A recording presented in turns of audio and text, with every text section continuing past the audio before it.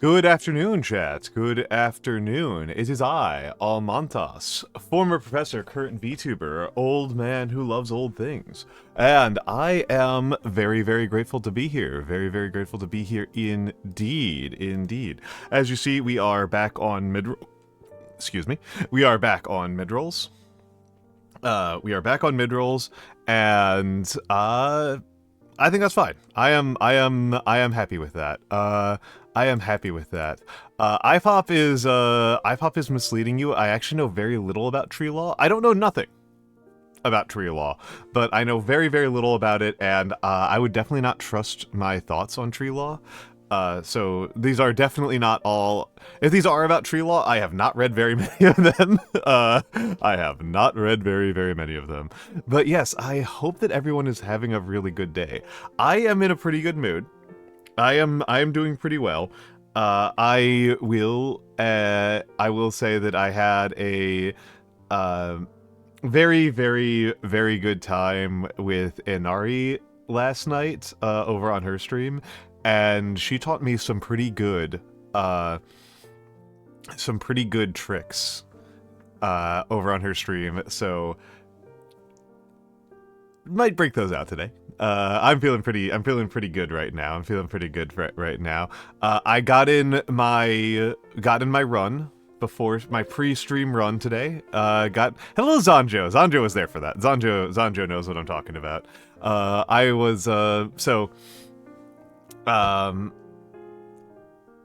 So yes, Zanjo knows what I'm talking about. And so he's gotten a preview of this. But yes, I got in my pre-stream run. I had a actual for real meal before stream, which is always nice. It's always good to have like actually eaten real food before you do something like this. And excuse me. Yeah, I am pretty pumped for today's stream. I am pretty pumped for today's stream. I am, and you have all been saved. You have all been saved from default face Almantas by studio mode. Studio mode saved you all because I forgot to turn on Vbridger. So thank you studio mode for saving you all from several minutes of default face Almantas. Of untracked Almantas. I should play around with that because I know that there's a way you can change it so that instead of it going to like the default face that you see, let's turn on default face Almantas for a second, right? So this is kind of default face Almantas, right? I've covered the camera. Well, that's not really default face Almantas. Let's turn on real default face Almantas. Here's real default face Almantas. That's real default face Almantas. That's real distressing default face Almantas. So I know that there's a method to change that so that it's less weird looking, or so that it looks like I have fallen asleep. I know that's just like a really easy VTS setting, and I just haven't done it yet. I know it's like a really easy VTS setting to like cause it so that if tracking crashes, it goes to a very specific facial expression, and I can just program that in. And I don't love doing facial expression programming. I don't love it, mostly because I'm not like I work on it and I do it over and over and over again. Yeah, that would be Sideri. Yeah, that is what Sideri looks like. I think that this is one of those things that everybody has with like some forms of art, is like you work on it over and over again, and eventually you've done something so many times that it stops looking like anything at all. And, like eventually I get to the point where like I can't tell the difference between what I'm doing. Like I'm like radically changing things, and this no longer looks like faces to me. This looks like gibberish. This is as meaningful as like the Severance numbers. I'm like, this is like I have the exact opposite experience from the people in Severance. Like it becomes less meaningful to me at a certain point. Yeah. Yeah, default face Almantas can't hurt you because he can't fucking move. What's he gonna do? What's he gonna do? He's just gonna float there. He's just gonna float there. Oh no, what is this one? What is this? Why has OBS decided that it opens things inside OBS instead of inside Firefox? I don't want that. I want it to open in Firefox. Give me Firefox or give me death. Firefox, paste and go. Oh no, that doesn't work at all. That doesn't work at all.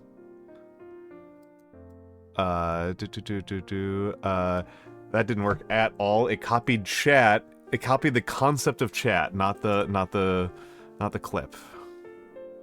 And is it going to do the thing that it feels as though whenever I'm actually watching things on Twitch, Twitch won't let me look at clips. Okay. Let me see, what is this? Yeah, I can see that. Thank you for this. Thank you for this. Thank you,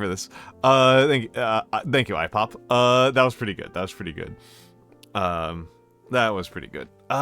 Let me get in hellos. It seems like people are pretty active today. I would normally wait a minute. I've been trying to, actually no, I'm going to stick to my guns on this one. I'm going to be more disciplined. I'm going to wait until at least the half-hour mark before I go through the hellos. I'm going to at least then. But yes. Wande did redeem a workout time, and I already ran today. So, do I want to do push-ups, or do I want to do squats? Push-ups or squats? Push-ups or squats? I'm gonna do push-ups. The back could use the work.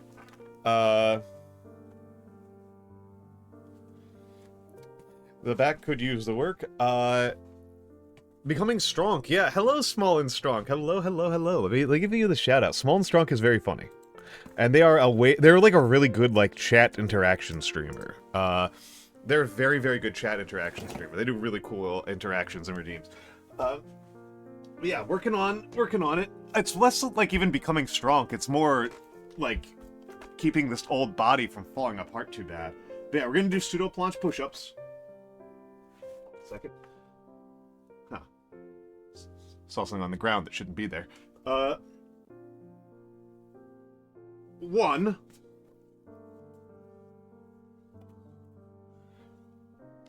2. 3. 4, 5, 6, 7, 8, 9, 10. Okay. And hello, Nagi. Hello, Nagi. Again, it's I don't think I'm actually getting all that strong. I'm just trying to keep myself from falling completely apart, right? Like, yeah, it's the snack. It's the snack. Heroic counting? I tried to type in snack right there. Oh, was it booming that hard? Because that was just from the, that was just from my chair. S.O. at Nagi. You've been playing Dark Souls 2. The Dark Souls of Dark Souls. I don't actually know if that's an excellent choice or not. I know it's a controversial one. I know that some people like it and some people don't. I have a friend who has literally never forgiven H-Bomber Guy. Will not listen to anything H-Bomber Guy says, because H-Bomber Guy thinks that Dark Souls 2 is very good. Like, literally has completely written off one of the best investigative journalists that is alive, because he liked Dark Souls 2. I think this is very funny. I think he's actually a very good investigative journalist. I just unambiguously think he's very good at it. I have dealt with a lot of investigative journalists. I think he's actually very good. I mean, I can see that. I think the Roblox UF one is legitimately an achievement. I think some of his media critique is just fair. Is merely fair.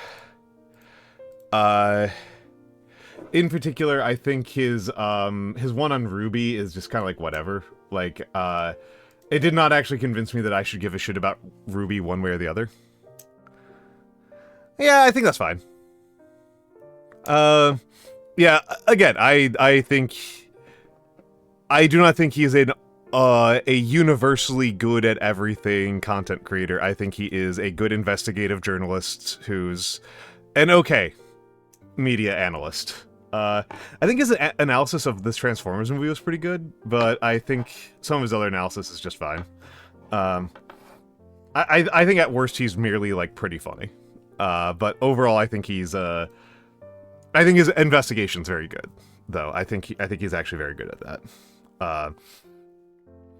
I mean, he destroyed, Oh, yeah, no, I've never, nothing I have ever heard about Ruby makes it sound like it was well run. Admittedly, most of what I know is from H-Bomb, but the way H-Bomb portrayed it was that it fell victim to the one guy. It got one guy syndromed. There was one guy who was like the animation guy who was the main draw for people watching the show and was unambiguously the talent, right? He was the talent, and so he got to do whatever he wanted, but he wasn't in charge of the show. He was just the animation guy. He was not the director. So he would just come by and say, I want to do a fight scene where like X, Y, and Z things happens, and then he does it, and then everyone else has to redo everything else around that, and so they're never able to maintain or establish consistent tone for the entire run, right? That's kind of the understanding I got of it, was like, yeah, like, yeah, it was... I am kind of impressed by how bad animation studios are to work at. Monty. I thought it was Monty. Yeah. I thought his name was Monty Ohm. I just didn't want to... yeah, it was Monty Ohm. I didn't want to trust my memory, because I don't trust my memory. I don't trust my memory in general. But yeah, it's... Yeah, Terminal... And it's... You know, when you've got, like, the... this is the reason why... One of those things is, like, a little piece of, like, understated lore in American linguistics, is that the 10x engineer, the original 10x engineer concept, the 10x engineer is a problem. Like, if you have a 10x engineer on your staff, that is a failure. Your organization is in trouble if you have any 10x engineers. You need to do what you can to stop 10x engineers from happening and potentially fire them. If they develop in your situation. Like, 10x engineers are not people that you look for to add to your team. They are a problem of a management failure. They are a symptom of poor management.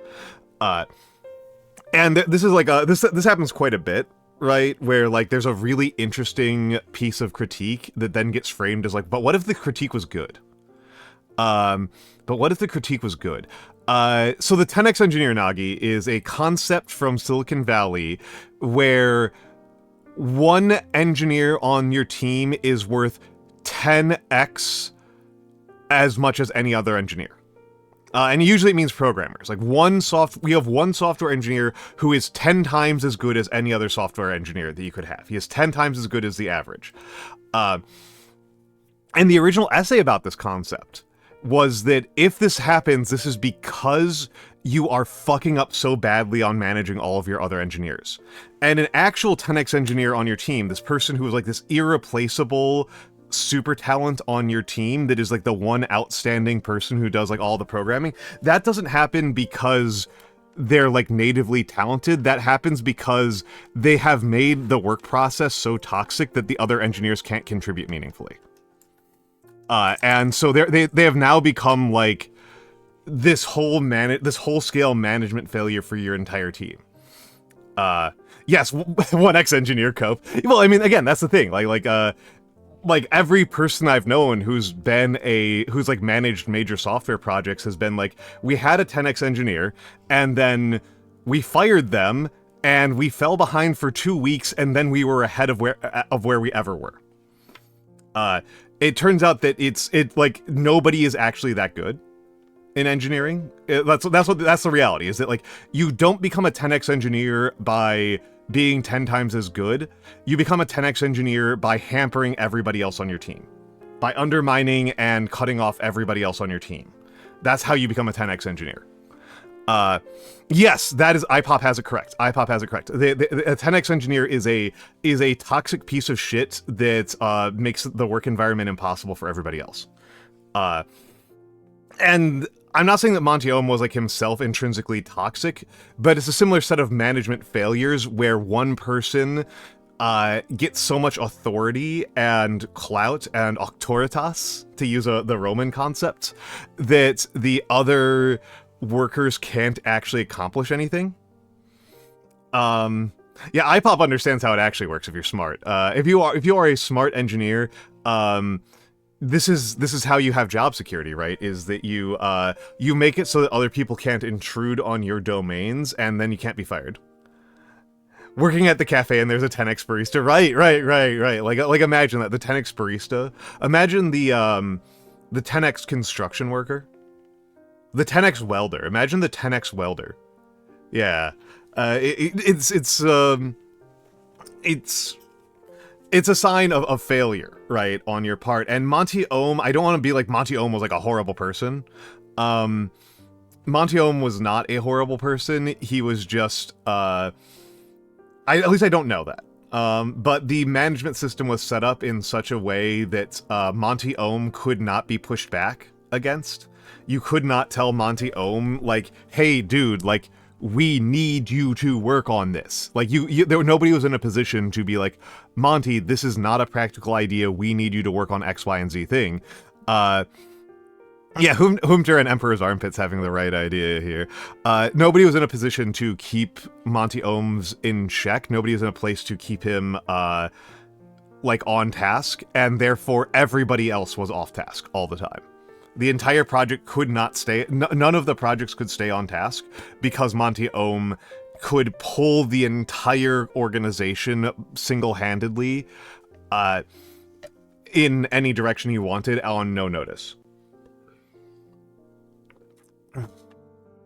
Yeah, as far as I can, yeah, exactly, that's my understanding as well, Cielo, was that, like, yeah, again, Monty Ohm died,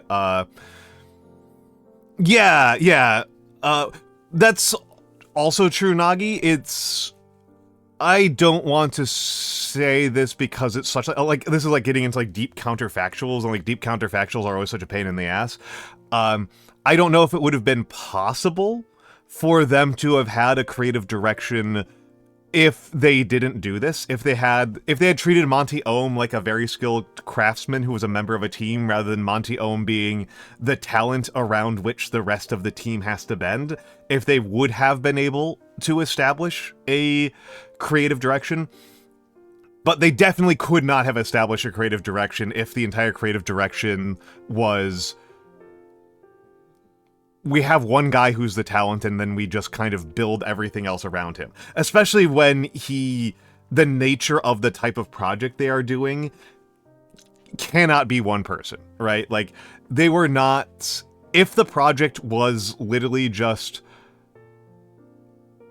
Monty Ohm makes fight scenes, that would have been one thing. But it wasn't. The project was that we are going to make an entire TV show.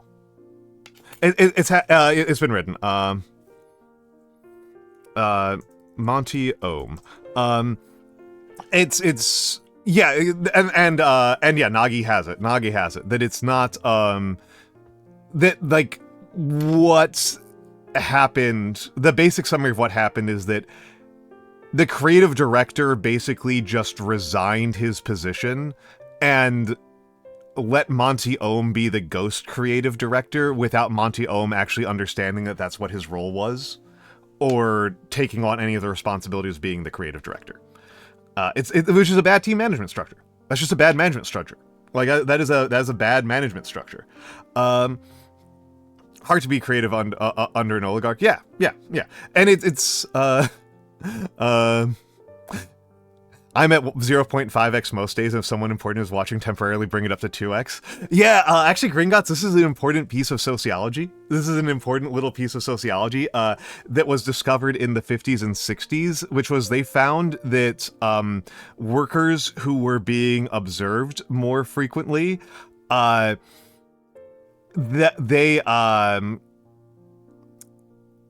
workers who were being observed more, workers who were under observation were more productive than workers who were not under observation. And so there was this really funny theory for decades that workers just like, if they're being observed, they feel more esteem and they take more pride in their work, that workers whose work isn't being observed feel demotivated and like they think that their work doesn't matter, and so they don't try as hard. Whereas workers who are being observed appreciate being observed and appreciate being having their work be knowing that their work is under consideration by others. And so like this is why cubicles were invented, right? This is why we've made, as Al Linga references, these sort of like panopticon-esque workplaces. For a long time there was a workplace setup where you would have management in glass like skyboxes above the workers. You'd have all the workers in the pit. You know, that was the term, the pit. You can see it in Mad Men, right? If you look at the later seasons of Mad Men, you can see this. Like Don Draper and Roger Sterling have these glass offices that are on the second floor overlooking the first floor. There's not like a floor between them. It's like a giant, it's like a cavern that they're overlooking where the lesser workers are. I just think it's wrong.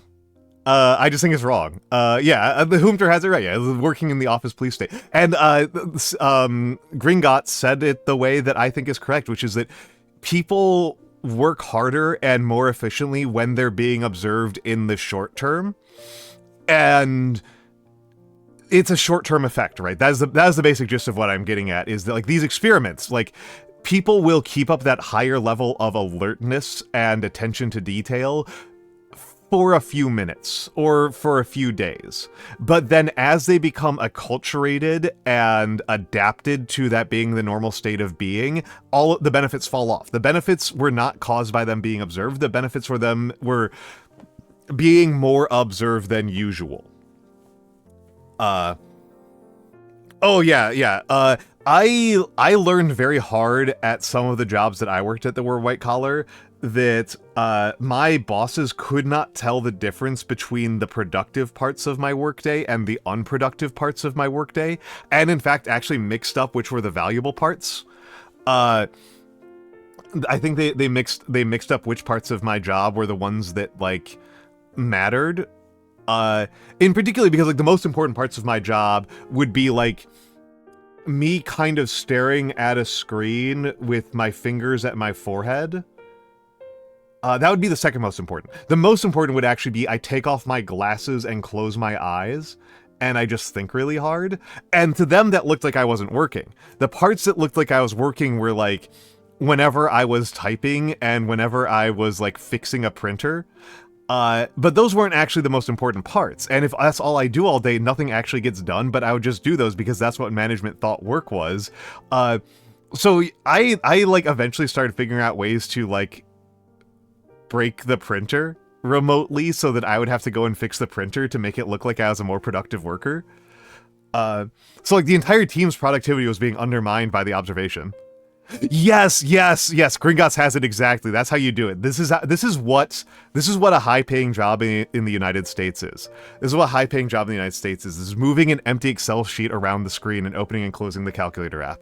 This is how you actually do it. You download the CSV files for like population of every major American city, and then you just like create a bunch of extra columns, and then you do a bunch of like really simple like X multipliers, and you're like, oh yeah, like I'm looking at like what's happening in Buffalo, and it's like all you're doing is like multiplying the population of Buffalo by 0.2.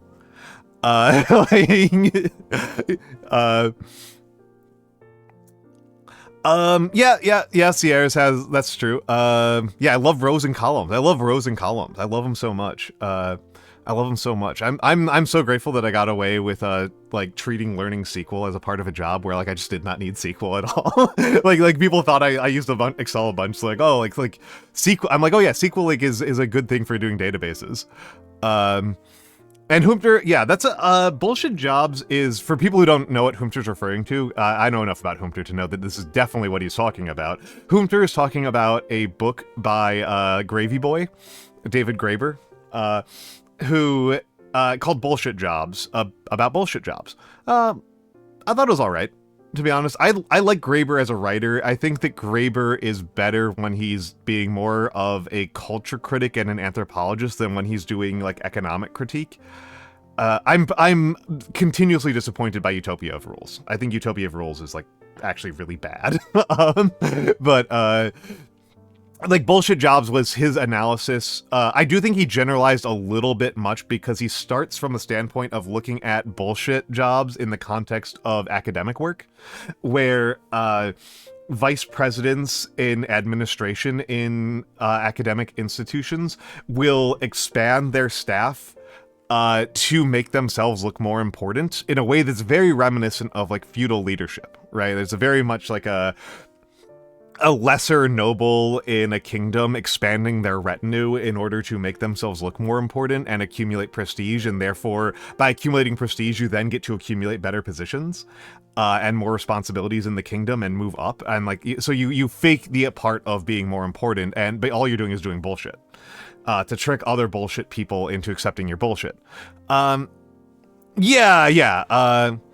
Exactly. Gringotts has it. Yeah, Gravy Boy has some.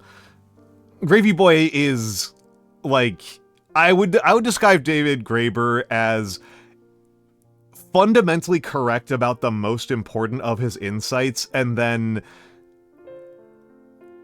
more and more wrong in the details. The more and more detailed you get into it, like the more he starts making mistakes. I think he's actually kind of sloppy in general. And Nagi, this is like one of my big rants in life. Well, Tilted Over has heard it. Yeah, Tilted Over kind of anticipated what I was going to say. This is one of my big complaints about how American society operates, and that we are now exporting to the rest of the world. There is a perception that management is a sort of like skill that is independent of any domain-specific knowledge. I've said this like 18 times on stream, so apologies if you heard me a bunch. Management is this kind of like skill, that there's no specific type of skill that you need to manage a hospital. You don't need to know anything about medicine to manage a hospital. You only need to know about management to manage a hospital. And the same skills you use for managing a hospital, for managing a movie theater, for managing a bank, they're all just the one skill. And therefore you never ever promote anybody except for other people who already have these management skills that they picked up at almost always the Harvard School of Business. And welcome in, Zowolo, Zo_Wulu. You are correct. You are correct. It is snowing. It was actually like slightly above snowing while I was running. It was slightly sleeting while I was running. But hell yeah, I love snow. Thank you for the kindness. It would be nice to have 1 million subscribers. If I had 1 million subscribers, that would make me about $2 to $3 million. And that's that would be really nice. That would be really nice. I would change my whole life radically if that were the case. I'm not gonna lie, if I had the money, if I had that kind of money, I would sock it away in a bunch of low-risk investments and then never worry about how I pay for my normal life ever again. And then I would just stream exclusively and exactly what I want to on exactly and exclusively the schedule I want to. That's what would happen. That would be the main thing I would do. I would simply be more artistically motivated. Yeah, perhaps I should have thought about that when being born to non-millionaire parents. It's true. You're not gonna gamble it away on volatile stonks. Emperor's Armpits, you have seen my gambling strategies, which are mostly I don't gamble. Which are mostly I just simply don't gamble. That is simply my way. I am occasionally tempted by going the volatile stonks route because I do know a person who actually makes money day trading, which is dangerous, right? That's like a dangerous piece of thing for me to have access to in my life, to like know somebody who actually kind of makes some money day trading, because like 99% of day traders lose their money. Like day trading is from a if you don't have any sort of specialized skill that makes you better at day trading is like slot machine level bad. Day trading might actually be worse than flipping Steam cards on expected income if you are of average skill. But I do know somebody who is like, yeah, it's real rough out there. Very few day traders make money off of it. Like, if you have special skills that give you some sort of special insight into how to be a day trader and into day trading, like, that's cool.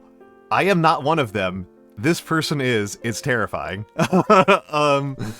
Close thing to gambling is I played Darkest Dungeon in XCOM. I've played Balatro on stream sometimes. I'm not like much of a gambler, to be honest. Like Balatro's fun, but I think I might actually kind of already be running out of interest in it. Because I've gotten to the point where it's like too gambly for me. Hello, Goonyellow. Yeah, you caught me. Welcome in. Welcome in. I didn't actually get in my hellos today. So let me scroll up all the way and get in the hellos. Oh, I think I've got a. I think I missed some folks, unfortunately. Hello, Pickles the Little Dill. Hello, Tayumitsi. Thank you, Wande, for the workout, and hello, welcome in Cielo Slug. Hello to It's M3 It's M3UGH. Hello, Humpter. Hello, CSQ. Hello, iPop.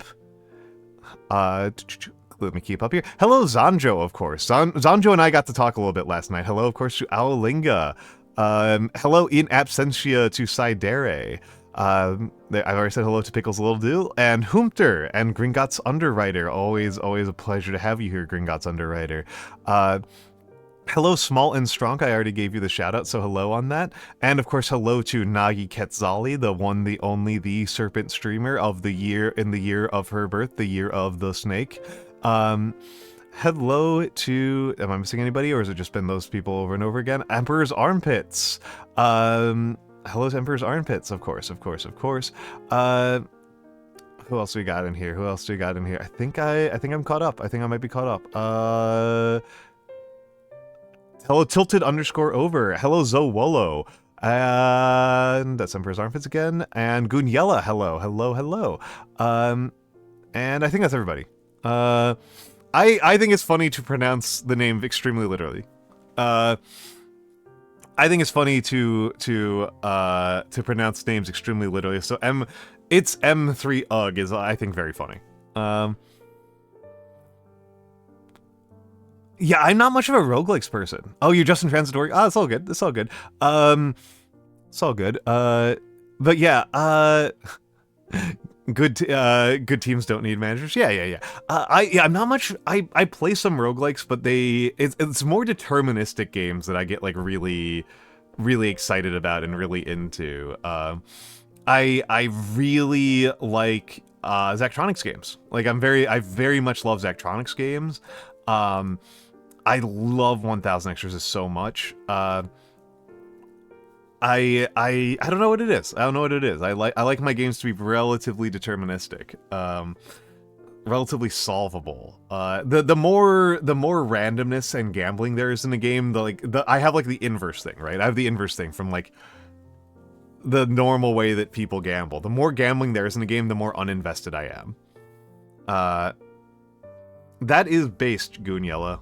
That is very base, Goonyella. I recommend that to everyone. I recommend that to everyone. I definitely had a position where I finished all of my work in like a few hours, and I would just read the Wikipedia articles on mass extinction events for a long time. I thought that was a very based way to do white collar work.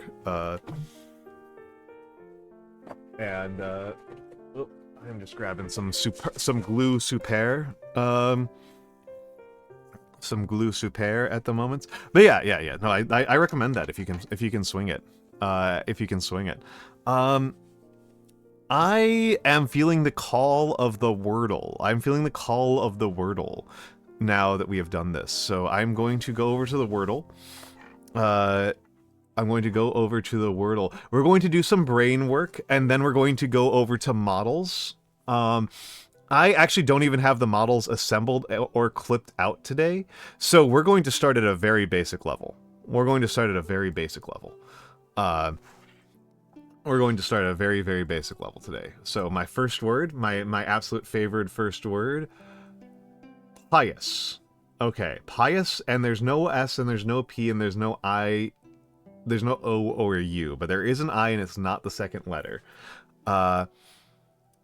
Been doing some minis. Yeah, I got that. I've gotten back into it. I have gotten back into it.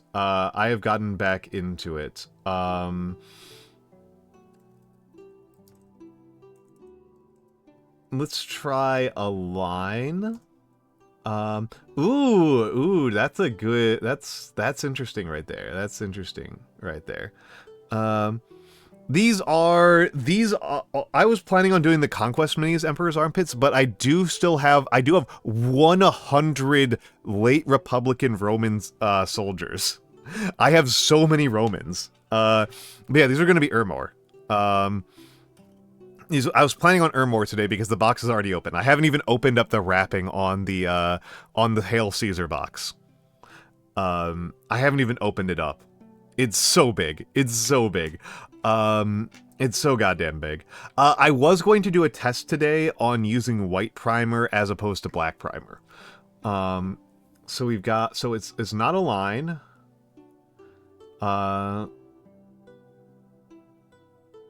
It's not a line, which I thought was pretty good.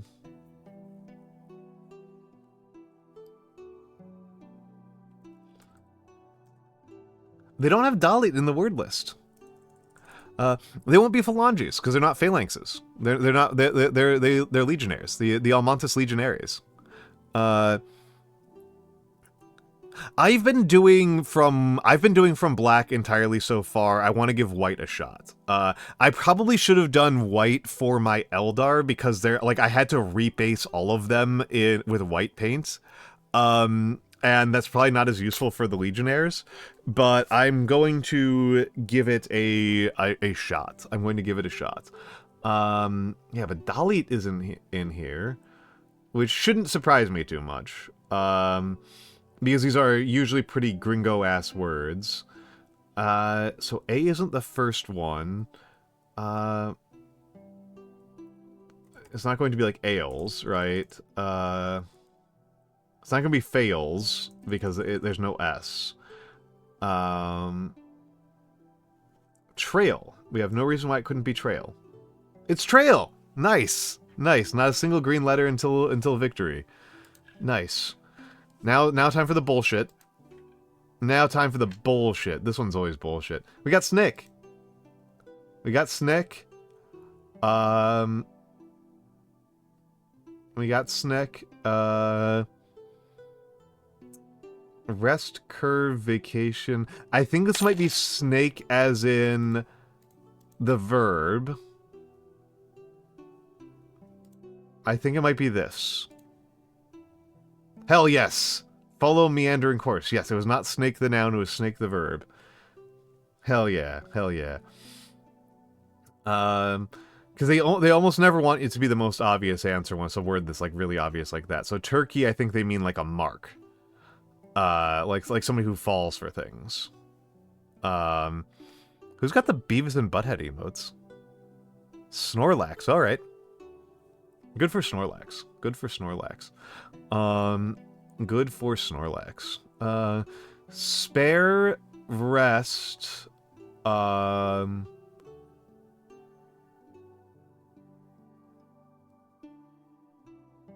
rest, spare, vacation, leave. These are all synonyms. These are all synonyms.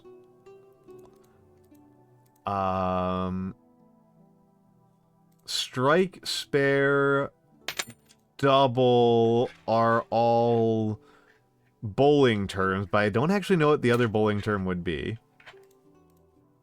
I don't know if turkey, gold, sword, blow, cat.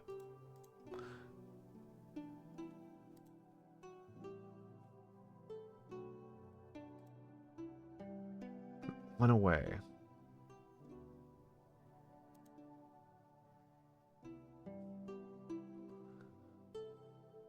Huh. Because these are also... So, hold on. So... Let's try leave, break, vacation, rest. Okay. Time off. There we go. So break was the wrong one. So spare, double, strike... I don't even know. These look like bowling terms to me. Spare, double, and strike are Is turkey a bowling term? Let's give it a shot. Okay, I didn't know that. I didn't know that turkey was a bowling result. I am really bad at bowling, guys. Like I am like one of the worst people at bowling I've ever met. I think I'm better at bowling than I am at Dark Souls, but like I typically bowl like a 30. I bowl like 30 to 40. I'm really bad at bowling. Oh, okay, it's types of fish. That makes sense to me. That makes sense to me. Swordfish, blowfish, catfish, goldfish. Okay, that makes sense. That makes sense. It's Mari Mari. We got two streamers in here. We got Mari Mari and Nagi Nagi. I'm probably gonna skip Connect Trade. Connect Trade's just 2 ins. Crude petroleum, $17.4 billion. Crude petroleum, $17.4 billion. Gold at 5.4%. We got rice, coconuts, cashews, spices, pepper. So semi-tropical. Hard liquor, raw sugar. This is pretty tropical to me. Fishes, it's coastal. $17.4 billion. Hello, Nocturnal Ash. Hello, hello, hello. I love The Last Spell. The Last Spell was actually my first stream ever. The Last Spell was my very first stream I've ever done. Oh, okay. That was easy. That was easy. Last Spell? Yeah, no, Last Spell's been out for years. Last Spell's been out for years. They're doing another DLC, out soon. They just did the dwarf DLC, which I didn't buy because everybody said it was literally a buff. It was literally like nerfing yourself for no good reason, that it was a terrible DLC. And now they're releasing an elf DLC. I don't really like the change to having, like, racial skills. I think that undermines a lot of what's happening in the game and makes it sillier. But, you know. But Last Spell rules. Last Spell is, like, one of my favorite games. I think Last Spell is incredible. Bullshit. This is not an independent country. Bullshit. Bullshit. I hate how French these people are sometimes. I love tactical RPGs. I love tactical RPGs a lot. This was actually like a kind of fun thing for me and Nagi to talk about. Falklands, so Saint... it's not going to be Saint Helena. It's going to be a... What is it? What is this? This is oh no, we talked about this a while ago, Nagi, that about tactical RPGs, because like you really disliked some things in you really disliked tactical RPGs, but particularly disliked things that I think are specific to the Fire Emblem and Shining Force tradition that I do not think are true of the Final Fantasy Tactics lineage of games. And I agree with, like, the fundamental take you have, which is that, like, the way that Shining Force and, Fire Emblem are structured, where you have to have, like, perfect performance every single time, and you're not really doing tactics, you didn't like Tactics? I don't think Tactics is that swingy. I don't think Tactics is particularly swingy. I love Tactics. I think that the problem with... one of my favorite things in the world is a Tactics mod called Celdia's Complete Patch. And I might play it on stream just to show it off. And my big problem with Tactics, which isn't even, like, really that much of a complaint, is that Tactics has a bunch of mechanics that it underutilizes. Like, it has verbs that the player can't actually use because they just basically didn't figure out how to balance them, and so they just cut you off from using them.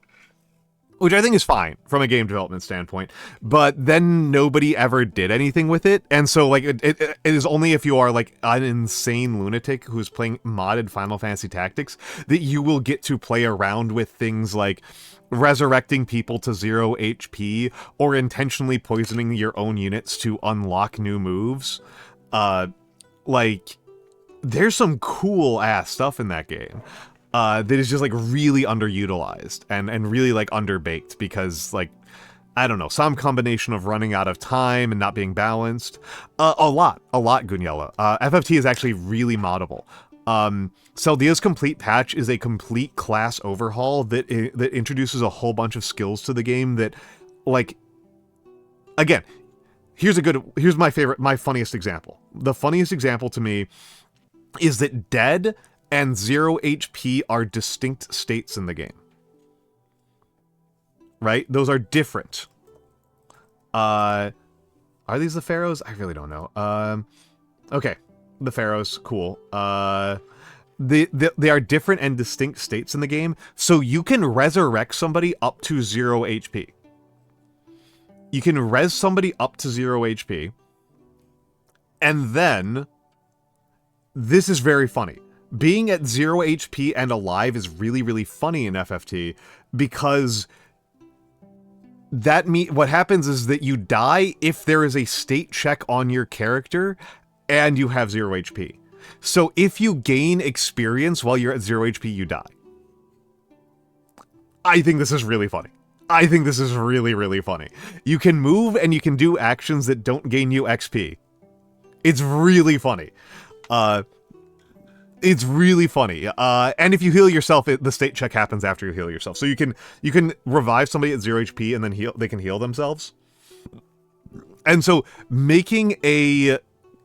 Oh, like, no, that's like a thing. That's like a thing. Like, yeah, you can just do all sorts of silly stuff with it. And so the game so Celdia's Complete Patch has all these weird classes that, like, resurrect people at 0 HP, or that can only cast spells if they have negative status effects. Like, there's a class that can only cast haste, but if it has haste 2, you can only cast haste 2 if you're slowed already. There's a class that has 4 different movesets that change depending on your equipment. And congrats on hitting gold 3. Congrats on hitting gold 3. Oh, bullshit. Bullshit.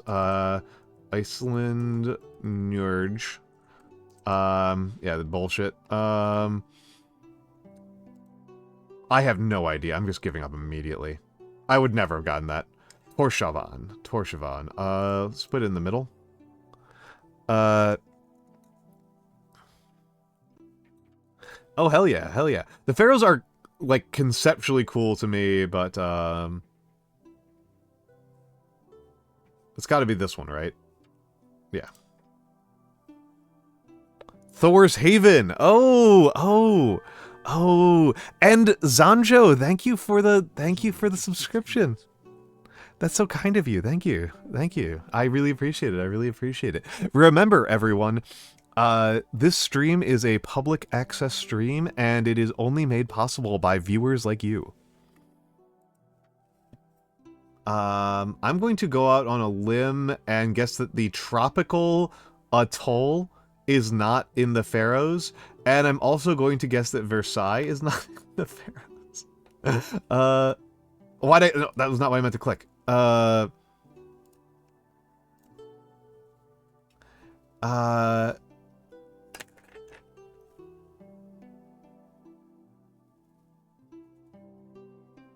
It's definitely Versailles, yeah. Yeah, so, I mean, like, that's like a big thing in FFT, is, like, the mathematician is, like, so insane. You think it's the goat? It might be the goat. That feels correct to me. This is, like, I think that's Armenia.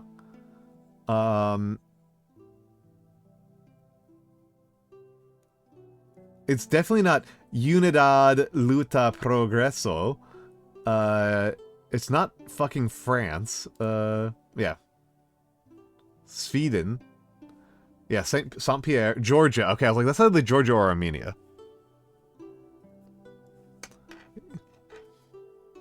Whoa, ads be upon ye. Ads be upon ye. I will answer Gunyella's question when I'm back. But enjoy the fan art in the meantime. I'm gonna stretch.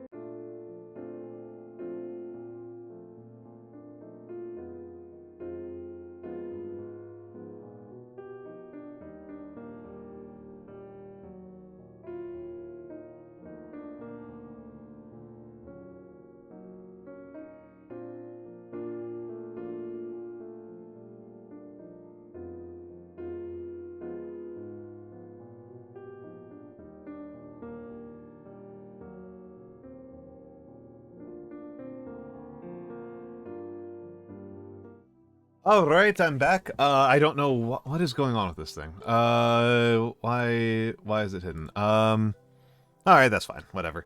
That's fine. I liked FFTA Guniella.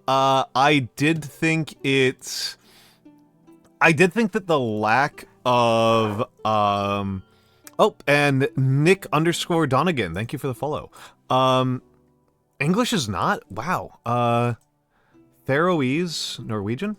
Icelandic? Danish, okay, whatever. My bad. I did think that the lack of charge skills in it was limiting. I did think that was a problem. And I did think, yes, hello, Nick _ Donegan. I actually liked the laws. Mitt non air,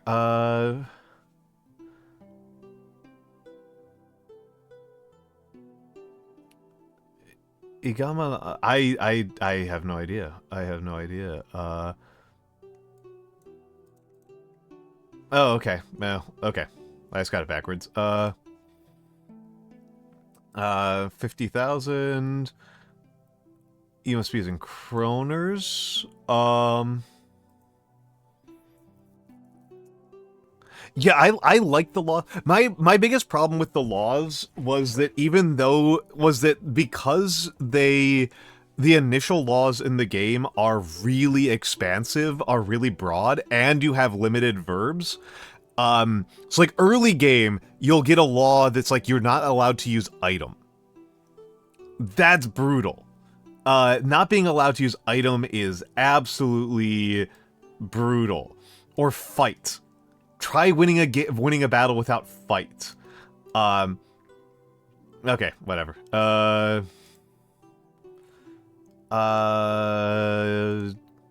Tiny, okay. They didn't even bother with the Akon one. So the early laws are really harsh. And then as the game wears on, even though you'll be going up against 3 laws at a time, the laws will be much easier to manage. Like the laws get easier and easier to manage as the game goes on because you get more verbs and the laws become more specific. Which means like the laws become less and less important as the game wears on. Like you also get tools to directly manipulate laws, but like even then it's like, oh, I can't use like red magic. It's like, okay, like whatever. 2/5 of Faroe's native population live in Denmark. That's a lot. That's a lot. People do not want to live in the Faroes. People do not feel like living in the Faroes. I wonder do the Faroes encourage immigration? Would the Faroes take a middle class American white guy to just like go there and stream? Would that work? Would that work? I don't think it would work. I don't think it would work. I love the cold though. Guniella, I like the cold. Yeah, I was about to say I don't think the Faroes are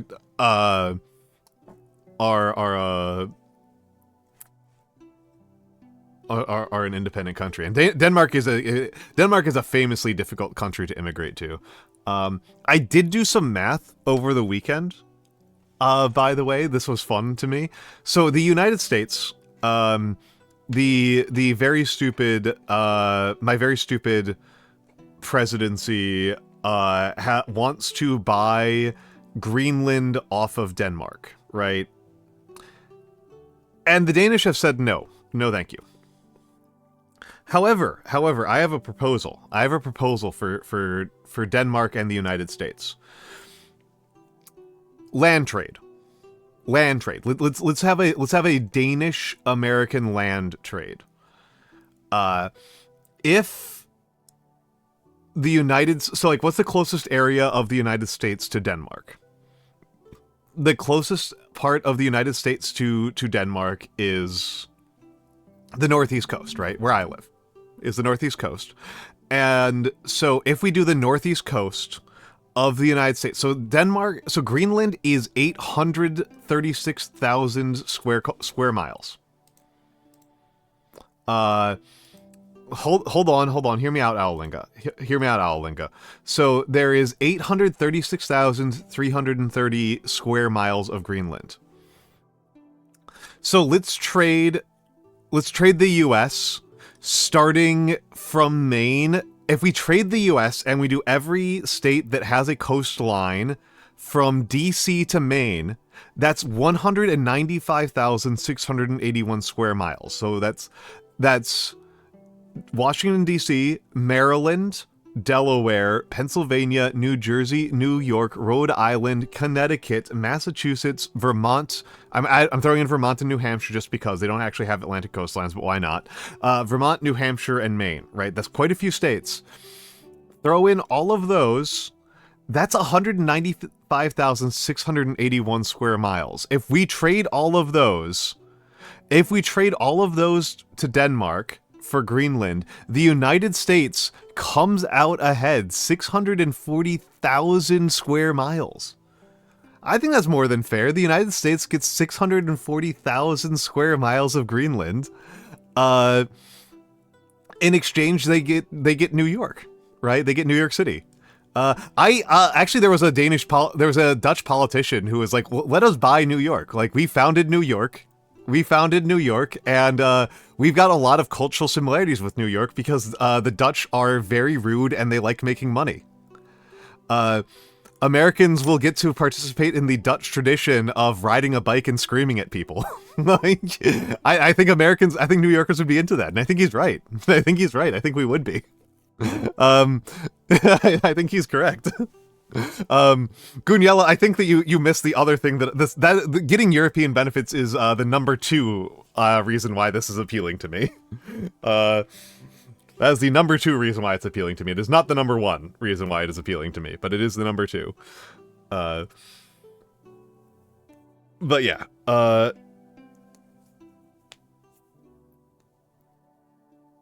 can't imagine what the Danish would do to Philadelphia. Oh my god, Danish Philadelphia sounds insane, man. Honestly, any Philadelphia sounds insane. No, I don't think anybody can handle Philadelphia. I don't think Pennsylvania can handle Philadelphia. Philadelphia's on some shit. I think that Philadelphia would... I think the only place where Philadelphia is like actually well adapted to and that is prepared for is like the Balkans. I don't think anywhere... I think like Serbian Philadelphia is like it has like potential, and I think like everything else is absolute chaos. I think nothing else works. I think like Serbian. I think we can do Serbian Philadelphia. Would it cause a war? Absolutely. Serbian Philadelphia would absolutely cause a war, probably several, but I think only the Serbs are ready for that. I don't think any other country can deal with Philly. I actually like Philadelphia. I think Philadelphia rocks. I think Philadelphia friggin' rocks. Balkan country, 3 bands, crown, animal. I think this is Serbia. I think this is Serbia, is our gold flag. 3 bands, Balkan. I'm gonna give it Serbia. Yep, Serbia is our gold flag. Instant gold flag. So Serbia is our gold flag. I knew that. Yeah. Okay. Balkans and has a crown. I can't think of anybody other than Serbia. Who else has a crown? And it'll take 4.25 years worth of Denmark's entire GDP to buy just the land of Manhattan. Marian the Space God, though, you have to remember that the Trump administration doesn't believe in GDP. The Trump administration is not evaluating GDP, they are simply evaluating land area. Land area is all that matters, so who cares, right? Like they don't care about GDP, they care about land area. They just care about sheer land area. Yeah, Philly rules. Philly rocks. Philly is so cool. Yeah, we should invade the South Pole. Absolutely. Yeah, just, yeah, no, go for it. Go Go for it. I don't fucking know, man. I don't fucking know. I think people have probably figured out my stance on this, which is I simply do not want... I simply do not want to be here to find out. I simply do not want to. I simply would prefer to have an ocean between me and the United States for a couple of years, is where I'm currently at. Spain? Spain? That's Spain. Are they going to count North Korea? Are they going to let me count North Korea? No, they will not let me count North Korea. Dang it. Dang it, dang it, dang it, dang it. I don't think I'm going to get North Korea today. Or Jamaica. Boo! North Korea and Jamaica are my two most guessed countries. Yeah,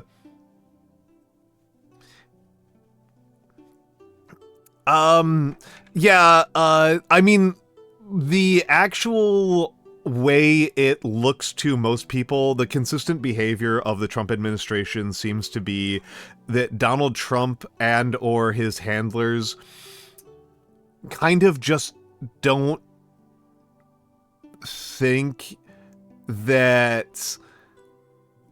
They kind of just disbelieve in a very simple fact about the world, which is that the US leases and controls territory that it doesn't physically manage. That's about it. Ostergotland. I don't even know how I type that in. There's a Jolly Roger. There's Ostergotland. I don't even know what that looks like. Oh, okay. Screw that. I don't even know, Ryan the Space God. I don't even know. I don't know how much he cares about that.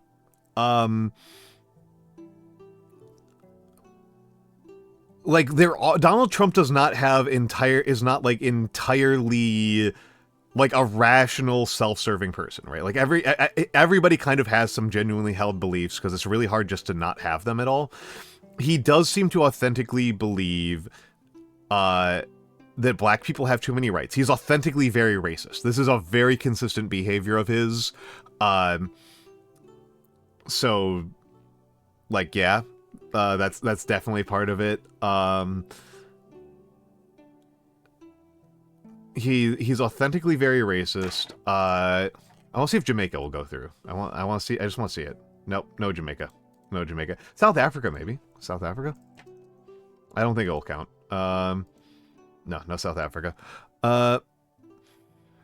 Being a big man, his dead father would have respected it. I do think that matters to him. I think Nagi's correct on that. He cares about putting black people down. He really cares about this. He really, really cares about putting black people down.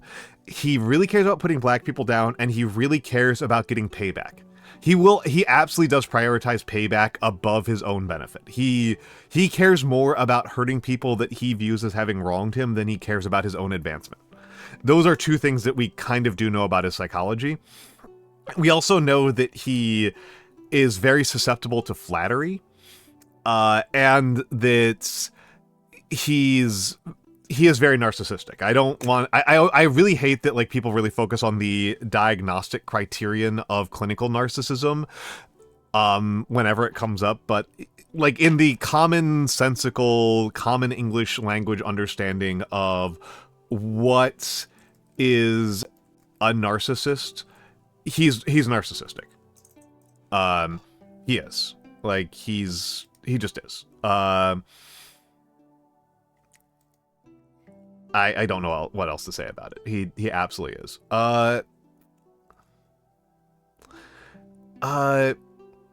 Wonder how long he can take criticism on being Elon's puppet. I mean,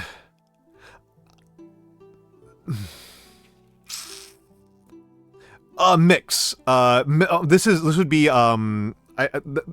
That you're talking when you say Mike's grandfather, you mean Mix, right? Yeah, Mix. That makes sense to me. That makes total sense to me.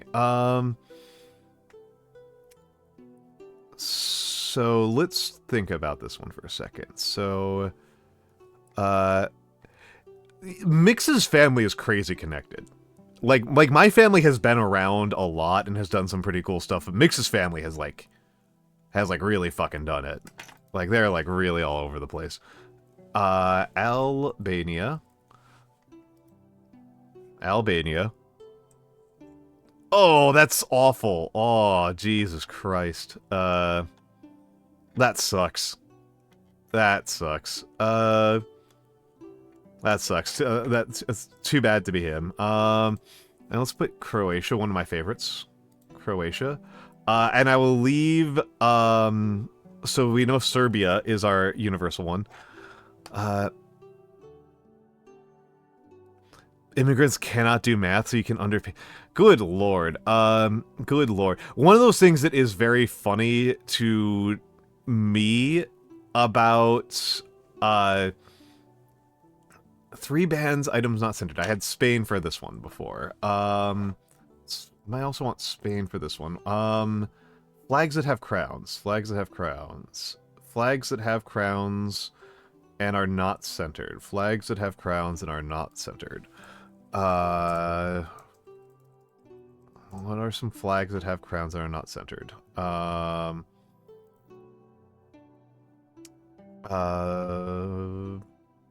I think I've got a goofy one here. I think I've got a goofy one here. So Tajikistan, right? Yeah, Tajikistan. Whoop. But yeah, I think Fiji counts, right? Fiji? Yeah, Fiji counts. Hell yeah, hell yeah, hell yeah. Oh, Gunyella, you're going to hate my taste in flags. I love I love uncentering flags.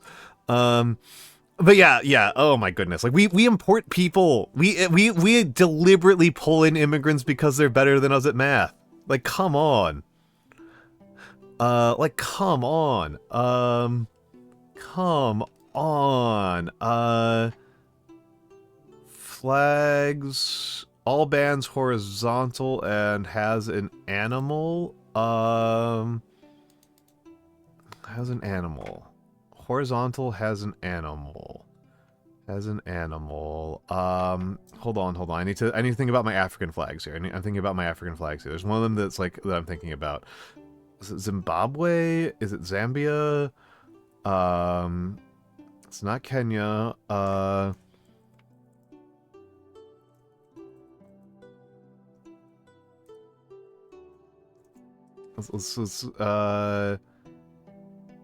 think it's Zimbabwe is what I want here. We got Zimbabwe in yesterday. Zimbabwe did well for me yesterday.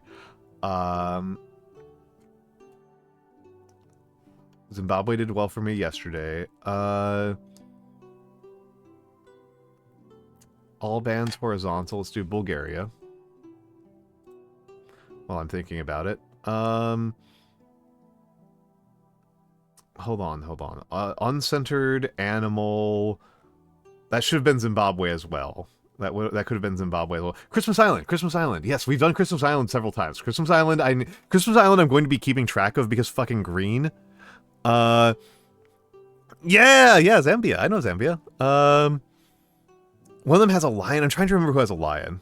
Oh, Mexico is good. And Gunyella, I don't think so. I don't think he believes all the crap that he says, because I don't think there's a lot going on in that head. I just don't think there's a lot inside that head. I don't think that there's a lot up there. I think he just says shit. And I say this as a person who... just says shit. Right? Like, Slovakia. I like the Slovakian flag. And Serbia! Serbia numero uno. Jamaica and North Korea continue to be on top. As a Canadian Zambian rapper making rap metal cool again. Excellent. Send me some of their stuff. Send me some of their stuff, Work Florist. I don't know that it'll be particularly my speed, but I will be interested in at least experiencing it. Yeah, the Christmas Island flag is actually... and also, hello, Violite. And Blue. Hello.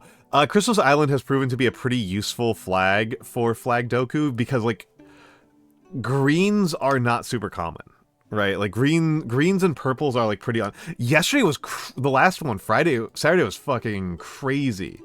This one was fucking crazy. Look at this. This one's insane. This was a crazy day. North Korea, Zimbabwe, Mexico, and then 6 different pride flags. This one was crazy. This one went nuts. This was like the funniest one to me. I'm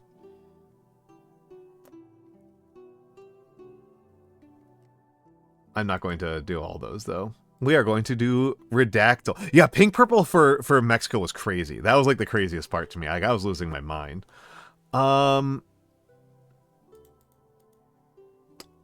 on a second. Hold on a second. This is weird. Edward's trenchboat flag? I think so. Edward teaches. Edward Lowe. They've got the Edward Lowe.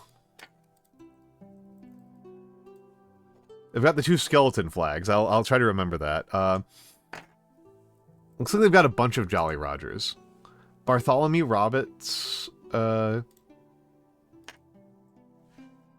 Blackbeard. Nope. But they do have this flag, which I can't even read at the scale.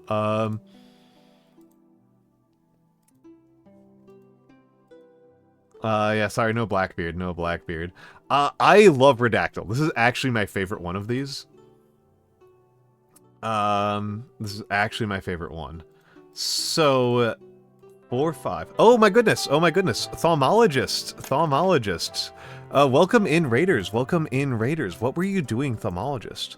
What was Thaumalogist doing? Nunholy. How was Nunholy? How was Nunholy?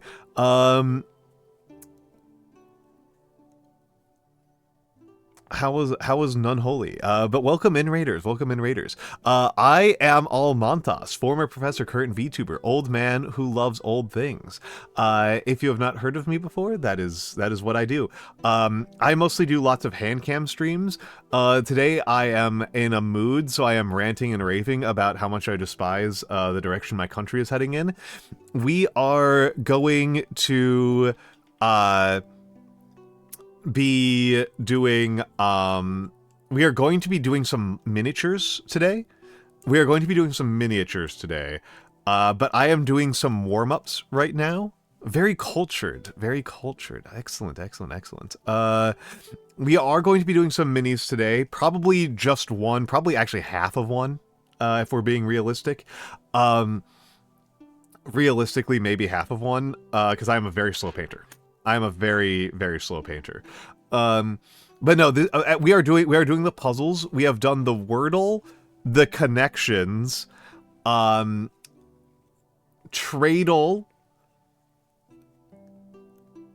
Get at Flag Doku, and now we are doing my favorite one, which is Redactyl.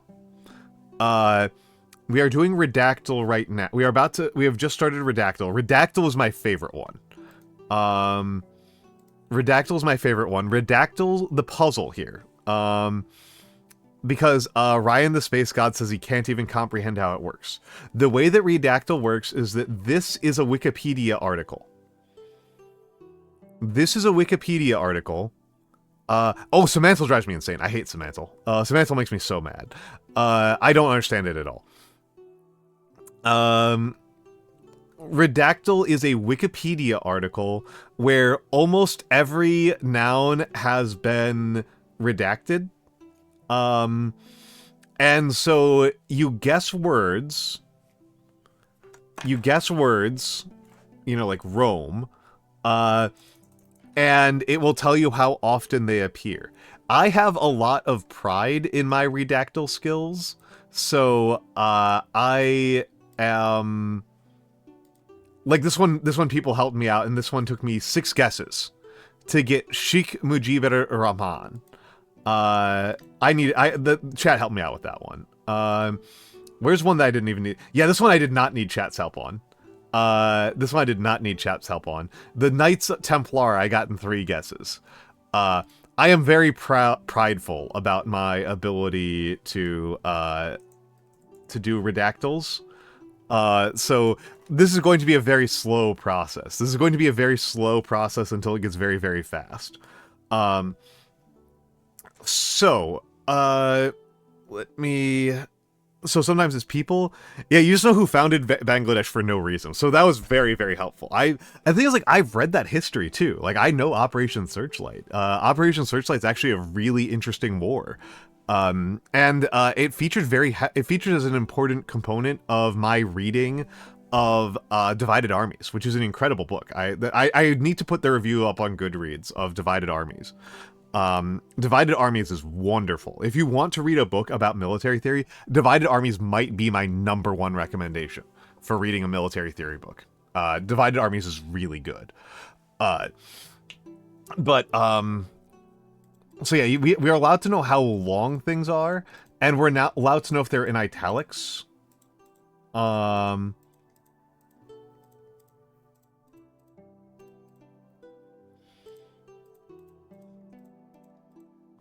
So there's a grammatical tick that Wikipedia editors have, where this is going to be also known. This is going to be also known. Also known as the something. And when we hit hint, the 5-6, yeah, exactly. So normally, right, when you see parentheses, colon, words, it's a foreign language. That's normally what happens. But because of English writing language conventions, if this was French, those would be italics. So we know it's not French. We know it's not French, and we know it's not Latin. That we know that this word is not going to be French or Latin, right? Like that's something we can tell by just the shape of the sentence and the fact, I should say, by the fact that these are non-italics. Yeah, Gunyella, I love this one. Another thing is that we can take a hint. We're allowed to use a hint, and we're allowed to use up to 3 hints. And I'll probably use one. I will probably use one. Like I said, I'm confident this is also known as, right? Also known as the something. Is a something in the something. I have a suspicion is a, not administrative, but let's say division. No, it's not division then. Interesting. Territory. It's not territory. Interesting. What do the numbers represent? The numbers represent how long the word is. So this is a 4-letter word and a 5-letter word. The 4 and the 5 can be non-Roman symbols. That is correct, Nagi. That is correct. They could be non-Roman symbols. Cyrillic is an option. Chinese is an option. Chinese and Japanese are not terribly likely because 6 and 4 are really long for Chinese and Japanese words. Not insanely long, but they are very long. Yeah, the numbers. Yeah. Yeah, 6-character Chinese word is really long. Not impossible, but very long. Cyrillic, it's just 5 is not the right number of letters for Cyrillic or Russian or Belarusian or Georgian.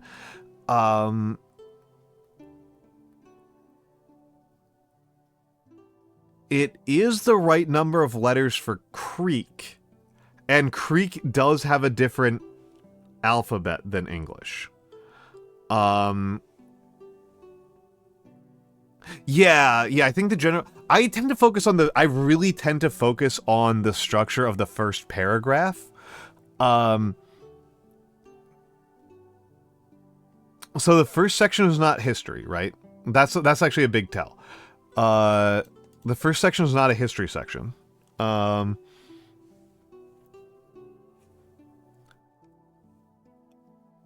This is interesting. This is a citation, right? No, not necessarily. Not necessarily.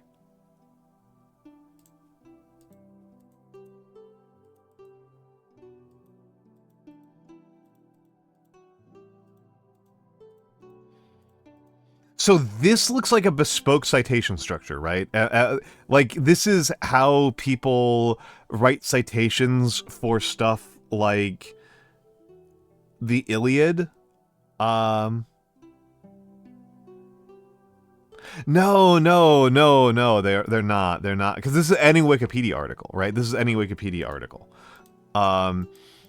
This is any Wikipedia article. That's true. This could be history and formation. This could be geology and formation. This could be geology and formation because, I'm just gonna tell you, like, right up here, is that the fact that it's is a in the, makes me think that we're talking about something geographical. Is a something something in the something something something makes me think that it is something geographical or hydrological. That is like a feature, is like a thing that you find on a map. That is my first instinct. That this is not a person, because if it was a person, we would see something that looks like a birthday. If it was a person, it would look like a birthday. If Mount is 5, I think that Nagi is right to keep on going down. River is 5. River is 5. This could be Nile River.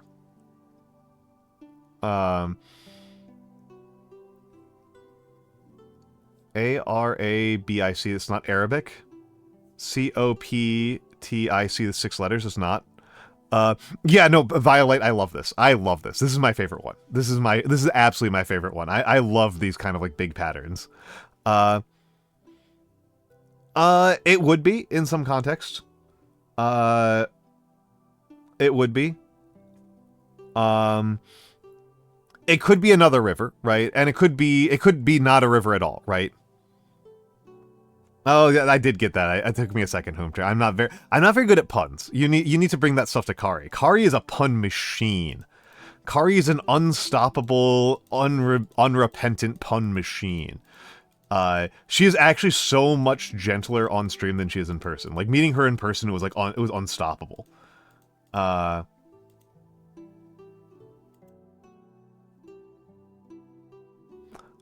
She is unstoppable.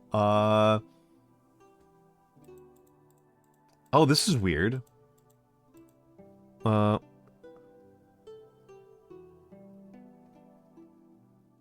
you're right. Yeah, it wouldn't say river, not. It wouldn't say Nile River. You're right. You're right. It wouldn't say River Nile. You're correct on that one. I wasn't that convinced it was. What would be some? That's not. I'm not. Yeah. Let's keep on going. Let's keep on going. We don't need to keep on. Here's another thing. Here's another big one. Here's another big thing. Within something degrees, right? This is reinforcing my thoughts that we are talking about something geographical. 3 letters, 7 letters is within one letter degrees of the something something something. And let's take a look at the hints here. The main thing I'm using the hints for is that we'll see a pink outline on things we're allowed to guess, but if it's grayed out like this, we know that it's in the title. We know that it's in the title.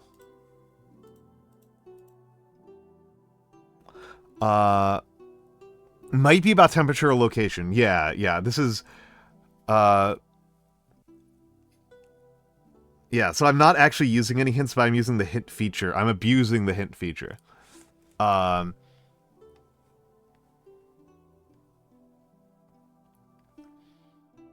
Among the 5 of 5, that is the... Oh, you know what's another option? You know what's another option? You know what else has degrees? You know what else has degrees? Not just things on the Earth.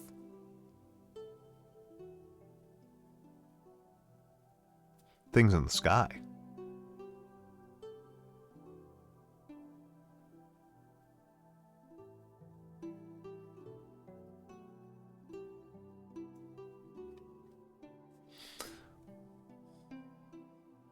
Things in the sky.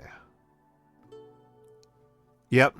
I was thinking like a planet won't be able to have won't be within 1 degree of something, right? A planet won't be because they move too much.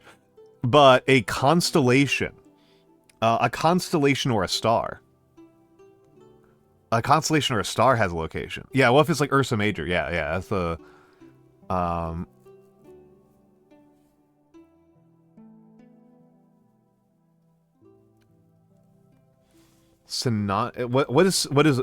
many letters is synonymous? Okay, it's only 10 letters. Ursa Major is an option. Yeah, Ursa Major is a constellation. And yeah, Goonyella, you're in Australia. Ursa Major is a constellation in the northern hemisphere. It's a northern hemisphere constellation. It's actually a really useful one if you're in the northern hemisphere and you're having to do stellar navigation, because the Ursa Major is it's also known as the Big Dipper. It's on several flags in the north, notably I think Alaska's flag. But the really important part about it is that Big Dipper is how you locate the North Star. It creates a mnemonic for locating the North Star, so it's actually pretty useful. It's like one of the only. It's like probably the only actual useful. Yes, on the main character's forehead in Gravity Falls. That's true. Well, it's because he's Dipper. It's because he's Dipper Pines.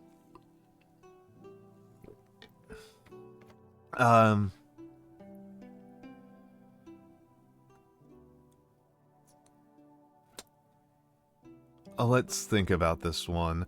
So it could be astronomical. It could still be geological. It could still be geological. I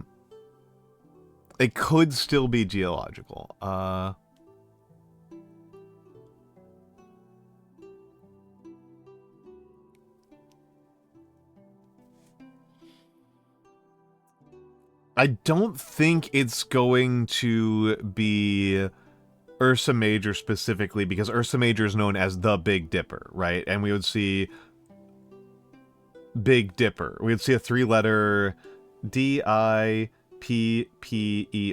We'd see a 3-6 combination appearing pretty frequently, and I don't see any 3-6s in the first paragraph. I'm going back to thinking about this as a physical thing on Earth. Constellation's 13. Oh, Ursa Minor, that's true. Which would be Little Dipper, which is Little 66.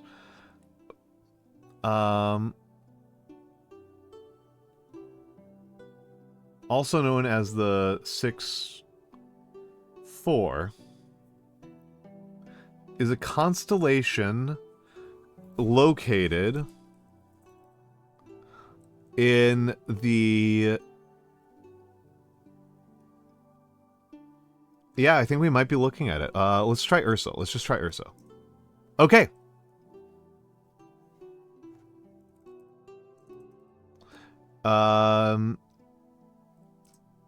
Ursa Minor. Ursa Minor!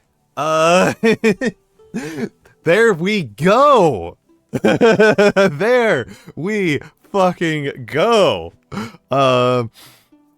Yeah, I'm kind of good at. Thank you, Nagi, but I do think I'm kind of good at this one. I do think this is one that I've got pretty good. Yep. Yeah. Ursa Minor. Latin lesser bear contrasting with Ursa Major. So I was wrong. It was Latin. They just gave the translation here. So I was actually wrong. Also known, always right. Mol Oppen? Yeah, you are better than me at science, so I thought that was... I wasn't entirely sure what you meant by that.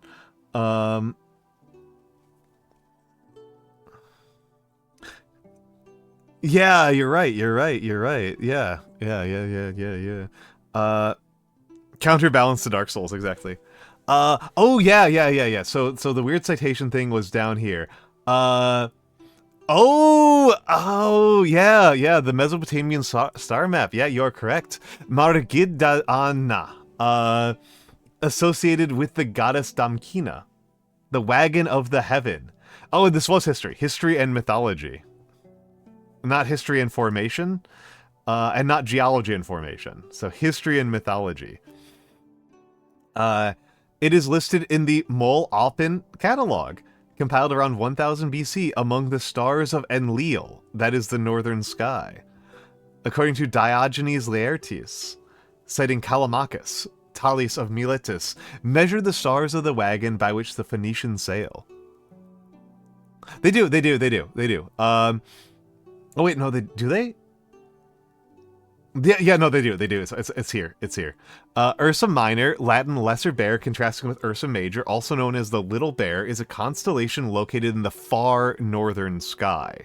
As with the Great Bear, the tail of the Little Bear may be seen as the handle of a ladle, hence the North American name Little Dipper. 7 stars with 4 in its bowl, like its partner, the Big Dipper. Ursa Minor was one of the 48 constellations listed by the 2nd century astronomer Ptolemy, and remains one of the 88 modern constellations. Ursa Minor has traditionally been important for navigation, particularly by mariners, because of Polaris being the North Pole star.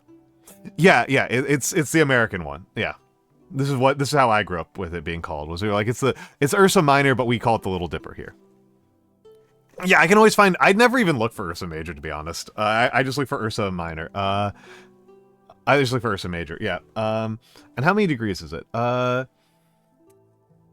Polaris, the brightest star in the constellation, is a yellow-white supergiant and the brightest Cepheid variable star in the night sky, ranging in apparent magnitude from 1.97 to 2.00. Beta Ursae Minoris, also known as Kochab, is an aging star that has swollen and cooled to become an orange giant with an apparent magnitude of 2.08, only slightly fainter than Polaris. Kochab and third magnitude Gamma Ursae Minoris have been called the Guardians of the Pole Star or the Guardians of the Pole. Planets have been detected orbiting 4 of the stars, including Kochab. The constellation also contains an isolated neutron star called Vera, and H1504 plus 65, the hottest white dwarf yet discovered with a surface temperature of 200,000 Kelvin. I am not much of an astronomy guy. I'm not like a not astronomy guy, but I'm not super much of one. Babinka Bear is definitely more intelligent. Also, let me give Babinka Bear the shout out because she's super cool. At Babinka Bear. I think I might have done one. So let's take a look here. Ethiopian Empire. This one I feel proud of. Ethiopian Empire I got in 7. That rocked. I got Ethiopian Empire in 7. That rocked. Whenever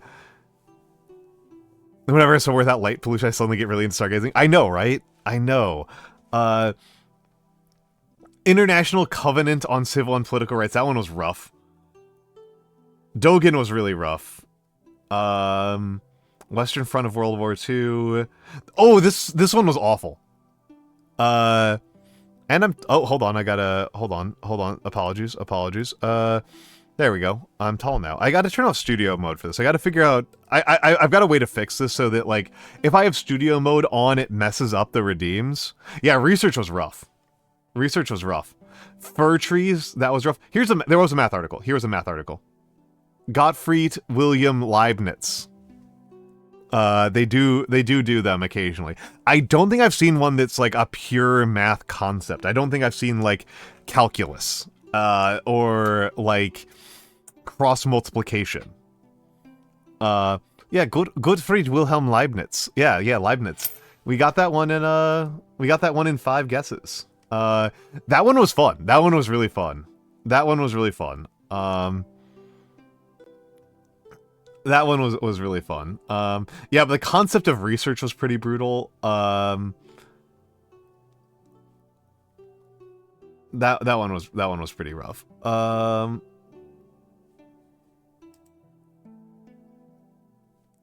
First Sino-Japanese War. There's one from a while ago that like I just like obliterated. And I felt so good. It was 14th Dalai Lama. I got 14th Dalai Lama with no hints and with no wrong guesses. I had 100%. I just immediately went through. I got 14th Dalai Lama in 3 guesses. It was instantaneous. I felt so good. That was my favorite one that I pulled off, was 14th Dalai Lama. I mean,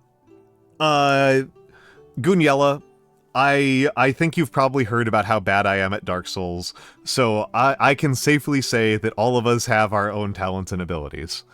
Redactyl seems to be laser built to be specifically good for me personally. Of all of the things that you could ever do on God's green earth, this one feels like the one that I am the most well-suited to. I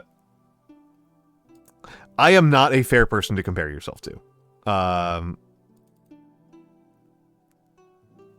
Droidcam? Come on, Droidcam. We don't need to be looking at my schedule. We need to be looking at the camera. What is going on here? Give me the camera. Give me the camera. Activate.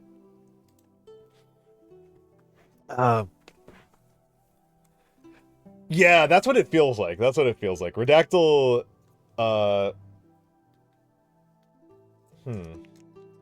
Is my camera dead? Hold on.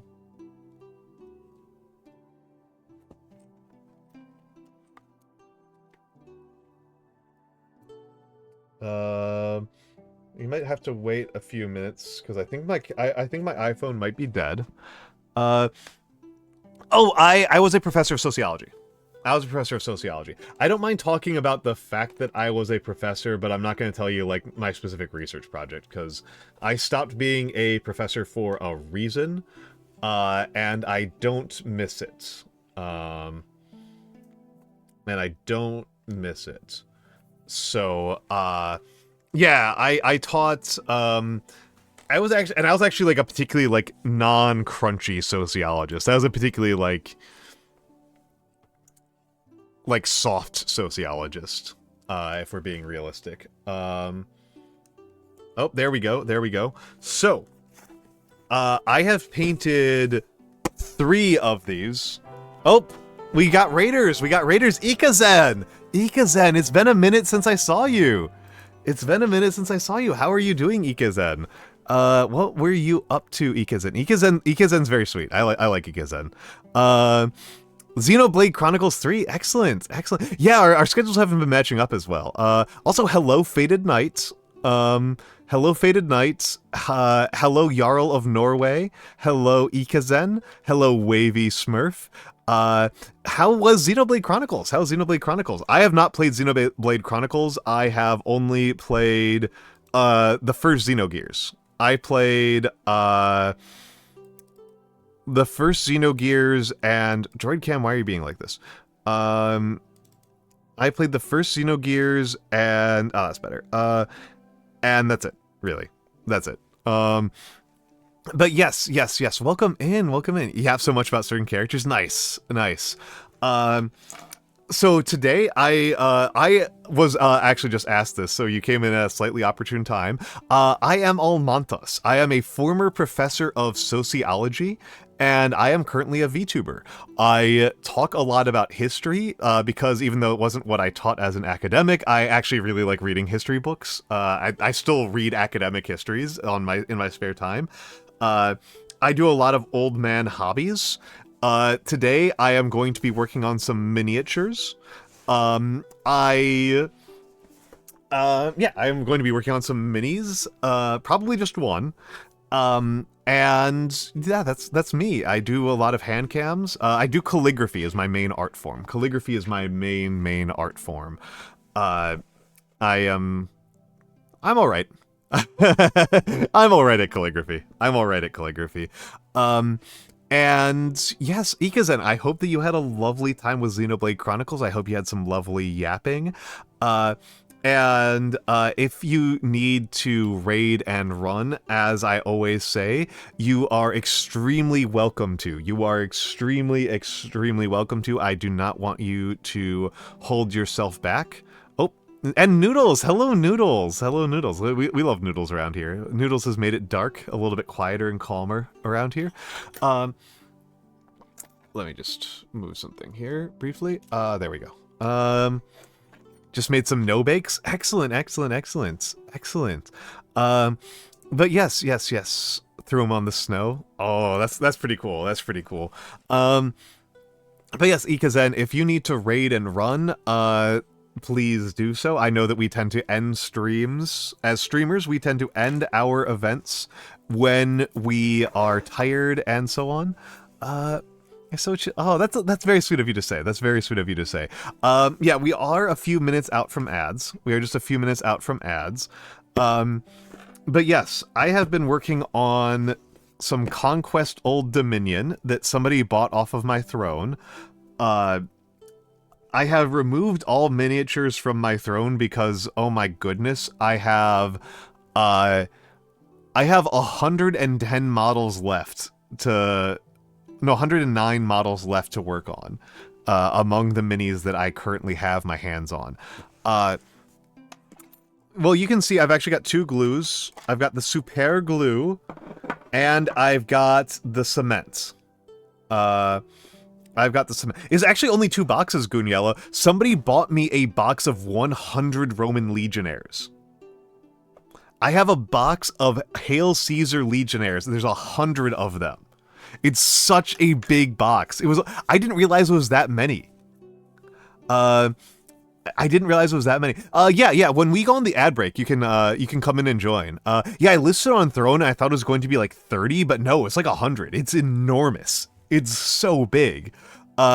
Which is mostly a lesson of if you're buying minis for the purpose of painting them, just get historicals. Like just go for historicals.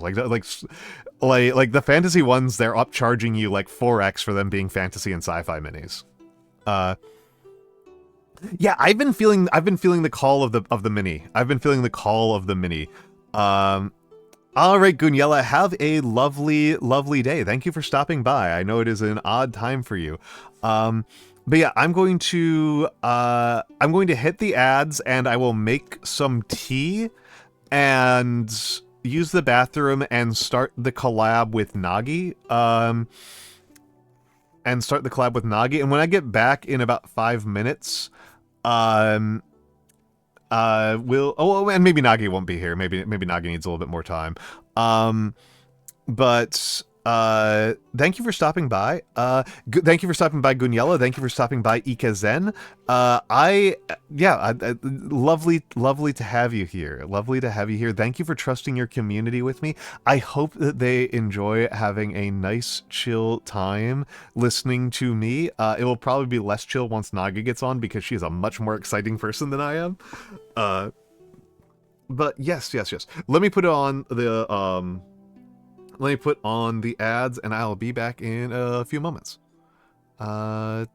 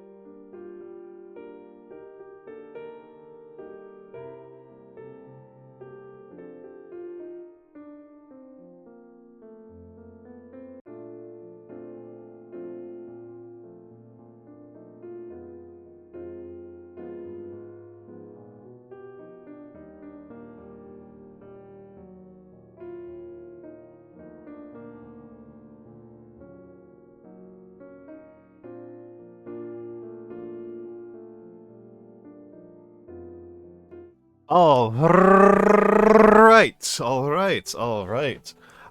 So this box has already been partially used, right? I've used like 1/4 of this box on assembling. So, I'm going to...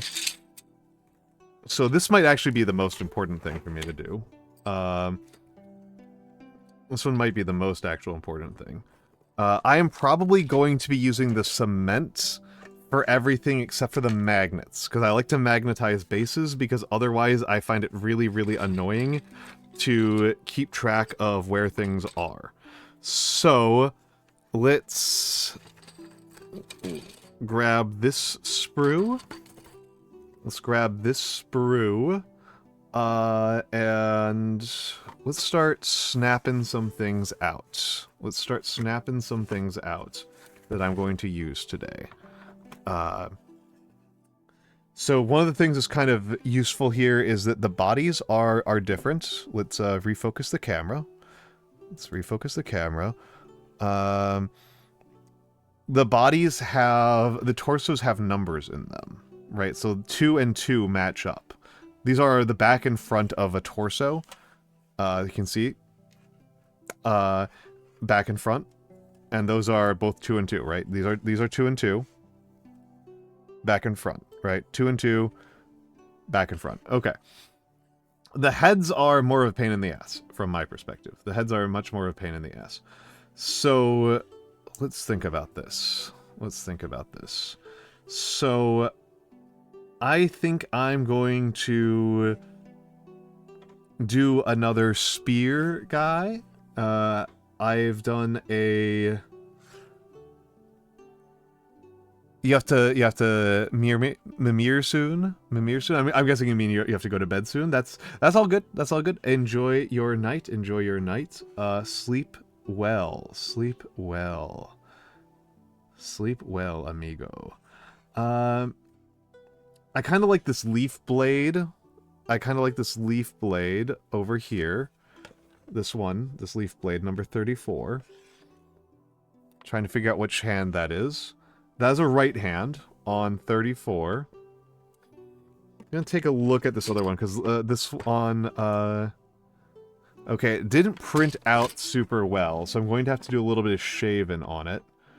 I'm going to need to do a little bit of shaving on it.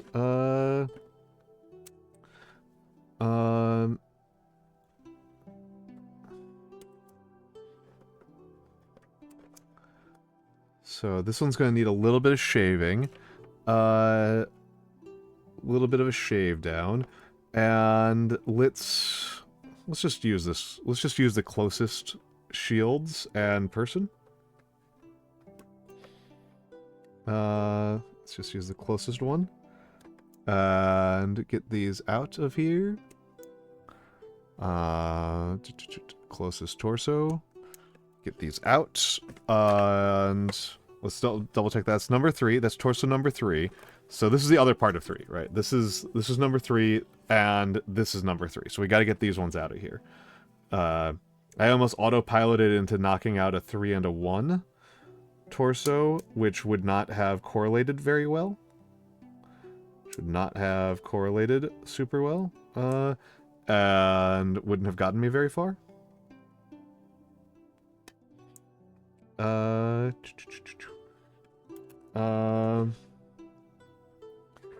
Okay, and so the heads have a similar thing going on, right? The heads, you can see, have like these kind of slots, these front and back slots.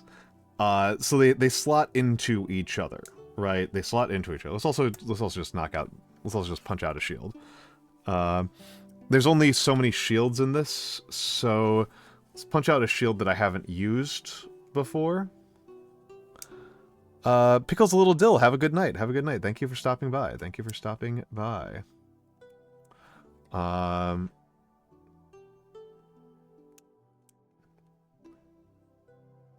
there we go. That's another one out. Oh, Nagi looks like she's joining. Looks like here's Nagi. Nagi is joining. Hello. Audio is not piped through right now because... There we go. We got you. We got you now. Oh my god. Okay. He was denying me. Censored. Fucking censored, dude. How could that happen? How could that happen? It's totally not just a result of the fact that I had the Discord audio piped to a different person because I've had another collab since then. I have everything ready. If you want to bring my model in, you just have to tell me a password. Oh, I yes. already set everything up. Yes. Hold on just a second. Remember that my password. Well, I need to turn it on. You need to send it to me secretly, otherwise chat is gonna join. They're gonna do that. They're gonna join because they totally don't also need to be friends with me and to have a password and to be invited. This is so ridiculous. I'm sorry, it's just so ridiculous. It's insane. It's like I don't know how they said that was a good idea. I know why. I can understand the logic, but it's also ludicrous. It's so over-engineered. Alinga, you can ask. I don't know what I'm going to do about it. I don't know how you would get it to me anyway. And hello, Gray_nothing. Yeah, we got the Snick. We got Snick. And I gotta hit host. I have to hit host. Hosting collab. Except remember Nagi that I've cut off the left like third of the screen. So you can chop your own head off by accident, which you've done before, and you got really upset about it. So I am letting you know. Yeah. Let me. So how do these legs work? The legs always kills me. The legs kills me on this damn thing. So who are these? Is this Conquest? This is still the Conquest. These are still Conquest. This is just more minis from the same set. This is more minis from the same set, and I am starting all the way back. Right, I'm starting all the way back. This is not assembled at all. Hold on, I gotta get OBS back up. This is totally unassembled. I am still cutting out the sprues. I've got to figure out where the heck the heads are. And of course the priming isn't done, right? I haven't primed it yet. I feel like I might need to pull out the guide for this thing, because like the heads are the rules about the heads and legs are ridiculous. What are the rules about that? Well, so it's like here's kind of thing that's going on, right? Is that like so the torsos come in matched pairs, right? So if you use the wrong set of torsos, they won't actually line up like this. So these are both torso set 3. So they won't line. By the way, you can turn off the Fugi now. I can turn off of Fugi. Goodbye, Fugi. Goodbye, Fugi. I do. There she be. You're huge. Huge! Huge. So the thing is also like the legs have to be specific, right? The legs also have to specifically match up. So it looks like I can't remember which legs match up to which torsos. I can see from here that leg 46 matches up to torso 3. Good lord. No, leg 42. Leg 42. Dude, that's stupid as hell. Yeah. Why they're not freely posable? Just make him posable. Because that's fantasy miniatures for you, baby. They don't do that in other games anymore. I don't know. Dude, that's 3D printed miniatures that have better fits than this shit. Like, what the fuck? What are they doing? What are they doing, indeed? What are they doing, indeed? I'm just gonna make sure that they didn't lie to me. They did lie to me. They did lie to me. This one doesn't fit at all. How did they lie? That doesn't match up at all.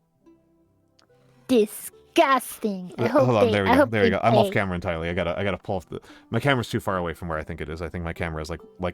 Dude, speaking of cameras, today I went to the mall and I'm too stupid to put on protective foil on stuff, so I talked to this guy that does this on phones and was like, hey, can you put this on my camera? And he did it, and he put it on all wrong. Now it's fucked. Brutal. Oh my god, bro. I thought the professional would be able to handle this shit, but he didn't. He did not care about you. He did not care. Yeah, I even bought a phone protector because mine was broken, and I was like, yeah, could you do that? And then he was like, yeah, and he fucked it up. Incredible. He gosh darn fucked it up. He was like, that doesn't originally fit on there, does it? And I'm like, yeah, it does. You just put it on to the right. And then he was like, fuck. I don't know. So I need, I think I just I'm need to sorry, figure this out. I got a rant about stupid shit that annoys me off. It's important. And there's always something. There's always something with the snake. The snake is constantly beset and besieged by... Yeah, I'm always mistreated. The snake is always mistreated. Even in your year. It is your year, and you are constantly... But yeah, I purchased this camera from the proceeds from the stream. I normally never do that, but I purchased it from the proceeds from the stream so that I could have a better hand cam, right? Mm-hmm. I bought it. And now it's ruined because of the screen protector. Because of the screen protector. Oh my goodness. Fuck! I have to buy another one. Dreadful, dreadful, dreadful. I am free of this burden by simply having a bad camera and just living with it. Okay, gotta think about how these... Yeah, I wanted to upgrade my hand cam for quite a while. And I opted for the classic streamer camera because I already own Sony E-mount cameras. So I was like, the oldest, most decrepit, most like geriatric camera that makes sense to run as a hand cam is the Sony A5100. That thing is like so fucking old, not even funny. Hell yeah. But it's perfect as a stream cam. It's perfect. It does just what you want. It creates 1080p video. Which, like, we don't really need that much higher because, like, we're going... Yeah, because that's already my full stream resolution anyway, right? Yeah, yeah. So, we can't get, like, we can't really stream out to 4K because of reality. And so I purchased it, and it came with everything, like the lens and stuff, too. Now I'm almost done. I just need, like, for the miniature hand cam setup, I just need a better lens so I can zoom into this shit. So people can see what I'm doing. Noodles likes your accent, by the way. What? New Elixir just dropped? Noodles bowl. Noodle? She likes your accent. Dude, you know what the worst thing is about having an accent, right? Let me explain this to you, right? Okay. If you have an accent, yeah. you don't feel that. You don't know that you have an accent. Oh yeah, no. So every time somebody mentions it, I'm like, I can say as an American, like, it's actually really fun to explain to Americans, like, no, we actually do have an accent. It's just like, dude, everybody has an accent. Yeah, like an accent isn't like something that like you get to like have or not have. It's like it's just like a Midwestern accent. Yeah, I've got the Midwestern accent. Like Southern accents and Canadian accent and like different English from Britain and like Afrikaans and what is it again? Singapore. Singapore has the most crazy one. Singapore's got a cool one. I like the Singaporean accent. I like the Singapore accent. It's like apparently a huge issue for people to tell what accent I have, and that's funny as hell to me. Like it is incredibly amusing, but no one has ever been correct in their actual assumptions. Like everybody has always... I was able to figure out where you're from, but not based on your accent. That did not help me. I figured out where you're from. It was triangulation of other people. No, it was actually you said a news event that I knew about. Yes. That's what happened. So it's because I'm a news junkie. Never mention the news ever again. Yeah. Never reference anything that happens IRL. Be terminally online. Yeah. If you had been even more online, I would have had substantially more trouble. I would have continued to be wrong. You also misled me. You told me things that were misleading. I tell misleading stuff all the time. I mention news stories from countries that I'm not from.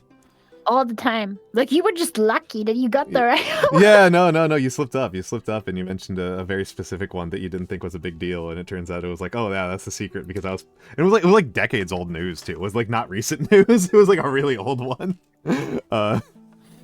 God damn it, man! It was like, oh yeah, and then like other stuff you told me made it all click into place. I was like, ah, this all makes sense now. But yeah. I'll DM you what it was. I'll DM you. DM me, Dash. It's just so I know. Just Yeah, so I know how ridiculous that was. Yeah.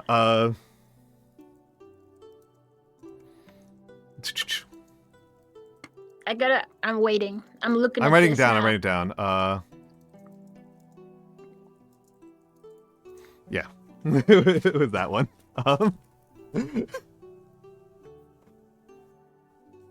Did I say that on stream? No, you didn't. You didn't. Oh yeah, I would never. Oh no, if you said that on stream, I'd be like, ever I would like I would doubt your intelligence. I would be like, come on. Yeah, I would never ever say that on stream. I said that at MagFest with people that I already know. You told me before Remember? then. I knew before MagFest, but you told me in like a personal conversation. Like, There's no way that I ever mentioned that on stream. That's fucking crazy, dude. yeah, no, it's like a very Might specific as one. well like freaking invite everybody to my house at that point. I don't know. But yeah. No, it's also funny because like I don't know. I shouldn't say too much about accents because like again, like I've got an American accent, but it's like. It used to be a specific American accent. Like, this used to be a specific American accent, and then the people with this accent got hired to be news broadcasters for decades, over and over again. And so now it's just the only accent, right? Like, there's this accent, and there's African-American vernacular, and then, like, there's the, quote, Southern accent, but, like, half the people I've met with the Southern... But there's more than one. There's more than one Southern accent, dog. Yeah. It's like the people from Mississippi are different than the people from Texas. Yeah, and that's still different than Tennessee. It's like all different. A higher percentage of the people, like the Texas accent, most Texans I know have a Midwestern accent, and most of the people I know with Texas accents are from the upper Midwest. Like, people do the Texas accent on purpose as a way of like signaling. What, you sound like fucking stupid, or what? What are you doing? Like, they're I trying don't to. know. It's a prestige accent for certain political and like socioeconomic statuses. It's to like make sure that people know you voted for George W. Bush. Is like the big thing. Because remember, George W. Bush, not from Texas. George W. Bush is from Connecticut. He's like the most Connecticut man to ever live. So, is it normal that I think that George W. Bush looks like a monkey? That's very normal. That's very, very normal. Like, it's like the most monkey. There's like a scene with like American presidents looking like monkeys and other animals. So the thing, this happened I mean, all with Abraham what you're Lincoln saying, looking like a chimpanzee, and now it's over and over. Yeah, no, Cielo does not sound Texan. Does not have the Texan accent at all. I've gamed with Cielo. Yeah, well, I mean, first of all, what you are revealing, Nagi, is that you are actually talented at the most benighted and lowest prestige artistic career available, which is American political cartoonist.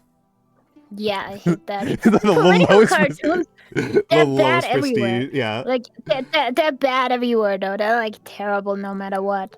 I used to follow a political cartoon. The thing with political cartoons is that they are like the original boomer memes. Like, if they're structured like modern internet memes, but they're bad and boomer coded. That's what they are. If you think about that for just a second, right? Like, well, and to be super like leftist about it, I think that the mode of production that political cartoons exist under like dooms them, right? Because like, you can't make a thoughtful, interesting political cartoon, because if you do, like, the news event ended like 2 weeks ago. Like you need to get this shit out the door and in the press within like 3 hours of the event happening. So like, and it has to be comprehensible to people who only heard about the event from the headlines like 2 hours before they read your cartoon. So like, you have to make like the dumbest stuff on the planet. Hello Karatsun. Hello Karatsun. I am doing some mini stuff. I should actually change. And we're talking about how American presidents look like primates. Yes, yes. I will say that like it was like such a boon. Lower primates, not humans. Yeah, well, not humans. It was such a boon.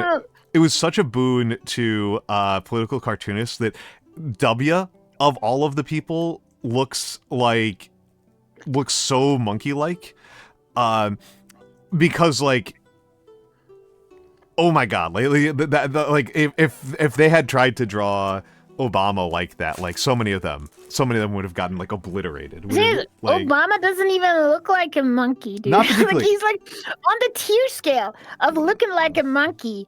Even among American presidents, Obama is so fucking low. Like he's like, I don't know, he doesn't even win against like Teddy Roosevelt. Looks more like a monkey. I'm thinking about this. Well,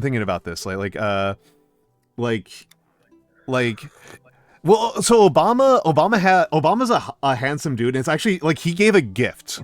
He gave a gift to political cartoonists like very early on when he was coming into office by saying, "Oh, I have huge ears. I have really huge." His ears are small compared to like fucking like what, dude. They're pretty big. They're not like. But George W has like way. He does. Oh, W does have bigger ones. Yeah, yeah. That's like what the fuck, right? Like he looks so odd. He's like such a weird boy. Like I don't know. I'm not gonna lie. I think Obama did this because he was smart enough to know that like if he didn't do this, political cartoonists would draw him in like the most awful racist caricature.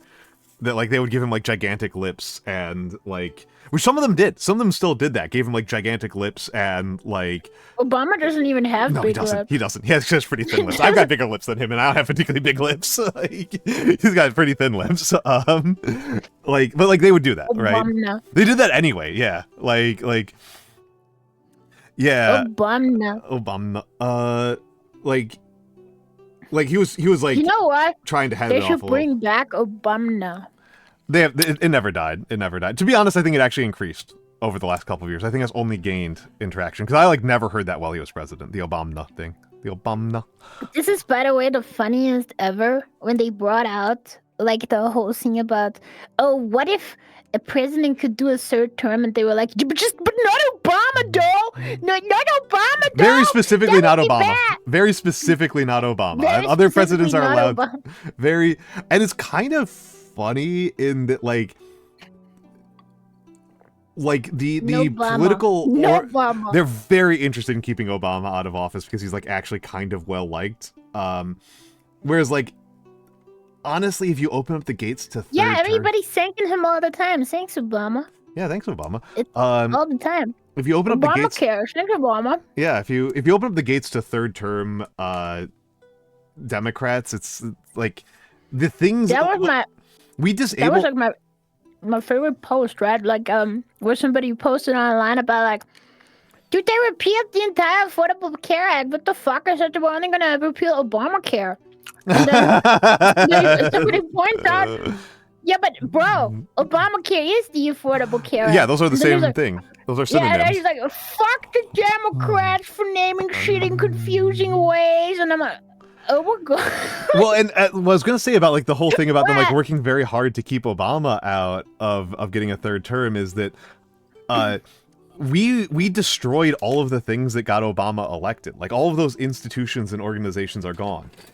You know what we didn't get rid of? Was the ones that got Clinton elected. Like all the Clinton stuff is still around. Bill Clinton. And a lot of people my age, a lot of younger people, I say as a pretty old man, but if like a lot of the boomers still like Bill. The boomers still like him. It's the and I think some of the Xers do too. It's the millennials who don't like Big Bill. Bill. Billy.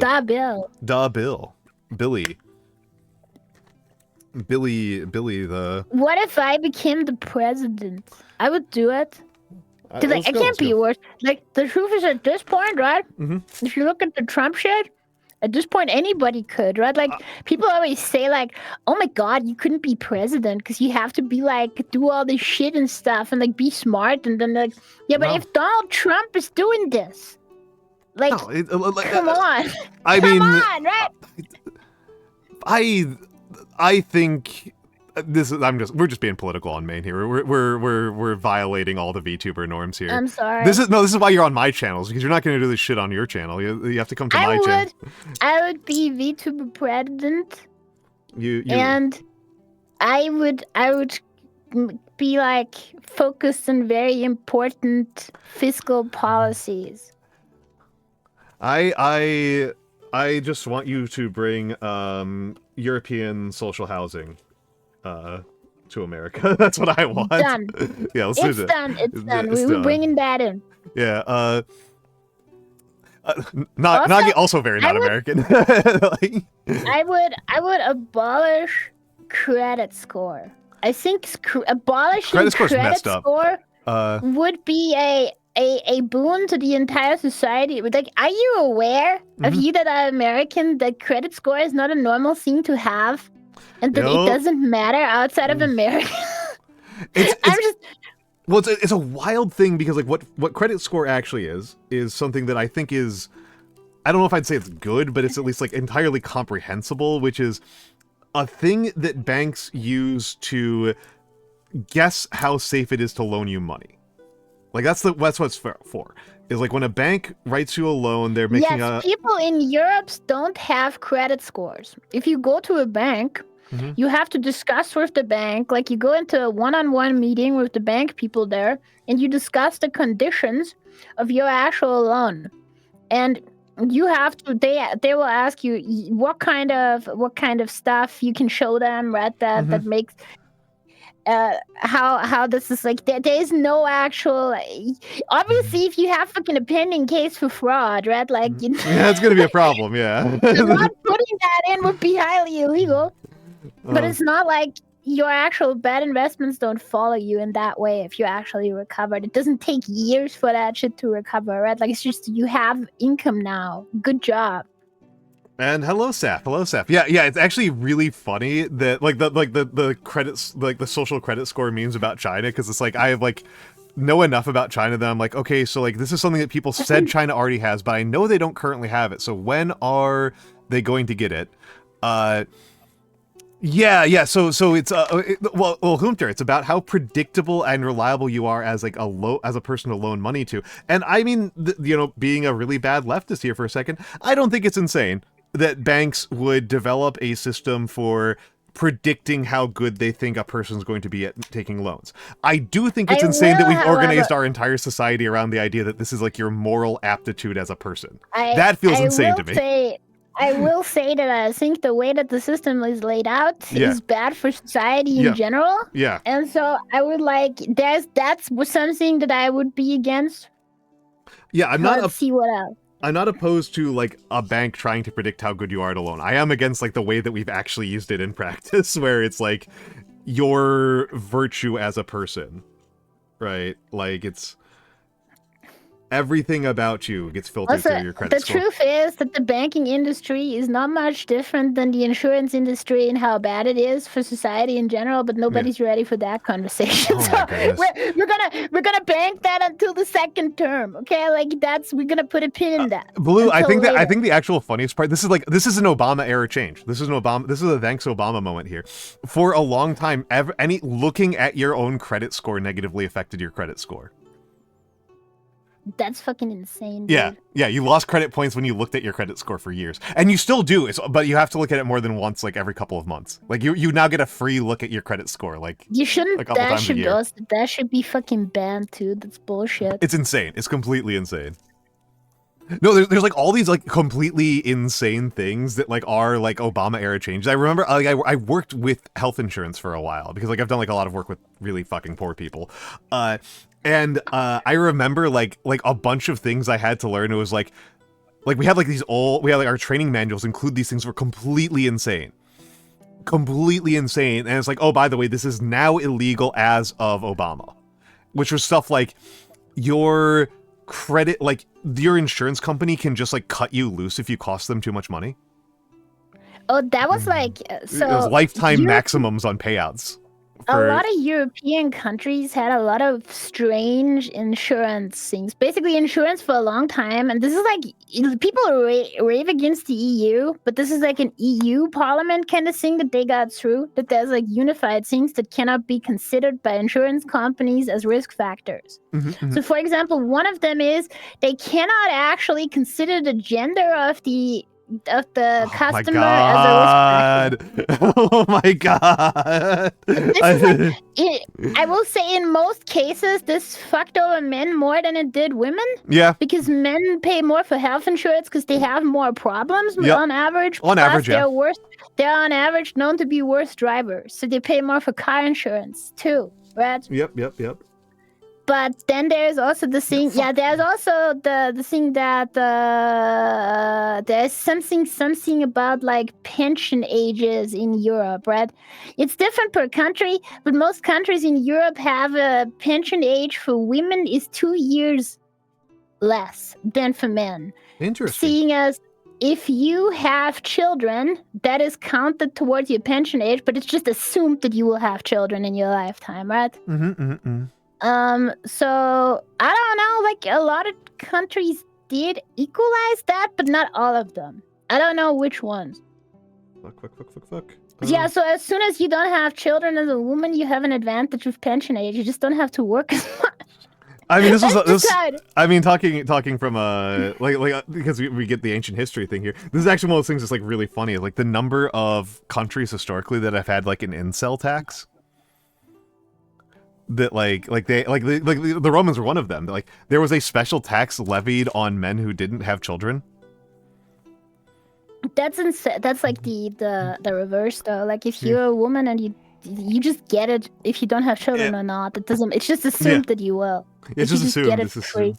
Well, I mean, and one of those things that was really fun in the American welfare system is that it's assumed that the head of household is a woman by such a large extent that like I constantly had clients who like the gender field for them said that they were a woman even though it was like clearly a man, and it was like Mr. Smith was in front of me, and it's like pronouns she her, because it's just like so widely assumed that the head of household for a welfare application is a woman.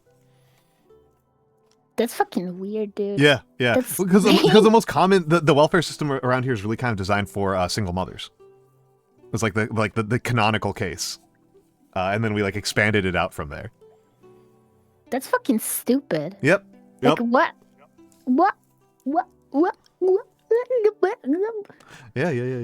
It's fun. It's fun to live here, and it's fun to live here in America. I just realized that I definitely glued this in the wrong order. I'm super gluing the magnets to the bases, not particularly because not particularly because I care about magnetizing in general, but because magnetizing makes it easier to put them, to store them.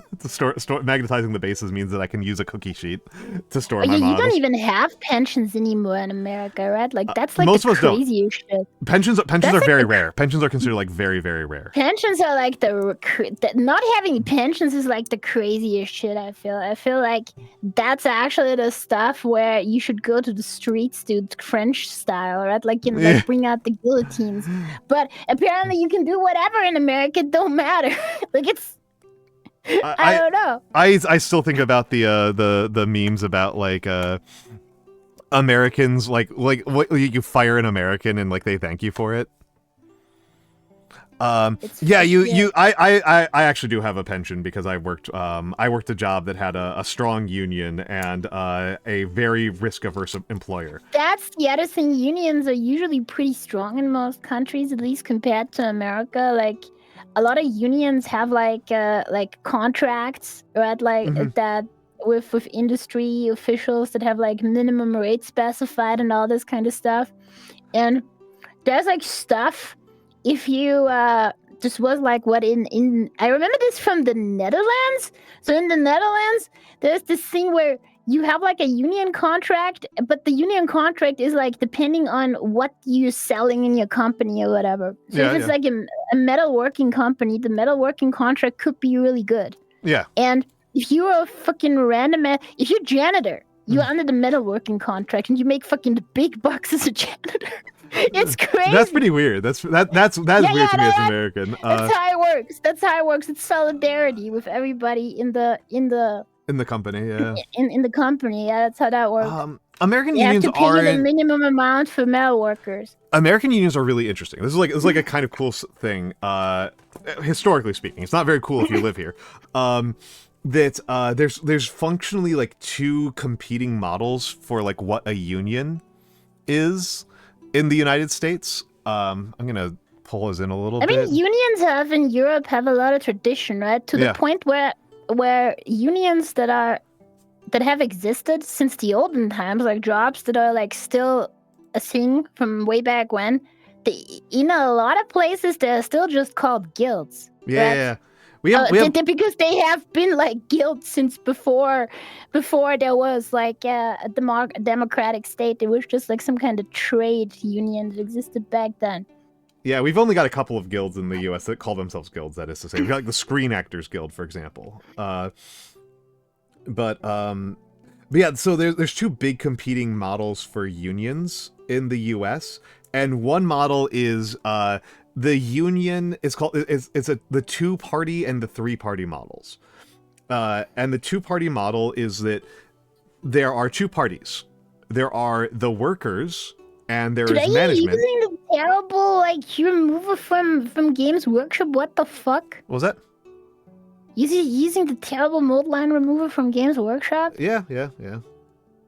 Oh my god, bro. What do you think I should be using? I've got files, but I don't think I need them right now. You should be using the back of your hobby knife. Oh, I don't trust that thing. Yeah. There's like a different style. There's like a different style mode line remover that works pretty well. They're called like I forget what they're called. I have one. It's called the Night Cutter because it's an edgy one that I bought from Japan. But I'll show you. I guess I'll find one and show you. But like this one here is like you can see how large that one is. You can't really get into any spaces with that. It's like not the best thing to use. It hasn't been a problem tool for me though, so I haven't really worried too much about it. Sorry, what was that? What was so there's two fundamental types of unions in the U.S. There's a 2-party style and a 3-party style.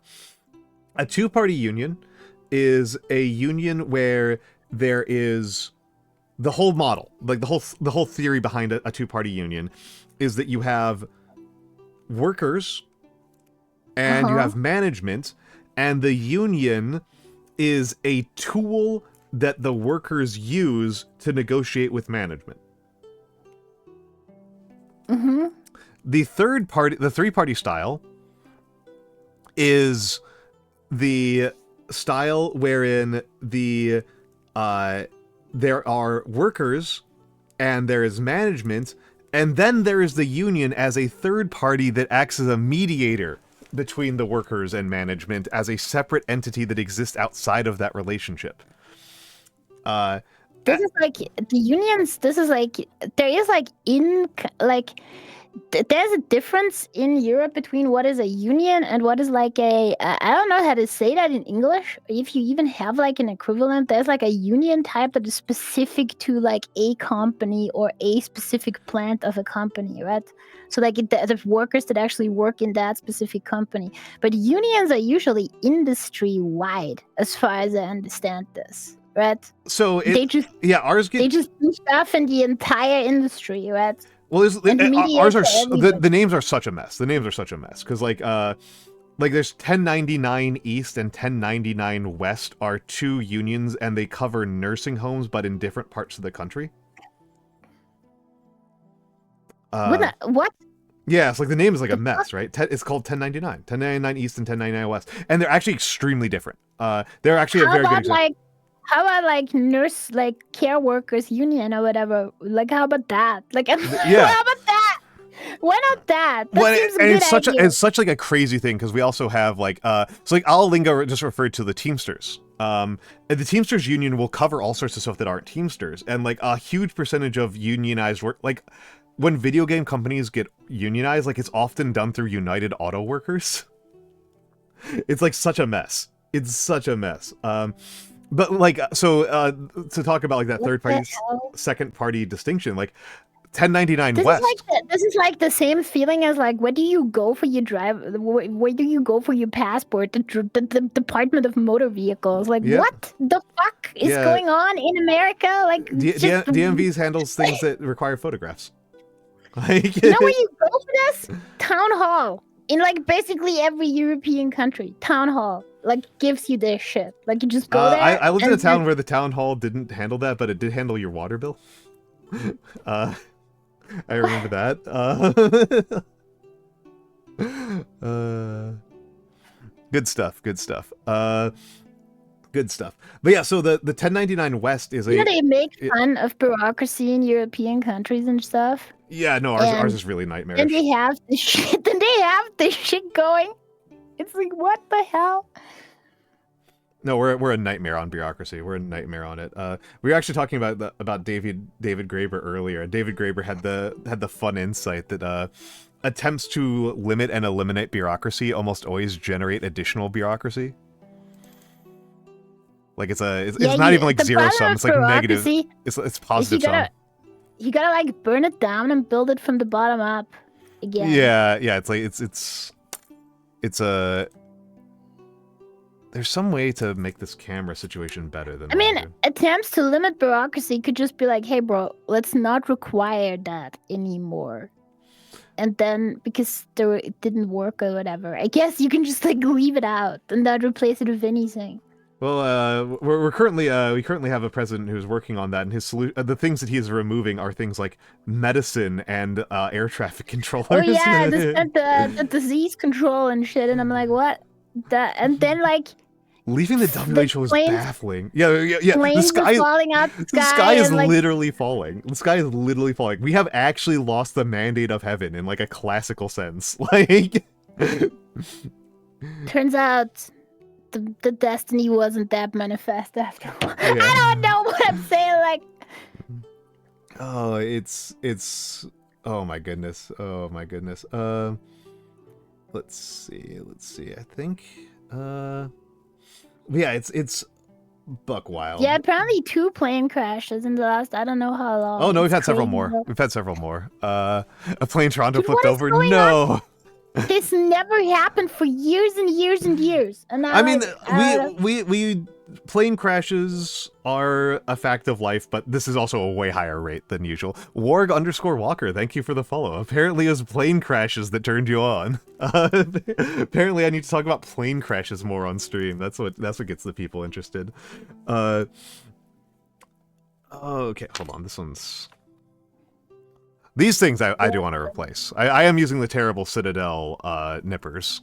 These ones I do want to replace. I got like the good nippers now. I know the good nippers like good nippers like $40. Like they're like apparently. Dude, I have like, so when Kari went to Japan, I told her to purchase the God Hand nippers, and she purchased them. She purchased 2 pairs. One of the single side sharpened. That one was the standard one, and then she purchased the double side sharpened one. And it was green for no reason. And I checked, it's the limited edition Sergeant Frog nippers. So now the limited edition Kero because they're called the KR style nippers because of Kero.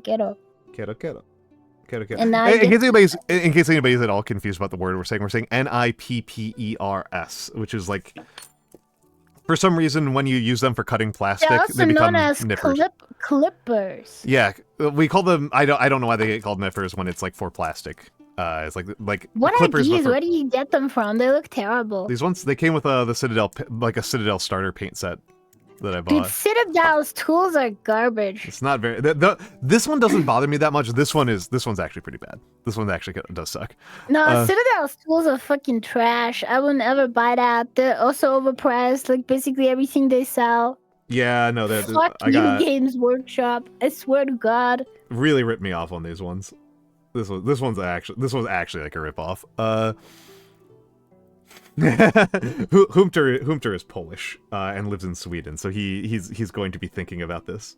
Is the Swede? The Swede. There are multiple Swedes in the chat, and it was this really funny thing where a person we didn't know is Swedish got like a gift sub and then thanked somebody with the automated one that has like eight. There's like a bunch of O's over the A's and stuff like that. just a hunter from Sweden. Hunty. Yeah, so now he's gonna be thinking about it. He's gonna be thinking. Don't post your guesses in chat, Hunter. Do not post them. We will not confirm or deny.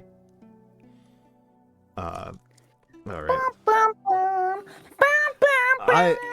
I don't know if I will get any painting done today because I'm actually kind of just enjoying removing flash from these. Like, I'm actually kind of into this. Preparing the model is as important as painting it. Like, people always rush this step, but you need to do this correctly, okay?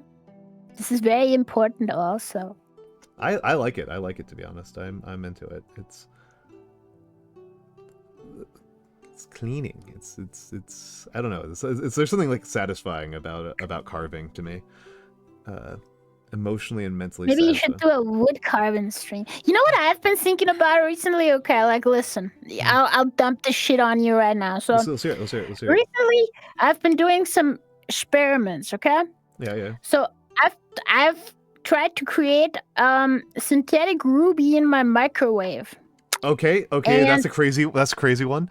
And hello, What? Dumb Hunter. What? That's a synthetic rubies in your microwave. All right, let's hear it. So that's pretty easy, by the way. Like, so listen, okay. So for you guys that are not like mega chemist pilled, okay?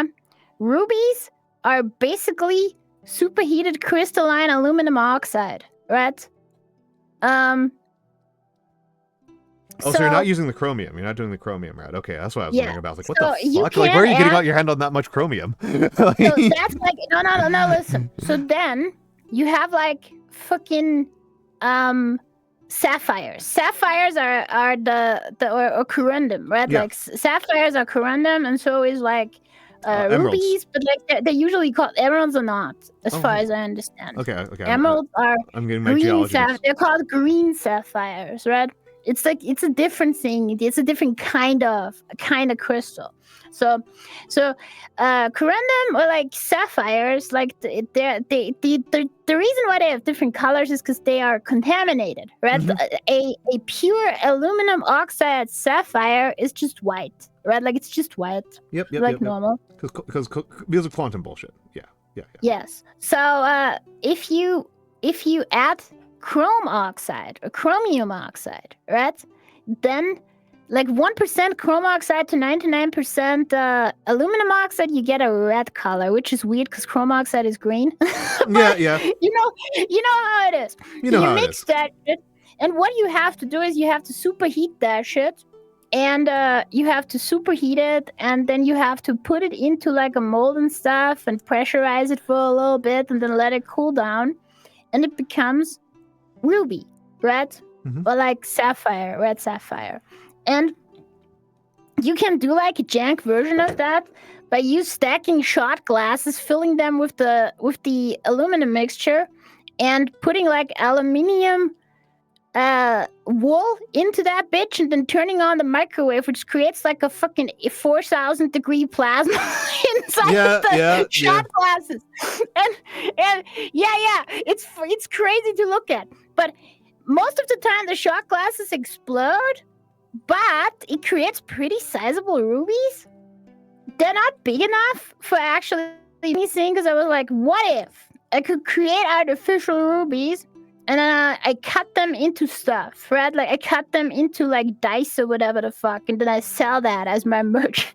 And I was like, so how do I create a ruby that is big enough for that? So I created a prototype for a machine that will do that. Okay, so first thing you need is you need some kind of. First, you need like a vibrational device. That's very important. Thankfully, I have tons of those at home. They're free, dude. Like I have so many. And give me some. Those things rock. I don't have any. You take the vibrational device and take it apart, and that is like, out of that you make like a feeder that basically, it's like an automated salt shaker that shakes the alumina powder into a relatively deep crucible where it falls through a oxymethylene torch that superheats it to 6,000 degrees and fuses it together. And then you get like a rod of ruby at the end. I don't know if this will work, but I think it will. It could burn down everything. I was about to say, I recommend think not being too close to it while it's in operation. I don't know, I just need a lot of like oxymethylene, like an entire bottle or whatever. Then I checked online and I was like, a full fucking rod of artificial ruby costs like $60. But I'm not gonna fucking actually give up. I'm gonna do this. It's gonna be great. Then I checked and I was like, you know what's really easy to make? Like even easier than the ruby? Okay, so what if I buy an Instapot, right? And I hack the Instapot to be able to cook for like ages, right? Okay. And in the Instapot, I could fill that shit with like mineralized water, and I could use that to grow my own opals in the water. That's a good idea too. Nagi one day. Oh yeah, can I tell you about how I turned my toaster into a doomsday device? Yeah. No, so I'm like on the fucking artificial gemstone trip right now. Right? So that's like one of my hyper obsessions, artificial gemstones. And the ones so the only ones that like, I don't think diamonds are viable for like creation. Like there is one method that I think a DIY person could do, but I need a full on fucking like tool shed that I don't care if it like blows up, right? So I don't have that. And because there's like one version where you don't need to apply pressure or heat. You just grow the diamond. Yes, you grow the diamond in like a coaster shape, right? Okay, and that's silly. All right. The way you do this is you create a chamber with a very certain atmosphere inside, right? Which that alone, pretty easy, right? And then in that chamber, you spray a mist of specific minerals that then like form a coaster of diamond around a seed stone, right? That's basically what it does. It takes longer. You have to like basically have a machine that automates this, which I guess you could create. It's not too hard. Like a Raspberry Pi or whatever would do that. And so I have no idea. This. Sorry, I'm just taking a note away to talk about models here. I'm so sorry. No. These fucking nippers. Like, look at what this did to this poor guy's head. Yeah. No, Sucks. you gotta get the better nippers. I really do. Like I said, this thing isn't bugging me too much. God have nippers on your throne. Put it on your throne. Yeah. It's a good idea. Yeah, I'm gonna do that. I'm gonna do that during the ad break. You have so many models, and now you don't have good equipment. You gotta put the equipment on the throne. Yeah, I took all the models off of the throne because it's like it's going to take like a decade to get through my models at this rate. Yeah, so that was just kind of like my thing about like how to create artificial gemstones, and then I learned a lot of gem cutting techniques online. What I am getting out of this conversation right now, Nagi, is like a lot of empathy and like understanding for like the mid-level henchman for like a supervillain. Like I feel like I am like a I feel like I'm like talking to a Venture Brothers character right now. like and I'm just like, yeah, cool. Like yeah, cool, bro. That's so cool story, bro. Cool, bro. What's my cut? What's my share? See you next week, boss. Like that's how I feel. I'll send you a sapphire when I'm done. You can have a sapphire. I would love that. I would love that. I would love that. What's the name of these? If you've got the minute, because we're about to get ads, and then I'm gonna put it on the throne. Send me a link to those god hand nippers so I can put them on my throne. Okay, I'll look them up. But first, I need my. Where's my phone? What the? Oh my god! I'll do it. I need to like write down the right brand name because like knowing my luck, knowing me. Also, hello Matthew. Knowing my luck, I will like order it and I'll get it and I'll be like, oh hey Nagi, check these out, and you're like, what is wrong with you? These things are terrible. What did you buy? What the hell? Yeah, you'll be exactly like, no, this is like the off-brand knockoff from like Singapore, and I'll be like, what the? like Yeah, can I put my order in for the opal? What opal do you want? Black opal? White opal? I'm gonna be real. I thought that like your whole scheme here was like you were talking with me last time I was doing miniatures about like using tiny gems and just putting those in models as gems. No, I thought I wanted to make like dice, right? Yeah. And I was like, what would be the fucking coolest thing to make dice out of? And I'm like, I could grow my own gemstones, you know? Like, honestly, I'm gonna be real, making this shit in your microwave seems like a fucking 2012 like hoax on 4chan to blow up your house or whatever. It really does. Actually, It really does. it actually works. Okay, I'm gonna tell you, it actually works. So it's pretty good. It's like hit and miss on how big the stones that are created are, but it's pretty good. Can you create ones that are like How big do you want them? Here's the real question. Here's the real question, because I think you understand where I'm going to go with this, so I may as well just skip to the end. Lens sized, or is that like way out? You can make that, but not with the microwave. Okay. You need that's like advanced. Okay. You can't do that. Okay. In fact, the big ones are usually made for lasers. Yeah, right? Of course. And I mean, the thing about ruby specifically and like sapphires is that they have amazing mechanical properties. So, so for example, you know how there's like brass bushings, right? Yeah. In really old watches that were really expensive, you sometimes have ruby parts as bushings, right?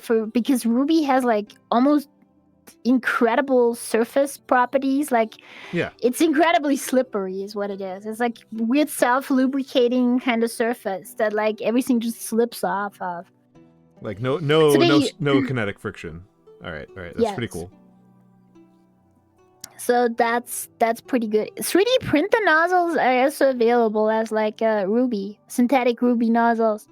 Matthew, are you paying attention? Because Matthew, this is the kind of shit that you'd be into. You should be taking notes of everybody here. But yes, there's also synthetic diamond nozzles. They're known to be like even better, I hear, but I don't know. I haven't tried that out. Are they single crystal? Yes. I forgot what the name for the single crystal is, but if you create a ruby crystal by the method that I described, like either one that I described, you create a giant fucking blobber that has a single crystal. So its crystalline structure is questionable, but the thing about it is that it is like optically incredibly pure because of that. So it's pretty good. All right. Okay. So we cannot make fashion glasses. You cannot make ruby fashion glasses. Yes, you can, but the problem is like actually grinding the fashion glasses is pretty stupid because ruby is harder than most sandpaper. Hell so yeah. You wear away the sandpaper at the same rate as the ruby. Rick Seeger, thank you for the follow for the 5th time. But ruby is also harder than a lot of other abrasive materials. It's relatively up there. Woe ads be upon ye. I am going to use the goddamn bathroom. Okay, I'm gonna go check for the nippers. Thank you. Enjoy the fan art, folks. We'll be back in a few minutes.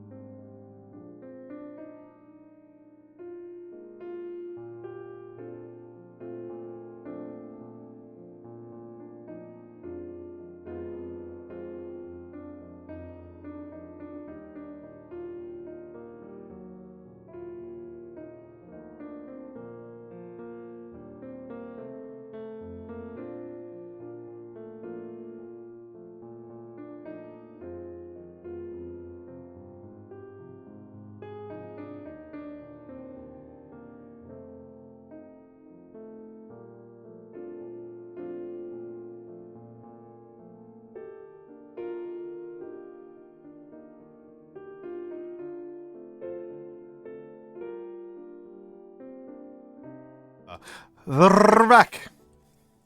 Hello, everybody. Hello. So yeah, There, the pliers are up. They're added. Good. Baba. okay, I'm first one's added to wish list. And then I don't need to add a hot knife at the moment. I am not looking for that. A hot knife? Do not need the hot knife. Yeah, they're like creators who added this also added like the hot knife. I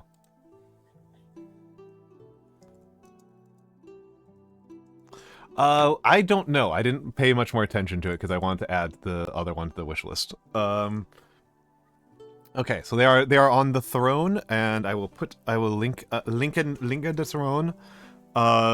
Link in the throne. Yeah, it should be in my channel description, and it's also there. It's also there. It's like the one place where I'm not Almantas VT. I'm like Almantas VT very consistently on like everything, and then I'm just Almantas on Throne. Whoops. Whoopsie doodle. Okay, let's trim off. Couldn't you have gotten Almantas just on stream on Twitch, or was that taken? I can't remember if I couldn't for Twitch. I definitely couldn't for Twitter. I kind of like having the VT. To be honest, I think once I'm more established, I'm a VT hater. I hate VT. I like people thinking I'm from Vermont. I think it's funny. But I will probably swap it over to. I don't know. I kind of like people knowing that I'm a VTuber. I kind of like that. I kind of like to advertise that. But I think as I get more established, when I get more established, I'm probably gonna drop the VT. I think it really is just Twitter. So like, and now that Twitter is no longer important, Twitter is like so dead. It's so dead. I opened like a Twitter thread today that made me lose all fucking hope ever. It was crazy. It was absolutely insane. Like I saw that shit. I don't know. I don't even know if I can describe to you the horrors. The horrors. It was just like a thread about like the good old fucking video games bullshit, right? The whole like, yeah. Is this woke? Did anybody wake up in this video game? Is this woke? Right? Well, that is. And it is. So no. But the important thing is in this thread, what happened is the people were writing like the standard opinions, right, about this stuff, where it's like, okay, whatever, right? But among those, they would like let slide that they are like absolutely like knuckle-dragging troglodyte morons. And in such a way that it was like completely non-understandable, right? Like, so for example, the post went something like, it's like somebody who was writing a manifesto about how video games suck now, right? Like, as they do, right? Yeah. We've all got opinions on this. Yeah. No, they were gonna say, they were saying all these things like, oh my god, there's like agendas and shit, and like, and one of the actual sentences was like, where are the times when villains were just villains and not symbols, thinly veiled symbols for societal ills? And I was like, when were those times? When the fuck was that? Because that wasn't when I was alive. I don't know, man. Like, when...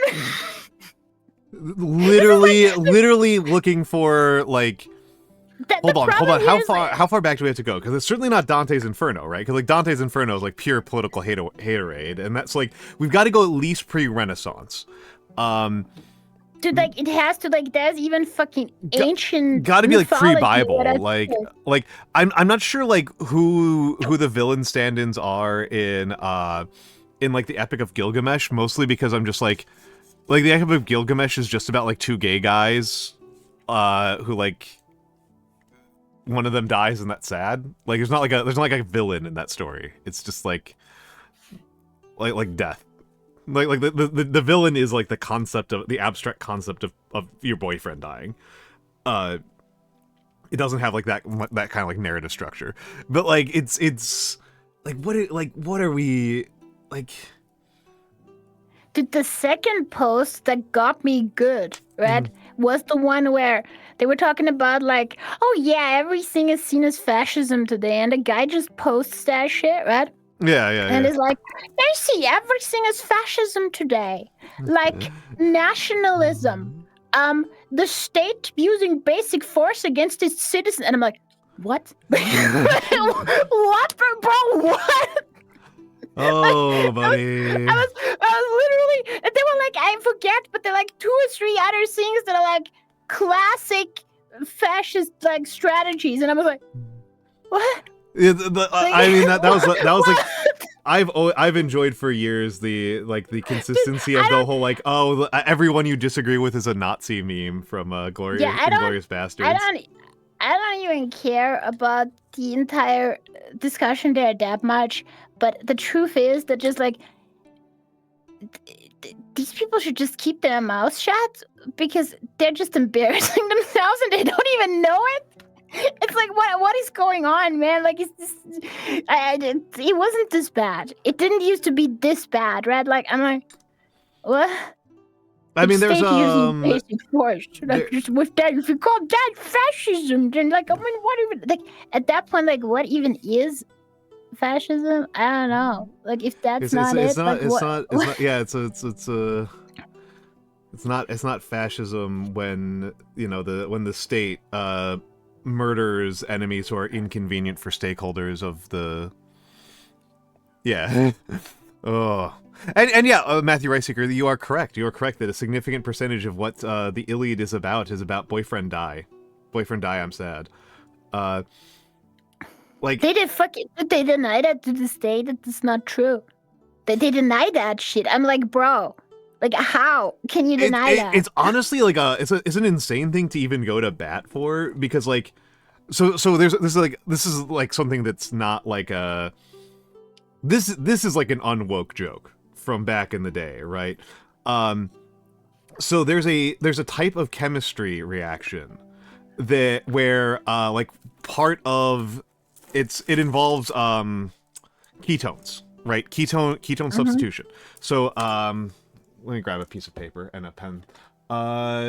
Where's a pen? Okay, I need to grab a piece of paper that is disposable, but also doesn't have like my password or my signature on it, or my health insurance information on it. There we go. That'll do. Wait, no, that one really won't do. That one's got a password on it. My desk is just covered in sticky notes of various types of password. None of those are actual passwords. Those are video game puzzles. So, you have a ketone, right? Ketones look like this. Okay? And then there's a reaction where the reactive group comes in like this. And chemically speaking, this is like a chemistry thing. Like, these electrons go into the oxygen. And this reaction was for years called a Greek substitution. Because there's a dick and you're coming in from behind it. You're inserting yourself behind the dick. This is a Greek substitution, because the Greeks have anal sex. Because they're all gay. Because of Achilles. Because Achilles is gay. We all know that Achilles is gay. Like, that's not like a PC joke. That's like an old school, like, boomer, right-wing ass joke. And that is one that these guys have, like, progressed themselves so far out of right-wing understanding that, like, they can't handle that. Because it's like because the ancient Roman stuff is so cool. It can't be gay, dude. It can't be gay. If it's so cool, it can't be gay, bro. How could that be gay? That makes no sense. Okay, you have provoked in me something I was thinking about while I was on my run that's been driving me like pretty fucking insane. Which is like, so Donald Trump, certainly not like by his own hand. This was certainly like somebody was like wrote the tweet for him. Or I guess the truthout.social post, quoted fucking Napoleon. Quoted Napoleon. It's an apocryphal Napoleon quote, maybe not a real Napoleon quote. He who defends the state commits no crime. So here's the thing, right? This is the part that's driving me nuts. I saw that. I saw that. I was like, what the fuck? This is the part that's driving me nuts. Which is like maybe beside the point, but it's like me being like a history nerd and like not being able to stop myself. And so Musk's like favorite historical figure is fucking Sola. Motherfucking Sola. And like obviously he's obviously doing Hitler invocations all the time. And it's like you get that these guys are all losers. Right? Like these guys didn't win. Extremely. Like you forgot to do like literally did not read the second part of the book. That's always the stuff that I say about like the weird ass neo-Nazis and like because if you are like against Hitler, then obviously you hate him, right? Like you should hate him because he did like terrible things. And if you are like some weird Chad neo-Nazi, then you should also hate him because he fucking lost. He fucking lost. Like, I don't. He lost catastrophically. Like. Yeah, I don't know. It's so weird. Like 20th century fascism is like the most loser ideology that has like ever existed. Like, say what you will about Stalin. Say what you will about Stalin. Yeah, say what you will about Stalin, but he defeated the Nazis in most of Stalin did not choose a war, go out of his way to choose a war that he lost so badly that his country ceased to exist. The thing is also like they were trying to attack Russia, and then like fucking Russia was like instrumental in liberating a lot of European countries. Absolutely, right? absolutely. And like America plays up its role there extremely. Right, yeah. Like Russia is actually at least 50%. Right?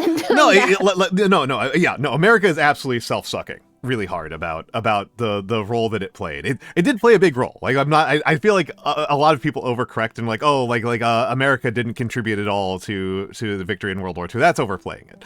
But no, they didn't. They did. They absolutely did. Bullshit. But it's like at least 50-50 with Russia. Yeah. So like, I mean, the real tell that I just, in case anybody does believe that, I just want to point out that a really good tell that Americans contributed a lot to World War II is that the most famous Soviet artillery piece of World War II was an American truck.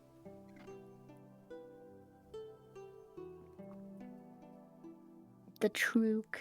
Yeah, the you've seen these, right? The Katyushas? Yeah, they're mounted on American. A lot of them are mounted on American Studebakers, on American fruit trucks. Funny. Yeah, no, it's pretty funny. Yeah, I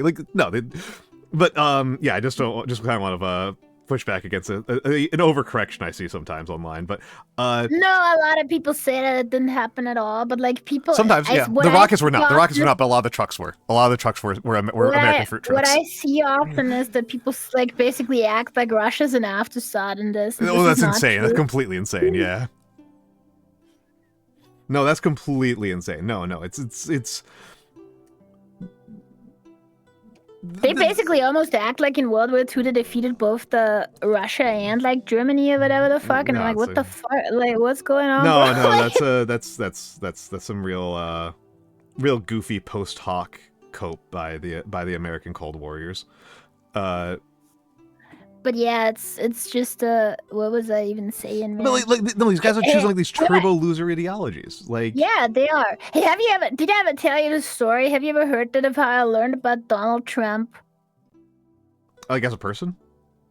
Yeah. No, I haven't heard this. So listen. So when I was in elementary school, there was like children there that was playing like really old fucking terrible games. And I was like, okay, let me see what this is. It's some kind of management game, right?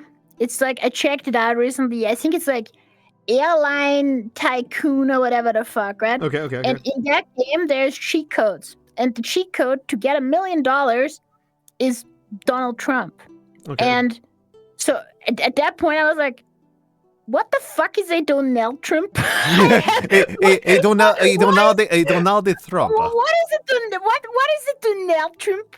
That's not a real thing. Like, I was like, why the fuck do they like actually like not use real things for cheat codes? That's fucking stupid. What's a Donald Trump? Because I knew about English always, so like cheat codes always made sense to me, like because most of them are English. But I was like, what the fuck is Donald Trump, dude? Like, get out! That's how I learned about the Donald Trump. One of those things that's very funny about living in New York is that, like, a lot of New York Republicans despise Donald Trump specifically for the extremely funny reason that he owes them, like, he, like, personally owes, like, every New York Republican, like, millions of dollars. That's pretty funny. like he spent basically the entire 80s, like, doing construction projects in New York. And the way he would do his construction projects was he would, like, sign a contract, and then just, like, get paid and then not deliver at all and just keep the money. And his father was friends with the DA's office, so the charges just got dropped all the time. Like, he just, like, stole money from rich people constantly, which would be based if he was any other type of person on the planet. Yeah, sadly, he's not Robin Hood, you know? Like, sadly. Sadly, no. He used that money to be extremely racist. All right, Humter, have a good night. Enjoy. I am assuming that you've got about 12 hours before the sun rises. Up there in Sweden. In Sverige. In Sweden. Sweden.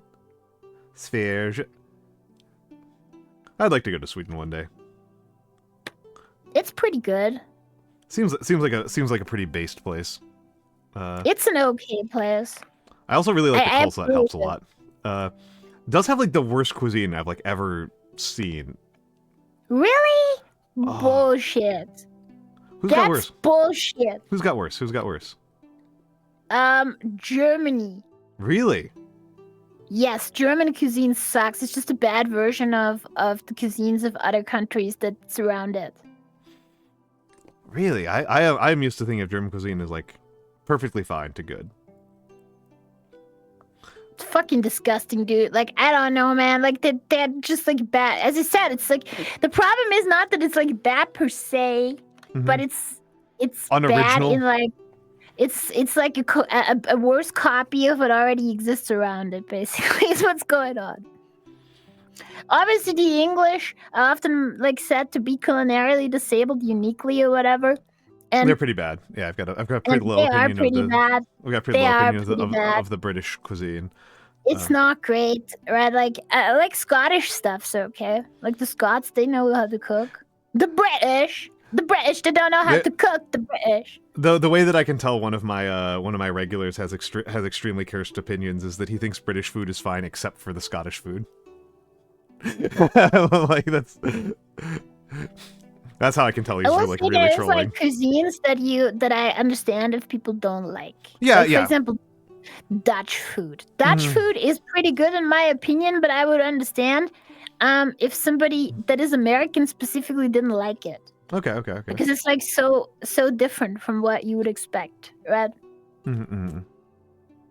Obviously, Italian food's pretty good. Italian's like the only European cuisine I'd put in S tier, honestly. Nah, dude, Spanish at least is also I'm actually not that into Spanish food. I'm not that into it. I think it's fine. But this is, like, the most American opinion of all time, dude. Like, what the fuck? So what's, like, if you think Italian food, what comes to mind? Like, what's your first Italian food kind of thing? Mostly tomato sauces. I think of puttanesca as, like, the top one. See, that's like the number one problem, because in America you don't understand, like, the full breadth of the foods, right? Like, Italian food is so much more than tomato sauces and pastas and stuff. Yeah, I think the lamb entrail skewers. That shit fucking slaps. There's also a version of that from Spain too. I thought you were trying to sell me on it not being as good as I thought it was. It's great. The seafood dishes are also good, like the mussels, and also. Entrail and offal dishes are good. You just, like, if you don't like them, then that's classist. You don't like the peasant food. You're talking to a fucking vegan, man. You're not going to convince me on that one.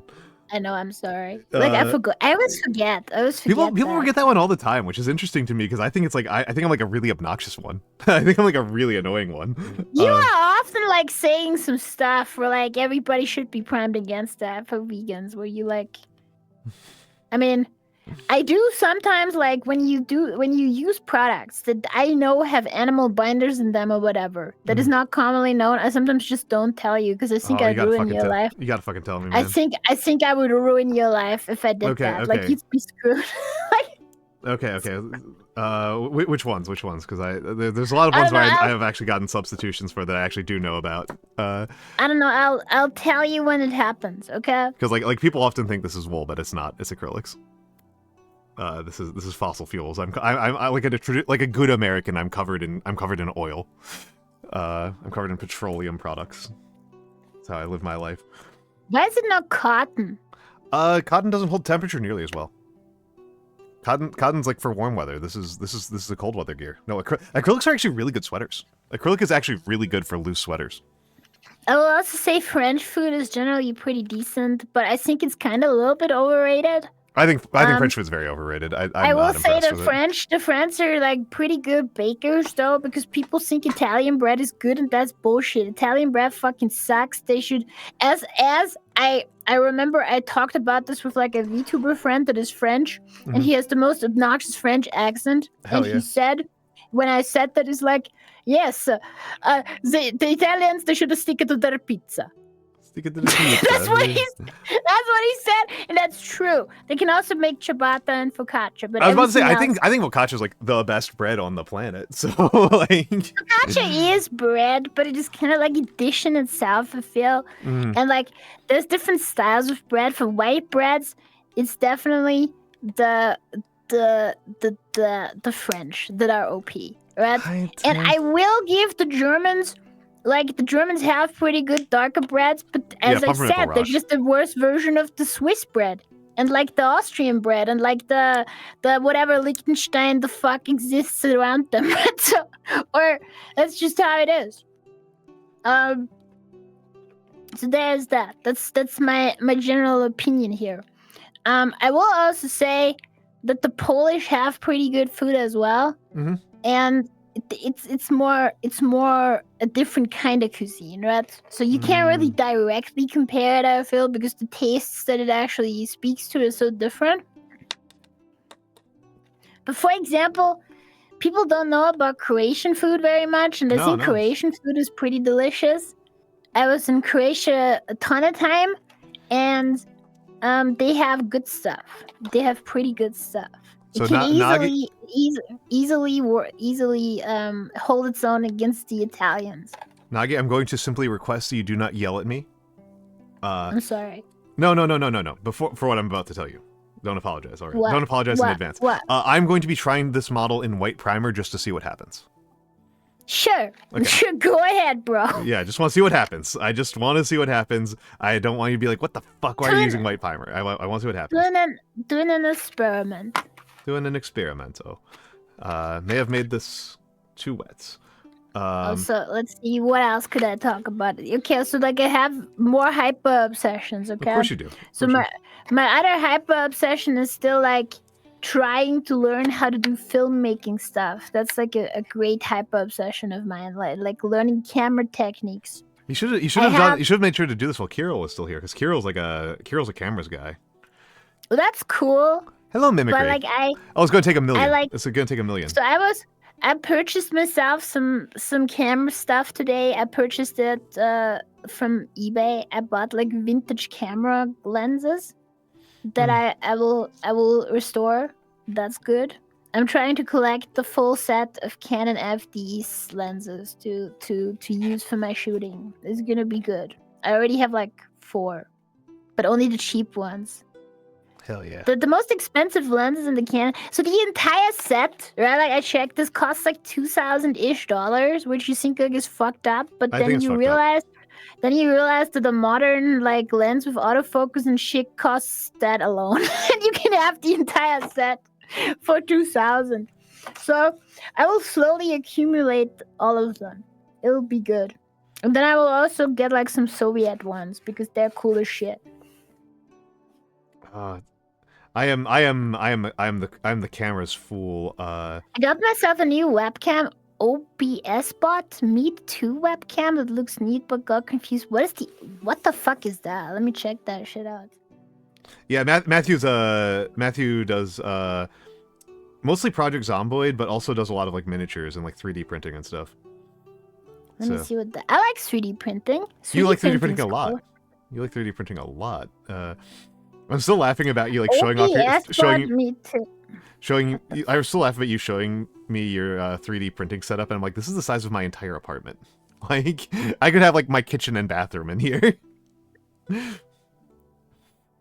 Okay, so that's $150 webcam. That's fucking a ripoff if I've ever seen one in my life. What the hell? R.I.P. Mimicry _2311. Thank you for the follow. No, I purchased myself, as I said it earlier, I purchased a Sony camera for webcam replacement. That's it. Because I already was on Sony E-mount for the mirrorless, so I just purchased the oldest, most decrepit Sony camera that makes sense as a webcam.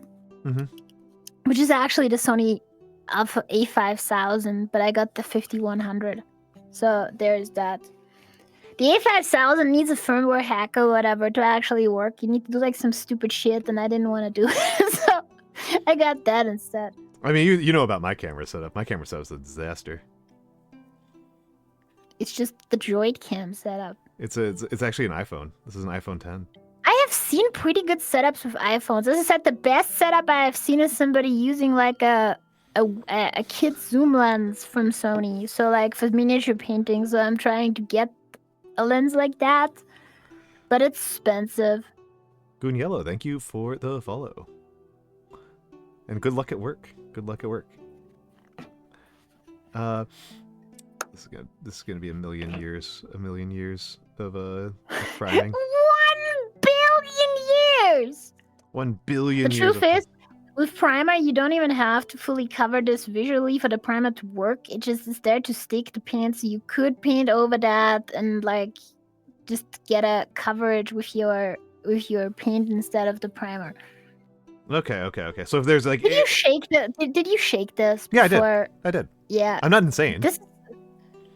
What kind of is this brush primer? Where the fuck you get this from? This is brush primer. This is Vallejo.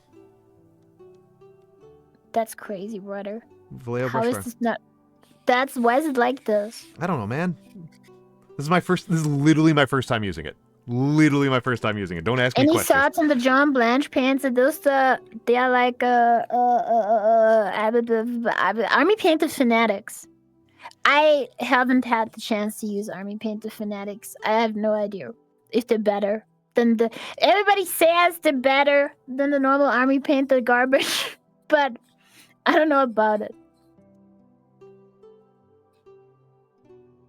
I don't even care about that, honestly. I just like the tones that you can get are already good enough for me. Like in most actual in most actual like, so if you want to be like a crazy person and be like me, right? Then like, okay, so I'm gonna paint miniatures. I'm gonna buy an entire fucking series of paints. Just choose your series. Most of them actually have what you need. And then once you have like a special recipe, because for example, my Tyranid recipe needs somber gray from Vallejo Game Colors. Vallejo, I can't even pronounce that shit Vallejo. Vallejo. Fuck Italy, okay? You know what? I'm pronouncing like it's Spanish. I'm pronouncing like it's Mexican Spanish too. Not even like it's Castilian Spanish. Like Vallejo. Vallejo. It's like fuck that. Okay, whatever. So the thing about it is just choose your range then at that point, right? Like if it's a large range, like the Vallejo model color, you're kind of screwed. I would go with the game color. They're like more what you want, because the model color is for like historical models only, so they don't have any of the kind of crazy colors. And if you're more advanced, there's always the chance to like just use artist paints. Yeah. Because they have like pure pigments, they have like really good properties. Like the problem is like you need to be advanced in the fact that you gotta like basically mix up the paints, which is like basically done for you in the dropper bottles. So you gotta have your own thinner and all this stuff, and like for the airbrush too. So So there's a secret recipe where you use Windex. Like, Yeah. just Windex, vegetable glycerine, and distilled water, and like alcohol. But that's like a recipe that I learned from like custom painters that paint like stuff on cars and stuff. They use that, so it has to be good enough for miniatures. I hope. Like, there you go. And yeah, Hell yeah. I got the Leho game color set years ago, but I haven't bought the new paints. I don't know if they're reformulated or they're just different bottles. I have no idea. Let me just real quick. I gotta put your chat up on my phone, otherwise I can't even read this shit. This is like, there's too many people. There's too many people. It's a good chat. Keep it up. It's Keep very it up. Keep it up. active. Keep oppressing the snake by talking too much and asking her too I many got an questions. Elgato cam link, but the digital camera I have is old as fuck, the Nikon. Nikon's cool though. I like Nikon. Recently I've been thinking about like getting a camera just for shooting street photos, because I have like a use case for just using random street photos. I'm not gonna elaborate on that, but it's not a secret project, but it's not that interesting. So, and I thought Nikon was a good choice because Nikon is like the only actual mount for mirrorless cameras that is more flush than the Sony E-mount, so you can adapt all the Sony E-mount lenses to Nikon. I don't think it's easy, but you can do it. Hell yeah. Hell yeah. So Nikon is pretty legit. I got my digital camera years ago just for taking mini pics. Never thought I'd use it as a webcam. I mean, that's pretty good. Like, so the reason why I chose the A5100, it's like the classic streamer webcam, and there's a reason for that. It has decent autofocus for how old it is. It's really good in low light, even though it's an APS-C size sensor. Like, it's the smaller sensor size. If you don't know anything about cameras, APS-C is a sensor size standard. So when you take the lens off, you see like a sensor that is like a little bit smaller than a full frame, which is like, full frame is like the same size. It's called full frame because it's the same size that old film used to be, right? So that's why they call it full frame. So full frame is usually better in like low light, which is important for streaming. Yeah. So it's pretty good. I have like 3 lights blasting in my eyes. I'm right a now. Nikon girly. Nikon's pretty cool. But I don't know, like for just street photography, like I would like a full frame one, because like shooting stuff like landscapes and things might also be in the cards. And I guess the cheapest Sony you can get is like an A7 Mark II, and that one has like great downsides for video. So the best possible of both worlds is an A7 Mark III, and they cost like at least $750, like used. So Yeah. it's, cameras hold their value pretty well if they're well liked. So there's that. Oh, I am. They're not that hefty. They're like, they can be smaller if they're mirrorless. I am such like a hardware ignoramus here. Oh my goodness, Inari! Thank you so much for the 20 gift subs. Hold on a second. Nagi. Holy shit, that's so much. Inari What? rules. Hold on. Let's make sure we get all the people. Let's make sure we get all the folks here. Wow, Inari, you're too kind. I love Inari. Inari is one of my favorites.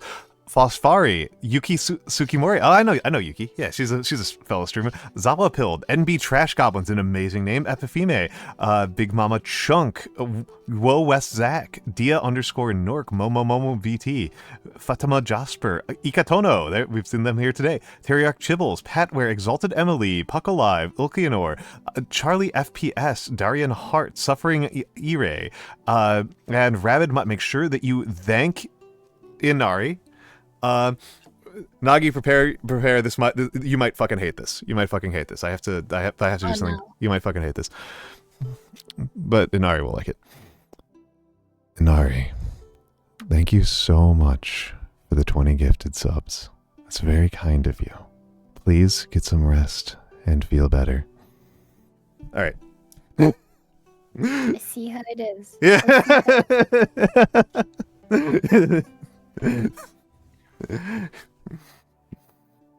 Different people react differently to that. But yeah. uh, So I forgot what I was talking about. It's all gone. it's all gone. It's all gone. Yeah, I know. We were talking about camera specs, and I was talking about how I'm buying old lenses off of eBay.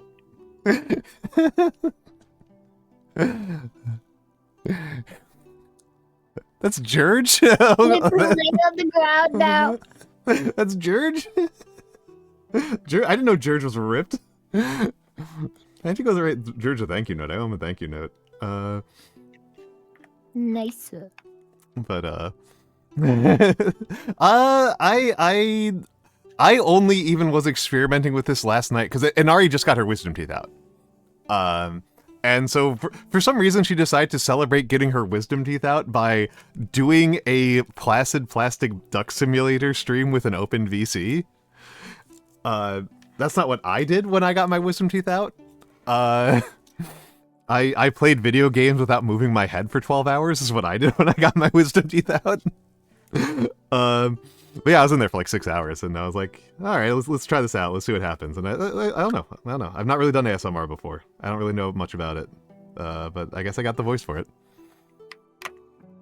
It is pretty good. It is pretty good. I will say it's pretty good. You could probably make big money with that. And we do love making big money here, don't we? Don't we, folks? We love the big money banks. They're good. You know what I could do if I had big money? What? Afford one of those fucking cameras that you talk about. It's true. It's true. No, I don't want to talk about that too much because it's just stupid nerd talk. I mean, if chat engages me on that, then that's their own fault.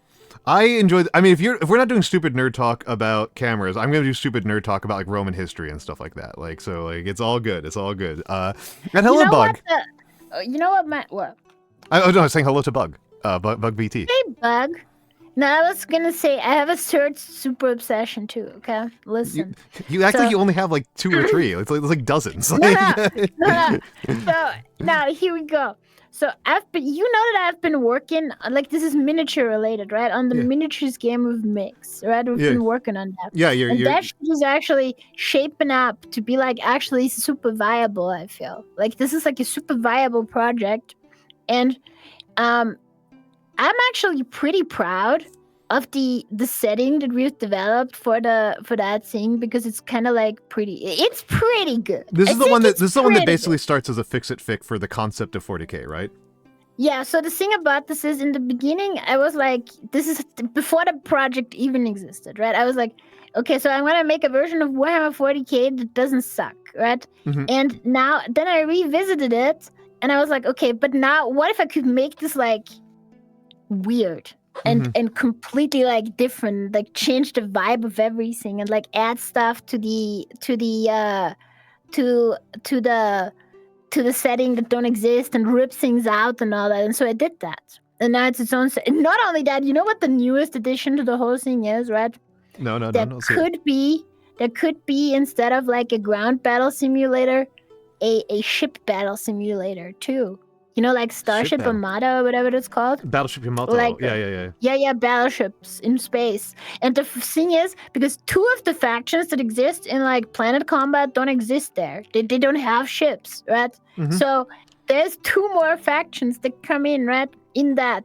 And those factions are some random space pirates that have and one of their sub groups is like the whalers, right?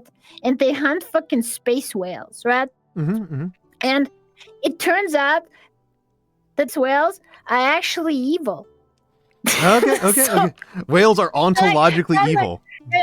Yeah. So there's evil space whales that are basic. So there's like the story is kind of like back in the olden days, right? Like this is like so from the humanities perspective, it's always been this way. But the space whales are all like the brood of one specific space whale who's like an asshole, right? So and he raised all of his children to be complete fucking assholes. They're like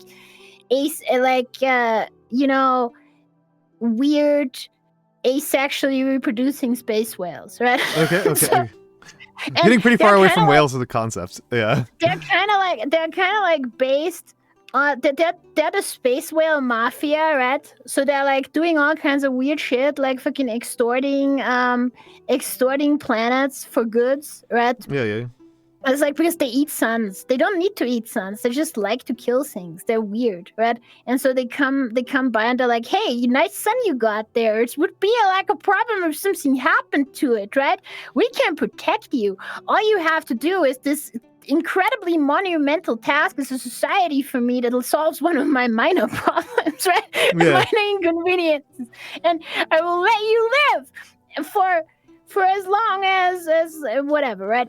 For a short amount of time for them, and that's basically how that goes. Space whales, dude, everything's in 40K. I don't fucking know. The space whales are basically like my version of the Tyranids, because my version of the Tyranids from the ground combat got so denatured that it doesn't resemble the Tyranids anymore. So they're like some weird kind of fucking like space whale creatures.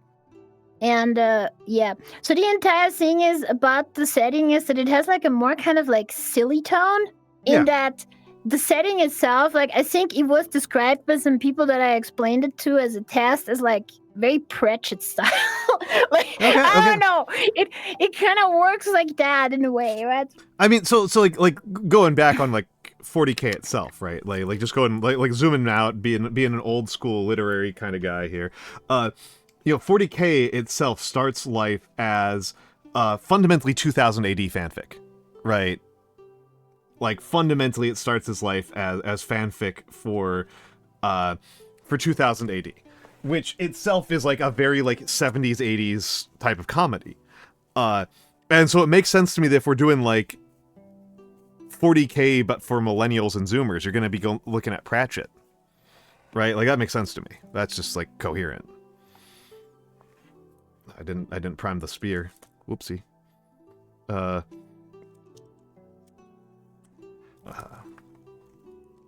So like yeah, that's like totally coherent to me. Like I feel like that's something that's like missing in 40K nowadays. Like I'm like old, right? I'm fucking old. So like to me, the idea that like anybody like 40K like when 40K gets serious, that's like just 40K like being bad. That's like unskillful execution of 40K's own premises to make 40K like a serious story about like serious cool hard men being cool and hard. They're supposed to be hard in like all sense of the word, including having like erections for each other. Like that's very important to 40K. Like the sexual the homoeroticism is like very important to 40K as a concept. But like that's not like daring or interesting in the 21st century. Like homoeroticism is just like just like a thing. I think it should be more important, right? Like in the thing. But like the problem with 40K is that it has this issue, right, where everything in the universe is extremely taken seriously, and then like outside of the universe, the outside voices that it's not silly enough. I want like a setting where it's like everybody in universe is taking this extremely seriously, but it's just silly as fuck. Like I think that's a good way to do things. Yeah. That's kind of like how it works, right? And it has this specific brand of silliness that I want to inject into it. So, for example, right? So there's a human empire in the setting too, right? Yeah. That's like fundamental to your start point, right? Yeah. So the start point is like there's a human empire, and it's called New Gaia, right? New Gaia, but it's written like in the fucking Dutch way of writing Gaia. Nice. So it's like Gija, right? New Gaia. Please tell me you also write new in the Dutch way. Nieuw. Like yes, actually. new. Yeah. Yes, actually, it's New Gaia. Yeah. So that's what it is. So it's like written like that, and so New Gaia is like this. Like there's a different backstory to this, and that pretty much stayed the same from my rewrite from 40K back when. So the story is no longer like about how Horus Heresy and all that stuff, because the Empire is different, right? Yeah. In this, and they're the up and coming Empire. No, they're not actually the Empire that is falling apart, right? they're like a weird kind of like parody of like the up and coming weird ass like kind of like politically dubious empire that goes on, right? And so the thing is, the story is basically this: back in the olden days, like very very long ago, there was Earth, and Earth was based on Earth. There was like people, and they actually learned many things. They like became perfect beings. They became like perfected humans, right? Yeah. And so the only way upwards for humanity was to become higher beings entirely through ascension, right? And so back then there was like colonies on Mars and like on some closer planets, and people were experimenting with this kind of ascension stuff, and then there was ascended people on Earth, right? It's like basically what we know. And at that point, some people on Mars that were like fucking alchemy pill their shit, right? Like there was basically Mars is like, you have to imagine them as like space aristocrats that like it's like they were like very hoity-toity people, right? And they were like, oh, darling, do you see the Earthlings experimenting with this ascension stuff that goes against my alchemy knowledge? Get my beating stick, right? Like so. And then they got the beating stick, and there was a civil war about this because the Martians and all their actual allied forces, they didn't believe in this. They thought that like through alchemy, they believed in the transformation of themselves to this degree, right? But they believed that there is something important about the human form, so to speak, and that shouldn't be infringed upon, and that you should use the powers and the technology only to shape the world around you and transform it completely into something that is like entirely like created in the human image. And so they were like the very Earth very dominionist. Okay, yeah. They don't care. Is alchemy the magic system? No. It's like it's just a kind of like idea, right? On like it's like philosophical, it's like real life alchemy, and so they are like, so the Martians are obviously kind of like what became of the Mechanicus, right? So the difference between the Martians and the Mechanicus is that the Martians don't believe in bodily augmentation. Yeah. And they can do stuff with their bodies though that you can't, because they're perfect humans. They have like some weird kind of like, they're immortal. They have like some weird kind of like powers to contort their body and like fourth dimensional ways or whatever the fuck, right? So you don't, it's entirely weird, right? And have you read Red Rising? This is giving big red. I have not actually. That's a good idea. I'll read that too. Okay, like I'll put that down. And so the Martians, they were ideologically opposed to this, so they fought Earth, right? They fought them at that time. There was like it wasn't a full all-out war, but there were like skirmishes happening and everything. And at that point, humanity made first contact with the first ever alien species that they had ever contacted. All right. They're known today as the Nil. So the Nil are what became of the Eldar, right? Basically. So the Nil are like weird-ass space dryad pan creatures, fairy fucks, right? that exist out there in space. Good for them, yeah. So the Nil are generally pretty bad people in general. They're like not actually really molded after like the elves concept. They're more like asshole fairies and stuff, right? And yeah. That's always like a fun dividing line in like how you handle like your fantasy, your inspiration from like folkloric elves. Yeah, it's like to what extent are these kind of Tolkien elves, and what extent are these like Celtic there is an elves? There is a elf species, so to speak. Oh yeah, there he is, the elf. Look at him, right? But yeah, the elf. Also, by the way, if you ever see that elf in real life, he actually is an elf in real life. It's crazy. It's crazy. He looks like an elf in real life. It's insane. I'm still blown away by my immediate emotional reaction on meeting Hal. Was like, I had this very brief moment of being like, I expected him to look more like his model, and then I thought about it for 2 seconds, and it's like, the only way he could look more like his model is if he dyed his hair green. Like, it's crazy. I actually saw him, and I was like, dude, you're an elf in real life? And he was like, yeah. I like the way that I like the way that he expresses it, which is that like he was like literally printed at a factory for creating guys who play war games at your local game store, and like there's two genders of men who are permanently playing war games at your local game store, and he's from the minority gender, right? Like he's there's two genders. Well, the other one is what, neckbeard? No, it's like big. It's circle and stick. Those are the two genders. Well, he's stick. Yeah, he's stick. That's the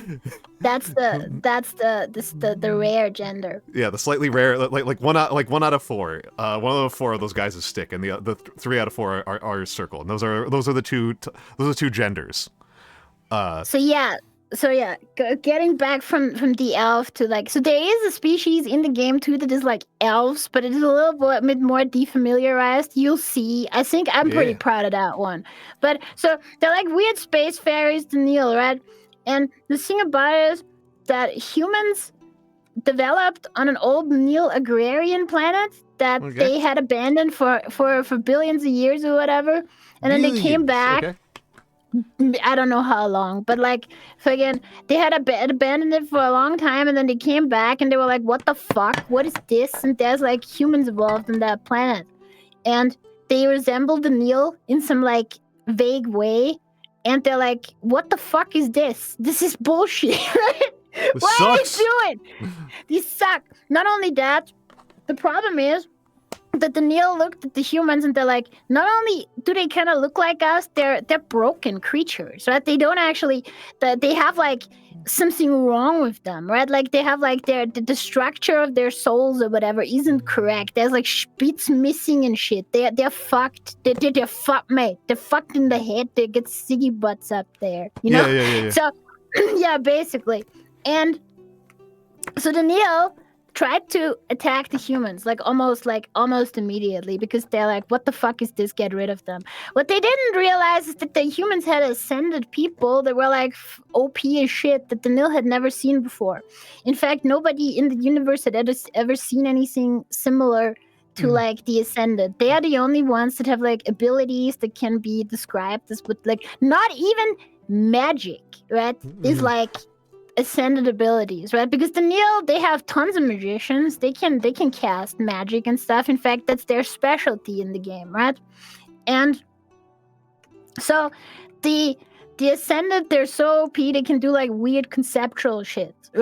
And they fought the Neil, and the Neil got their ass handed to them in such a terrible way that they're forever destroyed. They're a dead species. Nil can never actually, no new Nil can ever be born. There's no souls left to create, so to speak, for them. So they have to endlessly recycle their old souls in some weird, unnatural reincarnation cycle that is just bad for them in general because it degrades their souls over time, right? That's basically what's going on there. They're getting Manichaean here. What is that? Manichaeanism is an old school religion. It's This one's actually kind of like a fun little historical note. So Manichaeanism was this old Persian religion that developed in Persia. And it spent centuries being like this really broadly understood, really common religion in lots of countries. It spread all the way from like Morocco to China. It was present in all of those parts of the world simultaneously.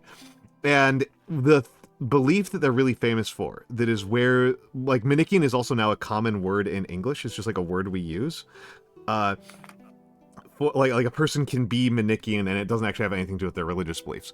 Manichaeans believed that souls and matter are made by different gods, and that the world that we live in is a result of the god of matter and the god of souls having a conflict, and we exist as part of that conflict, right? We are an output, and we are souls trapped inside of matter.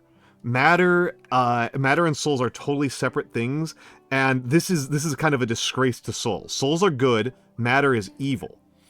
I mean, there's a lot of actual religions that take part of this. No. Like, there's a significant influence on Christianity here. It produces a lot of really interesting, even fucking Scientology ripped this shit off. It's a significantly older than Christianity religion. It's an old ass religion. it was completely genocided off of the planet in multiple separate genocides. Very famously, like a significant percent of Augustine is shitting on Manichaeans. Augustine was like a Manichaean as a youth, and then like he converted away to that to Catholicism, and he's like, the Manichaeans are like the worst people on the planet. And the big belief that he hated, that like really pissed off Augustine, was that because like a human is made by trapping a soul, an immortal soul, inside a physical body. Like, you reach up into heaven and you grab a soul and you pull it into a disgusting flesh body. Mm-hmm. So it's an evil act. So it's disgusting, dude. So therefore, have you seen those creatures? Therefore, having sex for reproductive purposes is evil, but having sex for fun is fine. Based. Yeah, I know, right? I know, right? I know, right? I think it's pretty cool. I think it's pretty cool. Also, this leads to them being vegetarian because animals have more. Because like a soul is not like a purely unitary thing. It's kind of like a made of soul matter thing. And NB Trash Goblins, thank you for the follow. And the so the Manichaean approach to this is like vegetables have less soul in them than animals, so therefore you should not eat animals. That's actually pretty interesting because there's like some other stuff about like what the Nil in this setting are very much like a philosophical religious faction, and they have like they're sub, like every single faction except one has sub factions, and their sub factions are mostly about ideology, right, and religious. I thought you were going to say something that I thought would be really fun, which would be like there are like human converts to the Nil philosophy as like a subgroup. There is something like that, but I'll explain that later if we want to get to that. But I don't know how much you want me to rant about this shit. So like, I don't know. I am mostly. I mean, I am here to vibe with my friend. And hello, Scaldy. Welcome in. So yeah. Yeah. To answer to Alalinga. The Manichaeans got they got genocided by the Catholics by like 200, 300 CE. And then they got genocided in a separate genocide by the Muslims in like the 600s, 700s. And then they got genocided by the Ming Dynasty in the 1600s. Oh my god! Yeah. They ceased to exist. They were in China for like another 1,000 years after they got wiped out in Persia. Yeah. That's pretty crazy, bro. It's pretty crazy. Yeah, three separate like global genocides that were ultimately successful at stamping out a philosophy that used to cover like the entire old world. All right. Yeah, so apparently the Manichaean shit came out in that, I guess. Yeah. So yeah, the story of the setting is then that the Neo got their ass handed to them, right? So meanwhile, the civil war was going on with the Martians, right? And somewhere at that point is where the human actual records just cease, right? There are no human records anymore. Nobody knows what happened at this point. There's a long, dark history chapter, so to speak, that nobody knows about. And now we're back, and there's like basically the only ancient humans that still exist are the Martians. They're still here. And Earth and the rest of the entire solar system is fucking gone. They just disappeared. Nobody knows what actually happened to them, except maybe the Martians, but they keep their mouths shut. Right? And maybe the Neo know about it, but they don't talk about it either.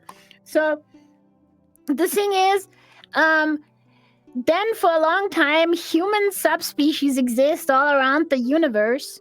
And then there is like this entire thing where the new Gaian Empire forms, where they want to recapture the glory of old Earth, right? And the thing about this is that there's this weird-ass effect that humans have in this setting that sets them apart from basically any other species, right? Humans basically have their own personal force field in this setting, right? It can't be explained by any contemporary science. The only ones that can explain it are the Martians, because they know how it works, but the explanation is complete technobabble that helps nobody, right? They're the only ones that are not impressed by this shit. Because the Martians understand that this is some kind of ascended ability, right? That is like some leftover from like old Earth stuff that happened there, right? All right. And the humans, they have like this weird ass force field, and they don't know how it works either. But they actually pretend that they do, and everybody has their weird pseudoscientific explanation for it. Like, it is the light of humanity's progress driving us forward. It is destiny manifest itself that brings. It is the power of great liberty and the birthright of humanity. It's like all kinds of weird ass. Good for them. Good for them. Yeah, it's basically all kind of weird ass and we're stuff short. that they do there. We got smushed. We smushed the snake. Yes, I get flattened. The snake. It's a classic snake behavior. The flattening. The snake is, as they say, always oppressed. Snakes are known to, in response to danger, flatten out. It's a very common ability. Very common. It's very common. Rejoice. The ads have abated. Yeah, we didn't even take You do have the secret. So the secret disappearance is like the main contentious topic in the setting where so new Gaia that exists now is like most people believe it was the alien. The alien destroyed Earth with their stupid ass space magic. Oh, the sock didn't. It didn't work. Sock didn't fire correctly. I just got small. Sock didn't fire properly. Let me do it in manual. Semi-manual. Manuel. Semi-manual. Why didn't that work? Okay, I think I actually do know why that didn't work, but I'm gonna test it again now. Let's there we go. Don't worry, I shall entertain chat. We're good. It was the pop-up window for you joining the collab was blocking the redeem from firing. Oh my god. It's so specific. So yeah, so the thing about appearance of Earth is that basically most people blame the nil. They say the aliens did this with their weird ass space magic somehow. Some people believe it was the Ascended themselves that did this. It's like some very fringe opinion. And then there are some people that say that it was the Martians who used the actual opportunity to use some of their fucked up contraptions that they had. There's a reason why they don't open the vaults of the planet to this day, because then everybody would know that they're the traitors to humanity, in fact. Right? So there's a lot of people, they blaming each other. And then there's yet another actual, like, that's like the fucking real conspiracy theorists that talk about it was the birds, bro. It was the birds. Birds the word. This is like a general. That's a general thing in this setting. Most actual like human societies and pre-human societies, so even the nil, have some kind of weird sayings about birds being like a bad thing, or like reports of birds existing like during times of calamity, or like bird-like creatures, right? So we will circle back to that later, birds. I guess. All right. The bird's the word, right? So the thing here is that basically that's like the crux of the setting. Earth was obliterated, and now humanity has to be super space fascists as a result. It's important to do that, you know? Sometimes when your planet gets obliterated, you just have to be a space fascist, right? So that's like how it works. So humans have 3 different subfactions and 1 specific subfactions that can actually be allied to the others, and that's New Gaia. Most factions in the game are human factions of some kind, but some of them are actually aliens, okay? But most of them are humans of some kind. So the thing about humans is they cannot cast magic, at least like in standard humans that you see, they cannot cast magic. They have this weird kind of like AT personal force field, right? AT field. Yeah, the AT field. Yeah. I wasn't gonna say it. I was gonna say it at some point, but you keep talking. But yeah, you've got the AT field. They have the AT field, and so that's why they're like generalists. They're pretty tough because they have the force field. So they're like the entrance faction. They have access to most stuff, right? And they have they have like 2 factions are developed. One of them isn't developed yet, and the 2 factions that are developed is the brothers and the sisters, which is like their kind of weird semi-religious faction. But they don't really have religion in the. They have more like a weird kind of like Chinese state religion thing going on there. That is like very symbolic. It's like a thing so about like how they believe that there is like so the act of smithing and forging is very important to them. They believe it's like symbolic of what humanity does best, so to speak. And Good for them. I like so that. they I like have that. the Brazen Brothers and the Sisters of Flame, right? Are the factions there. We got They some have gender also going on. Yeah. Yes, they have also access to like a unit called Holy Beasts, so they can bring in like genetically engineered beasts and creatures that they believe existed on Earth, because they don't know if Earth was a fantasy world or not. they think like unicorns are just like a unicorns. Thing. In fact, is the Brazen Brothers' specialty. The Brazen Brothers have unicorns, and the Sisters of Flame have dragons, right? And there's different other things like as well, but those are the main ones, like the main ones.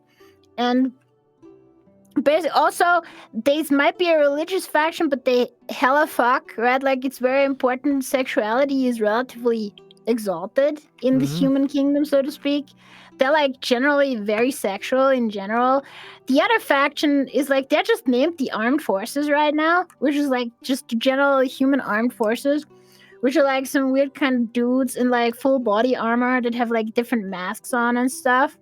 And, they're like very rank and file, except for the leader units, which are called irregulars, right? Like, because it's a nice word.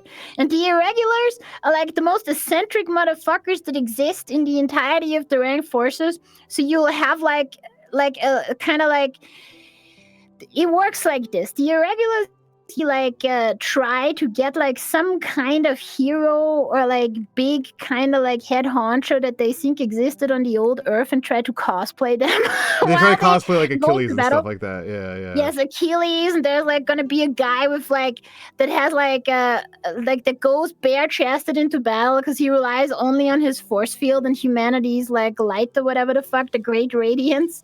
Because he read about berserkers or something like that. Yeah, he goes like with the oiled up upper body into battle, and this is like very, very encouraged. So you will see like tanks and stuff that they have. The tanker groups, they will have like paintings and like murals of their platoon leaders in compromising positions on the side of the tanks. Yeah, I'm into this.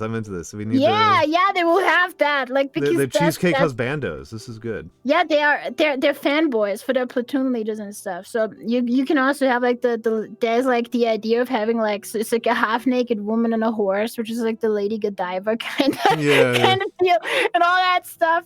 Right? They're just like the irregulars. They're irregular in more than one way, so to speak. Right? So that's basically the human forces and the armed forces. So human New Gaia is actually like, most of them are weird human subspecies, but all of the human subspecies are in one way or another the ones that are fetishized, right? So you have like dwarfs that are like muscle bound, kind of like stocky build creatures, and you have like the like elf kind of humans, like they're like more like lanky, like tall kind of humans, and basically all that stuff, like Oni and stuff. You can get all this, right? So that's basically what that is. All right. Then they also have the giants of the myriad paths or whatever they're called. They're like the Space Marine stand-in, which are like some weird kind of like misshapen creatures that get produced most of the time when they try to re-engineer the path to ascendance, which there's not much of them left as a person, but they actually exist. As like enforcers of humanity, right? They just get like stuffed in tank armor that gets permanently sealed, and they just get them sent out to do the bidding of humanity, right? It's pretty rip, but it is kind of like a sacrifice that they take willingly in a weird way. I mean, I've played Trench Crusade. There's also the Nephilim then, which is like the successes, so to speak, of their weird path to ascension, because the path to ascension kind of like has some alchemical influence.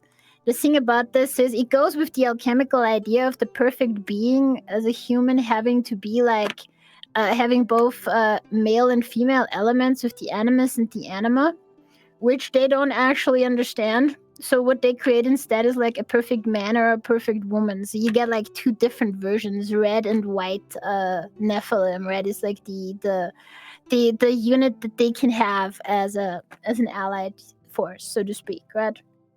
So you cannot, that's not a full army, the giants, right? They're just like something, you can have like one detachment of them or whatever is the idea. Because I thought that would be pretty good. I don't know. I just thought it would be better. And that's basically kind of like the humans. The important thing about them is I wanted them to be sillier.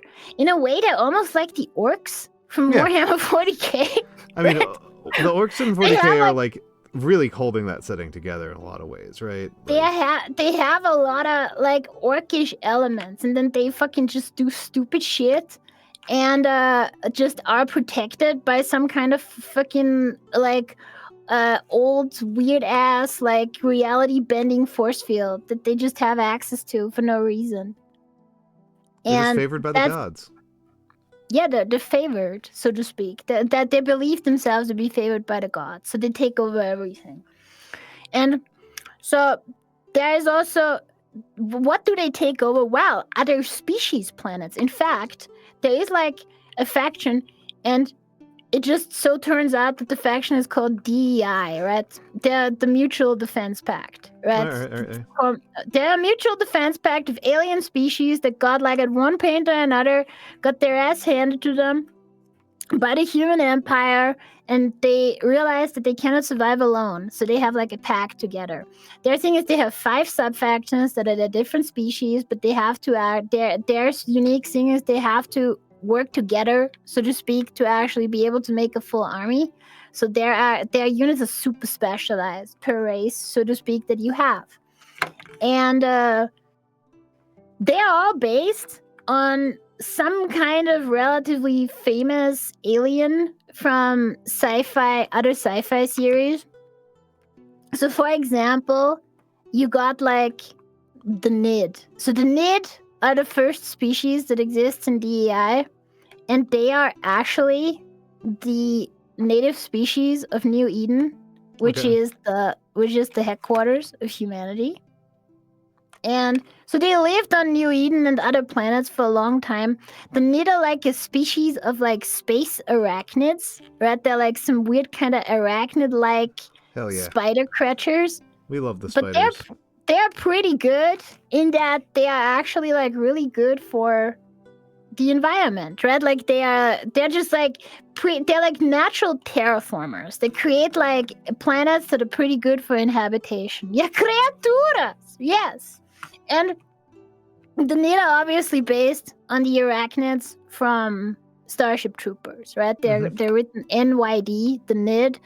And the thing about this is New Eden was first colonized by humans for its like good properties. And in the beginning, the Nid and them like coexisted for a while, and they had trade agreements and everything. But then the humans were really struggling to like get their foothold in the new world for a while. And they had like terraforming efforts that the Nids were against, and then the terraforming efforts failed, and then everybody was blaming the Nid. They were saying sabotage and all this kind of shit was happening, and they accused them of like sacrificing human children in their rituals, right? Like all that kind of shit. Yeah. And so the Nid are like, I didn't mention this, but the Nid are like freaking magic space spiders, so they can cast magic which humans can't do. So they're fucking like scary already, automatically off the gate. They use like transmutation magic and all this kind of stuff, and they're like, did you hear that they have to sacrifice 8 human infants per 1 metric ton of output material? That's crazy, bro. And so I guess all kinds of propaganda against them until they finally like decided to exterminate the Nids from the world. and from all the other planets that they ever conquered, they're basically their favorite enemy. So the Nid are like pretty rare by now, which is biting them in the ass, like kinda, because they're also really good for them. They would like the humans would do well to actually keep them around because they're really good at terraforming planets and like keeping the biosphere healthy, so to speak. But you did not make these to be smart humans, so they're not the smartest. They're not very effective, you know? That's like more like a realistic take of how humans would do this, I feel. But I mean, this is the way that we always do sci-fi, right? Is like you know, the place that humans have in Star Trek is very much based on like how Roddenberry conceptualized what he thinks humans are like exceptional for, right? Like, what does Roddenberry think that humans like is fundamental about humans? It's like being really adventurous. That's what Roddenberry thinks. Is like humans are adventurous, whereas like 40K thinks like humans are fundamentally like stupid. And this is how it always works. You know, Mass Effect is extremely American. Right, it's extremely an American, even more possibly so than Star Trek. It's like what is exceptional about humans is like they're like the newcomers that are like coming to they're like they're young but scrappy and like aggressive and experimental and they need unconventional even. They get things done in ways that you don't expect. Yeah, they get things done in new novel ways and like they're good turbo cops. But yeah, so that's like, so the Nid are the actual elves of the setting. So just that I mentioned earlier, they're basically space magical spider creatures, but they're like, they take the narrative role that elves would take in a setting usually. So the Nid are the favorite enemies of humanity. Like basically whenever kind of like some kind of alien is pictured that needs to be stamped out in propaganda or whatever, it's usually a Nid. Like that's like what they because I wanted to make like a weird kind of like thing going on there where so the Nid are weird spiders, but they're spiders and unhuman like, but still pretty aesthetically pleasing. Like Nid morphs that have like wings, have really pretty kind of patterns on their wings and all this kind of stuff. But at the same time, they're spooter. So that's kind of like, because usually when a setting makes like weird kind of like, you know, almost hive mind, like insectoid creatures, they usually make them ugly on purpose, right? Because that's part of the message, right? That's part of the, it's easier to dehumanize them then, or like easier to just like, in this case, like what does dehumanize mean, right? Because we're dealing with aliens, but like, of course there would be some other terminology, right? Like unperson them, so to speak, because they're ugly. But I specifically wanted to make them to be like not ugly, but spiders. That's kind of like the idea there. So the Nid, they're also called Gigamorphs in the thing because why not? Why not? So they're like based obviously on Starship Troopers, the arachnids, and all the things that were inspired by them. They're so aesthetically attractive spiders. We can see that Nagi's, if Nagi manages to turn this into a product line, she's thinking about some market demographics here. Oh, there's gonna be some good shit, dude. Like, also they're based on halfway on xenomorphs, and you know that like part of H.R. Geiger's thing was that the alien needs to be hot. He is like on record to having suggested to make the alien for the Alien movie more hot, and they said no, please. It's too hot. And hello, Axel. But yeah, that's the thing. So that's the first. So the second one is the coral. The coral. They're that's one of them where the name basically barely changed. The coral are based on the coral, which are, if you've ever seen them, the coral have inspired other things. Like if you've ever played Final Fantasy, the cats are probably called Curl. That's because of that. Oh. And the actual what else? Displacer beasts from D&D are based on the Curl, which are a alien species from a classic sci-fi novel called Black Destroyer. So they're like genetically engineered space alien cats that have tentacles coming out of their back. Okay, so that's what they look like.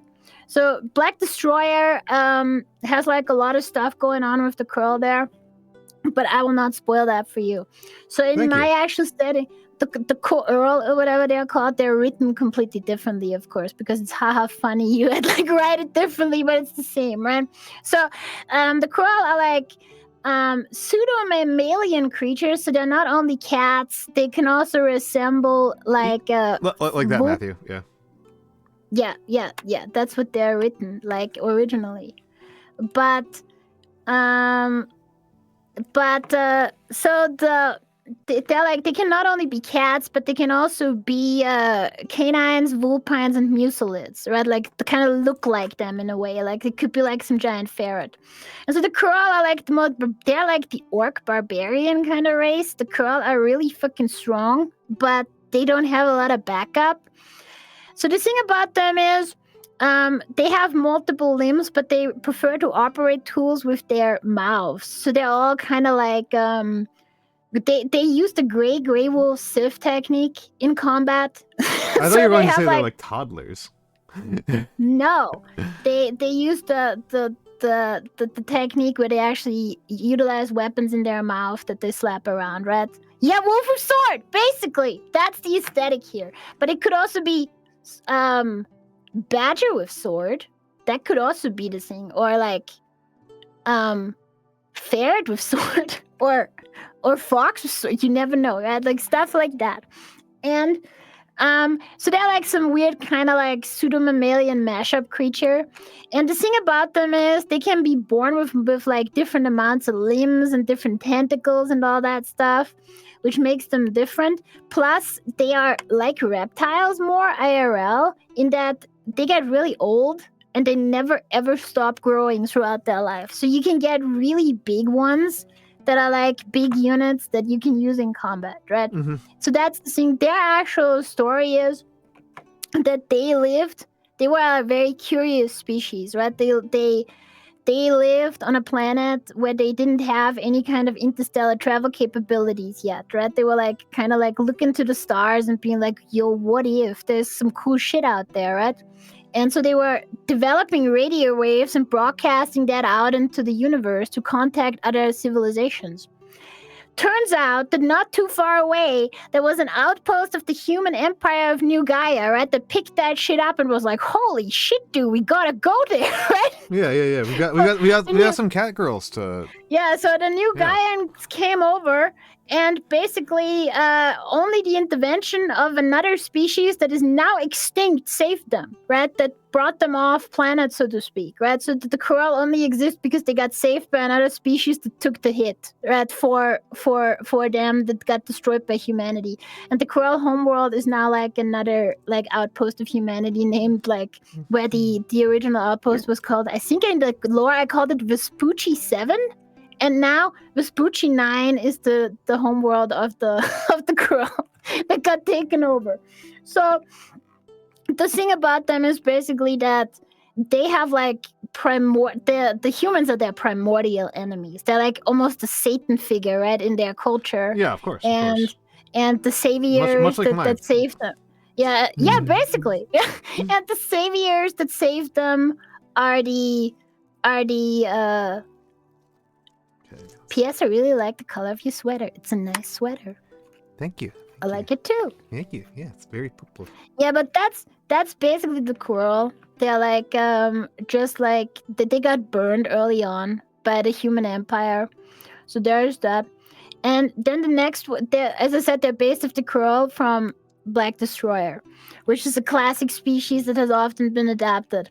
So the next one is the Hedron. So the Hedron are a weird species that is like floating blocks of fucking rock and soil. Good.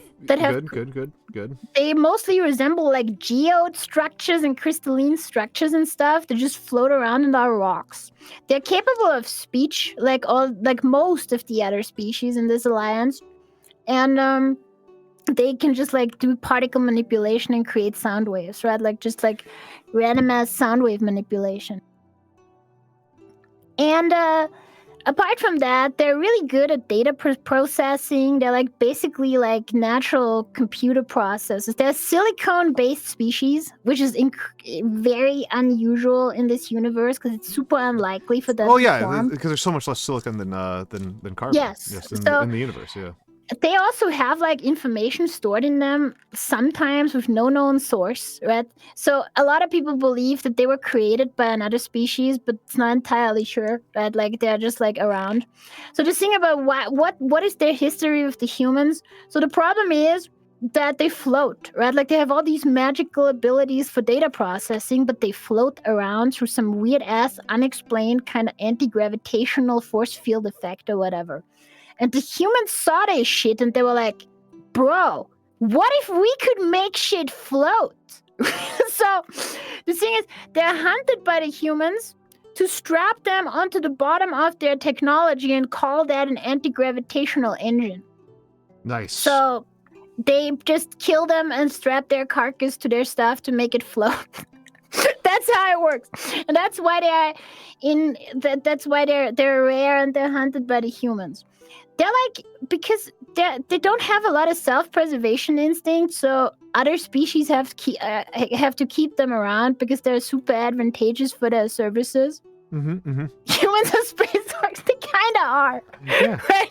Well, I mean, like you telling me about that makes me think about like how like we nearly destroyed like birds as a concept by making hats out of them for like a century. Like fancy ladies' hats. Like we're just like an environmental devastation to the entire concept of birds. Dude, bird feathers is like the number one thing people put on their hats. That's not even women only. That's like true. In Europe we have like men's headwear that has feathers, right? So it's that's true. But yeah, so like that's why they're basically kept around by other species because they're super useful. And that's why they're like they're mostly support, right? And can only really do mid-range anything in the game, but they're mostly support in the game. They're based on the monoliths from A Space Odyssey, right? Good. So that's them. Then you have like this is gonna be one that like I know people have a love for this specific reference. I don't know why. So the Uldra are the next one of the species in this, and the Uldra are a species. They are a holobiont species, which is something. They're a species that is made of more than one organism, so to speak. It's what's called a holobiont, and so they are a fusion of a priorly human subspecies that from a really, really early colony ship that was sent out before New Eden was even established, right? Okay. And so one part of this is a human subspecies, and the other one is like an ex-parasite species that existed on the world that they were actually colonizing. And in the beginning, they had like an antagonistic relationship, but they developed together in isolation for so long that these humans are the only possible host for that parasite now. So the thing about this is that they're actually living together and they have more of a symbiotic relationship. And the weird thing is that this specific parasite, strangely enough, exactly fits into that fucking gaping hole in the soul of a human, right? That Neil described earlier on. The parasite can just fix the human, so to speak. And they create a whole species together, right? That's what's going on there. And at some point, the humans there that were descendant of old Earth, they also kind of, because of this, lost that weird kind of force field effect. So, and when they got rediscovered by the established New Gaia, they were like, okay, guys, that's cool. You can now come with us, right? And they were like, nah, bro, we're not humans. Like some people in their society, they accept that this is like, there's like an ancestral link or whatever. But they're like, no, we don't accept that. That's bullshit, right? We don't care about that no more. And obviously that's the worst thing you can ever do, right? Like rejecting humanity's glorious birthright, right? Like instantly enemy number one, right? Like instant. So the Ultra, they're obviously, if you think about it for 1 second, they're based on the Goa'uld. I was thinking more about the from Deep Space Nine, whatever Jadzia was. The yeah, but their The name Goa'uld are is great. is this the Okay, I see it. and Yeah. Goa'uld? Yeah, They're Ultra, Tok'ra, Goa'uld. yeah. That's how they work. I should rewatch Stargate. Yeah, but they're like the Star Trek parasites, and the final one is the Lek. The Lek is like a species of weird kind of space single-celled organism creatures that used to be one of the most powerful conquering forces in the known universe. They were like great warriors of their own. They had like an empire and everything. Hold on a second. Gotta give a shout out to Mabel. Mabel. I love Mabel. I love capable Mabel. People should love Mabel. Mabel. Very powerful. Mabel's a very powerful otter. She's very sweet. Hello Kitty Island Adventure, an excellent choice. But welcome in, Mabel. One day I will be powerful enough to play that too. One day. Finally something good came out of South Park. You're on a call? Okay. Don't absolutely. I love you too, Mabel. All right, enjoy your call. Nagi is just info dumping about a sci-fi I'm setting. info dumping about. Maybe chat can like help me, right? They can give me feedback and input, right? That's what I'm hoping. Right. So what was I saying? Yes. So they had like the weird single cell boys. They had like their own empire. They were like great conquerors and warriors. Until they crossed paths with humans, and the humans like actually fucking kicked their asses. And after that, their warrior culture never would be the same ever again. They were like defeated, and then for a while they were like living in isolation, where they just were trying to lick their wounds and dodging the actual path of the expansion of the human empire. And they realized that even though they can't fight back, so they were like, you know what? The enemy of the enemy is my friend, right? And so they think that together with the other, they can reclaim their honor by defeating them. They're also known for like being the only species in this entire fucking conundrum that doesn't usually communicate verbally. Which is weird because there's like rocks and shit in this, but that's how it is. They're known to have like input to speech devices, but they don't really care about communication much. So they have like 2 or 3 standard voices they use, and they favor very short and distinct exclamations in their communication style, right? They're based on the Dalek. Okay. The fucking Daleks. From Doctor Who, right? Like the fucking Daleks. They have like Dalek core. They have like Dalek core technology, basically, like that they go around in, right? So that's that faction. That's like the Elamaus, right? There's also the exterminate. Yeah, that's the thing that's how they communicate, right? Exterminate. Like that's what they do. And as you said, they communicate with LMAO. LMAO, exterminate. LMAO. Yeah, LMAO. Okay, I don't know what I'm doing with this guy, but I do know that I got to get these bones. Is Endless Legends what is Endless Legends? I don't know what Endless Legends is a really good fantasy 4X strategy. What is 4X? Like Civilization, like Civ. I see. Civ is like the big canonical one. And the Endless series is by a French developer. And they're... You mean Endless Space? Endless Space is the sci-fi one. Endless Legends is the fantasy one by the same company. Yeah, I understand. I should check that out too. They're making Endless Legend 2. It was just announced. So I expect it'll be really fucking good, because Endless Space 1 was pretty good, and then Endless Space 2 was insanely good. And so Endless Legend 1 started off from a standpoint of being pretty good in the first place, so I expect Endless Legend 2 is going to be insanely good when that finally comes out. Yeah. As you can probably tell, the DEI faction, like weirdly enough, it's DEI as an acronym. That's gonna piss some people off. But the thing about it is, so that faction is like, it's the Tau, right? It's what came of the Tau. Like, I think that the biggest problem that Warhammer 40k has with the Tau faction is that they're not they're featuring the Tau too much when they're actually supposed to be like, oh, they have all these allies and stuff, right? When in this actual universe, the Nil are more like that because they have accords, right? They're like fairies. They have accords, like the ancient accords that they have with their allies. But they're not like usually the focus, right?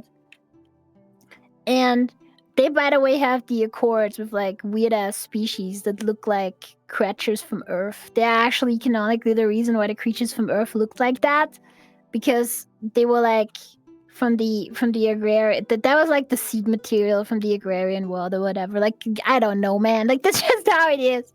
But so I thought that was a problem always with that faction, that they focus too much on the Tau and they're not even that cool. So that has to do with like a fundamental weakness, I would say, of 40k as like a conceit, right? Is that like 40k starts out, right? It starts out from this point of view of being like this really harsh critique of Margaret Thatcher. Yeah, is like where it really starts out, and then there's a bunch of people who look at this really harsh critique of like the Thatcher Reagan era of politics, and they're like, actually, like, what if it was based? What if this was actually really based? Like, what if the destruction of Western civilization, but like like not in a way that like makes anybody else richer, but just like destroying like good things because we're children, was actually based and cool. And so like that's kind of the start point of like a lot of that. To me, that is like the original sin of a lot of like 40k ass problems, which are also problems. Again, I keep on trying to remind people again and again. 40k is very heavily built in 2000 AD, and that's a problem that 2000 AD has as well. They're like there's a bunch of writers for stuff like 2000 AD that were like, what if Judge Dredd is actually cool? That's so weird, dude. That's so weird to me. I understand. I mean, the thing is like, if you are like really convinced that all the problems in the world are just caused by like men not being macho and violent enough, there's just like no bottom to what you'll fall for. That's the thing. Like, there's like until you die, you will never have to actually like critically evaluate your thought processes. You will be able to get to the point where like you crash your car straight into a cliff with your foot pressed into the throttle, acting like it's a Wile E. Coyote ass tunnel. You'll be able to get to that point in your life without like ever having a real thought, because we've set up the universe this way. And this is kind of what I view as like, this is where the Tau flaw comes in, is that like if you have this viewpoint, then like the part where the Tau are actually an alliance of multiple species that have a vested communal interest in each other's survival is bullshit. That's all a lie. That is not something that is like an actual alternative viewpoint in the world. That is actually just another form of ethno-nationalism with cope on top of it. Exactly, yeah, but that's why the Tau are created. But like the fucking problem is that the Tau are not even an effective communist parody. They're bullshit. It's exactly that's what I'm getting at. Like, that's what the whole thing falls apart because they're cowards. Because they're fucking cowards. They're cowards that are like unwilling to actually critique the enemies that are in front of them. They just have to believe that those enemies aren't real. It's but so I thought that it was cooler to actually do something where there isn't the central focus on one of the creatures, and it's more like you gotta mix them through, right? Yeah, I think that's pretty cool to have like a detachment rule set where like you literally cannot have an army made of one unit type. Right, yeah, that's basically how they work, right? Like the system that this game uses is fairly unique. I mostly made this project because I had a really good idea for a rule set for a game. So like they work pretty well with this because they support each other pretty good within the game rules. And I thought I needed a faction like this because otherwise I'm not using the design space to its full effect, so to speak. Yeah, hell yeah. I support. Yeah, so that's the one thing. Then there's another. The next faction is the Drag Nations. So the Drag Nations don't have a lot of development behind them. So I can just only, right now, so I can only explain the basic concept, okay? So the Drag Nations are a nation of creatures that look suspiciously like humans. Okay. They're like, however, instead of them being like cool ass fetishized like sexy humanoids subspecies, they're like goblins, but terribly ugly goblins, not sexy short stack goblins. No, they're like the ugly ones, right? Or like freaking weird ass I was honestly kind of the- I was honestly kind of hoping you were going to say that they like you're just going to make the models based off of like the schlubbiest guys that you personally know, like have like Yes. me and some Yeah, other people submit our bodies basically. for scanning, and you just have like it's just like a faction of guys who just look normal. Basically they're like weird ass creatures that are like they have like their own nations. They're super numerous. There's more of them like than like there's humans. They're like one of the biggest forces in the universe. So the thing about them is that basically New Gaia denies that these people are human, but they are. They're just not humans that are descended from Earth, right? They're descended from other colonies that existed. They're the humans that don't benefit from the great radiance, right? But like in every text that is written by the New Gaian Empire, they're always treated like some mystery. There's like various pseudoscientific explanations for how they can exist and look like humans. And they're just like, it's like completely denied that this is like a part of the human species whatsoever. However, they're mostly just vibing. They're like having a pretty good time. And just doing their own thing because they're so numerous and actually have like quite the dude faction. Yeah. So I will not say that much about them yet because they're not really that developed as of now. But that's basically that faction that exists there. So they're like kind of like they're based culturally on like weird peasant shit from all over the world, like basically lower class stuff from all over the world unite in a way, right? So basically what I did, they're obviously the replacement for the orcs from Warhammer 40k, and I thought the orcs are based on British peasants, right? So why not have a faction that is just like unipeasants, final peasants, complete and utter peasants, like, you know. It's like that's what that is about, right? I should not have But attached we'll this see. motherfucker to the base. I also want them to have like an extremely active sports culture that is taken way too seriously to the point where like fighters in war are actually at the same time athletes in sports. Right? It's been done. It's been done. The Pat Tillman. It's been done. Really? I mean, yeah. No, there was actually. Oh no, Pat Tillman's like a really fascinating figure in American history. Have you ever heard of this guy? No. So Pat Tillman was an American football player who volunteered to join the U.S. military during the early global war on terror, and like he kind of quickly got really disillusioned. He was like, we're just kind of in Afghanistan killing random Afghan peasants. Like, what the fuck is this? This is fucking stupid. And he dies under extremely mysterious circumstances that none of his squad ever comes forward about, and it's like it's extremely likely. Like this is like a low-level conspiracy theory that he got murked. That they murked him, yeah. Very low-level conspiracy theory that this guy got murked by his own unit. Because he was like an American hero before he became a soldier, and then like he becomes a soldier and he's like, this is stupid, and then it's like, no, we can't have this. But the idea is more like that, like they're structured like soccer firms from like British soccer firms and stuff, and like all that kind of thing. Like it's just like their culture is they have a very hedonistic kind of outlook, right? Good. Like that's what they're doing. They're just vibing, so to speak. I don't know exactly what the sub-factions are gonna be yet, because they're like probably the least developed faction right now. Okay, so the problem here is that you don't know a lot about sports.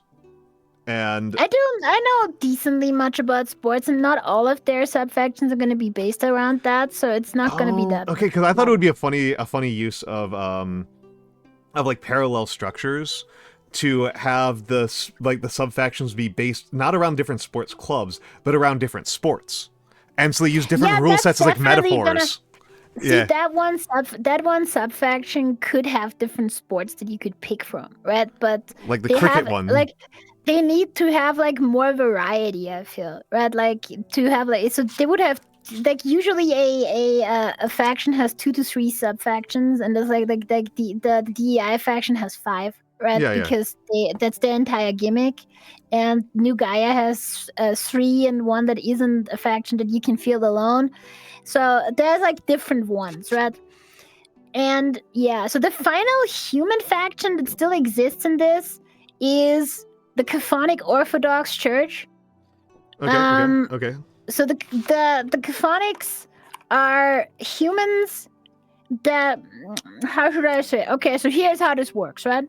So in New Gaia, right, people, they, like, it is like the path to ascension and all this kind of stuff, right? Like talking about like old Earth and being like, oh my God, look, Earth was real. There's Mars right there. Like there's ancient humans right now on Mars. But by the way, obviously the Martians are also a faction, right? So that's also one that exists, right? Mm-hmm. So they have this alliance with Mars where none of them are happy with the alliance, but the Martians need protection and New Gaia needs Mars to exist. Otherwise, some heretic might believe that Earth never existed in the first place, right? So it's very important. And however, when the government wants you to believe a certain thing, there is always a subset of the population that's going to be like, when the government say that I should do this, what you should do is the exact opposite. Yeah, of course. You should always consider the exact opposite. As a deeply contrarian man, I understand. Yeah, it's very important. I'm myself, as a kid, I was suffering from a severe case of oppositional defiant disorder, so I know of all of this stuff. Operational defiant disorder is so fucking funny, by the way. It's just like your kid has just shitty asshole syndrome. Like, it's just like seriously. I have not fully outgrown it, but so the thing about this is they are like some weird kind of religious faction, right? Like they're like, because the religious faction from New Gaia, they're not really like religious. They're more like some weird kind of like state religion kind of thing going on. They believe that what Gaia is preaching is bullshit. Ascending to higher actual planes, that's not what they should do. What you should really strive for is to go deeper. I like it, yeah. So they are all about like weird base human like stuff, right? So they have like this kind of like they are the only human faction that can cast magic, or what they call magic, right? And the Nil are horrified by this stuff because it's basically some kind of weird fucking mutant, 3-headed, disgusting magic that the humans have concocted that they shouldn't be able to do. Nice. So, good for them. Yeah. Like, it's like that's the faction where you get your space demons, basically. So the first sub-faction of the actual the Orthodox Caphonics is the Church of Pig Iron, right? It's like the first actual faction. They're more like the cultist faction, so they have all kinds of weird cultists going on. They're kind of like Cenobite pilled in a way, where they're like the hurt me more faction, so to speak. I am a sinner, hurt me more, right? Or like all that kind of stuff that goes on there. But they're not portrayed in the way that like a lot of this kind of weird sadomasochism stuff is shown there, where they are actually like sadists. They're mostly masochistic, right? They do this, they fight you because it is their penance, so to speak. Yeah. I mean, it's an important theming. I mean, like Trench Crusade does it a little bit with the Pilgrims. They could do it more, but yeah, like I think this is good theming. But basically, the thing is, they're Abrahamic religion themed, so they're as much Islamic themed as like Christianity, and like even some Gnostic bullshit is going on with them, right? Mm-hmm. So they are the grim dark faction. So like the more stern and dour kind of people, that's the Nil, right? They're like really fucking like dour space elves, because like they have like one of their factions is just the exterminationist faction, where they're like all they care about is humans must die, right? Is what the Nil have. They have this one faction that are like kind of like the Dark Eldar left over from Warhammer, where they care about nothing but vengeance, right? They want humans exterminated for what they have done to them. Meanwhile, they have another faction that is like, we have strayed from our path, and what they should really have done is, this was a test. We didn't recognize the humans as like fucked up and denatured Neil, and we should have healed them. We shouldn't have tried to destroy them, and this is our fate now, because they failed to hold up to their beliefs, because they believe in some kind of form of divinity in every person, so to speak. It's like some kind of strange it's some kind of just Shinto Quakerist beliefs almost. Like, I don't know like what's going on there with them. But that's like some of the different factions that exist with them. So that faction has like the stolen children kind of troops, where they actually abduct humans that they think they can fix, right? That's what's going on with them there. But the Catonic Church is more like, they're the Grimdark faction. They have 3 sub-factions. Only 2 of them are developed right now, which is, first of all, the Church, the Pig Iron Church. And then the other... Have you played War Machine? Yes. In fact, she has the rule extremely. system, the rules... I came up with the rule system as an extension of how War Machine works. It doesn't really work like War Machine anymore, but it's like based on War Machine and Hordes, right? It's like a dice manipulation system where you have a giant dice pool and you manipulate the results on the dice, and then you can use them as currency. It's like kind of like that. And you activate units in a similar way that Warjacks were controlled, but that's just how it works, right? So they're the Grimdark faction. The one is the Church with the cultists, and I mean the third one might be the Reliquary, but I'm not super sure about that yet. And the second one is the Descendant. Right, so this is like a very strange faction. It's their main attraction. So the Descendant is, like as the name says, the opposite of the Ascended, right? Which is like one guy that is possessed by fucking billions of demons that manifest around him, right? So you actually have one leader unit that manifests 6 billion demons. Manifests demons, right?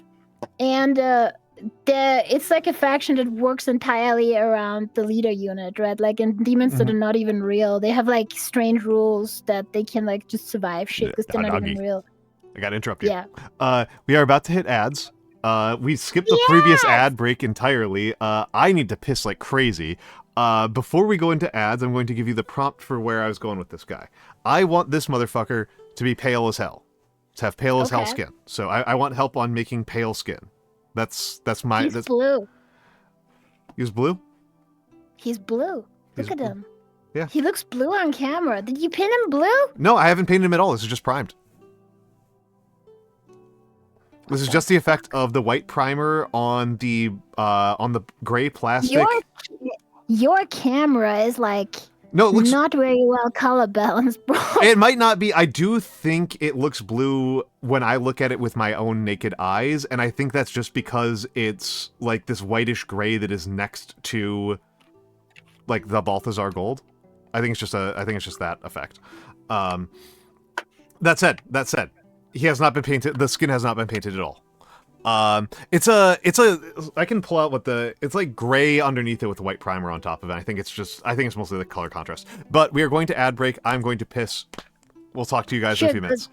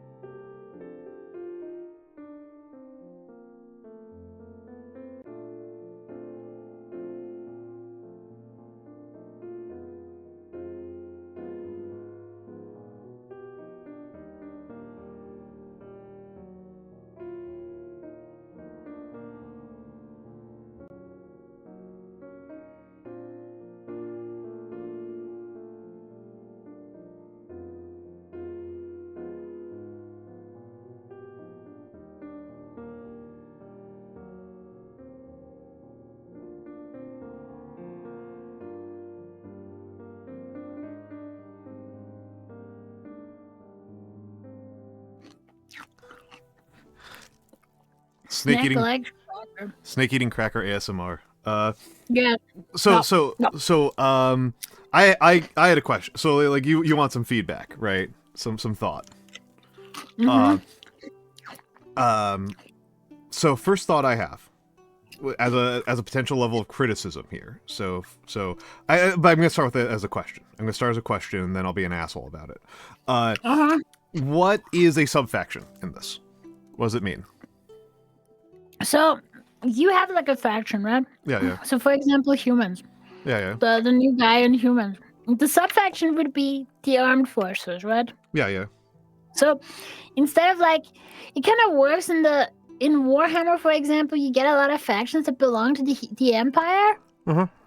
So like that would be like the Empire would be like the faction, and the subfaction would be all the stuff in the Empire, right? Okay. So a faction in this is a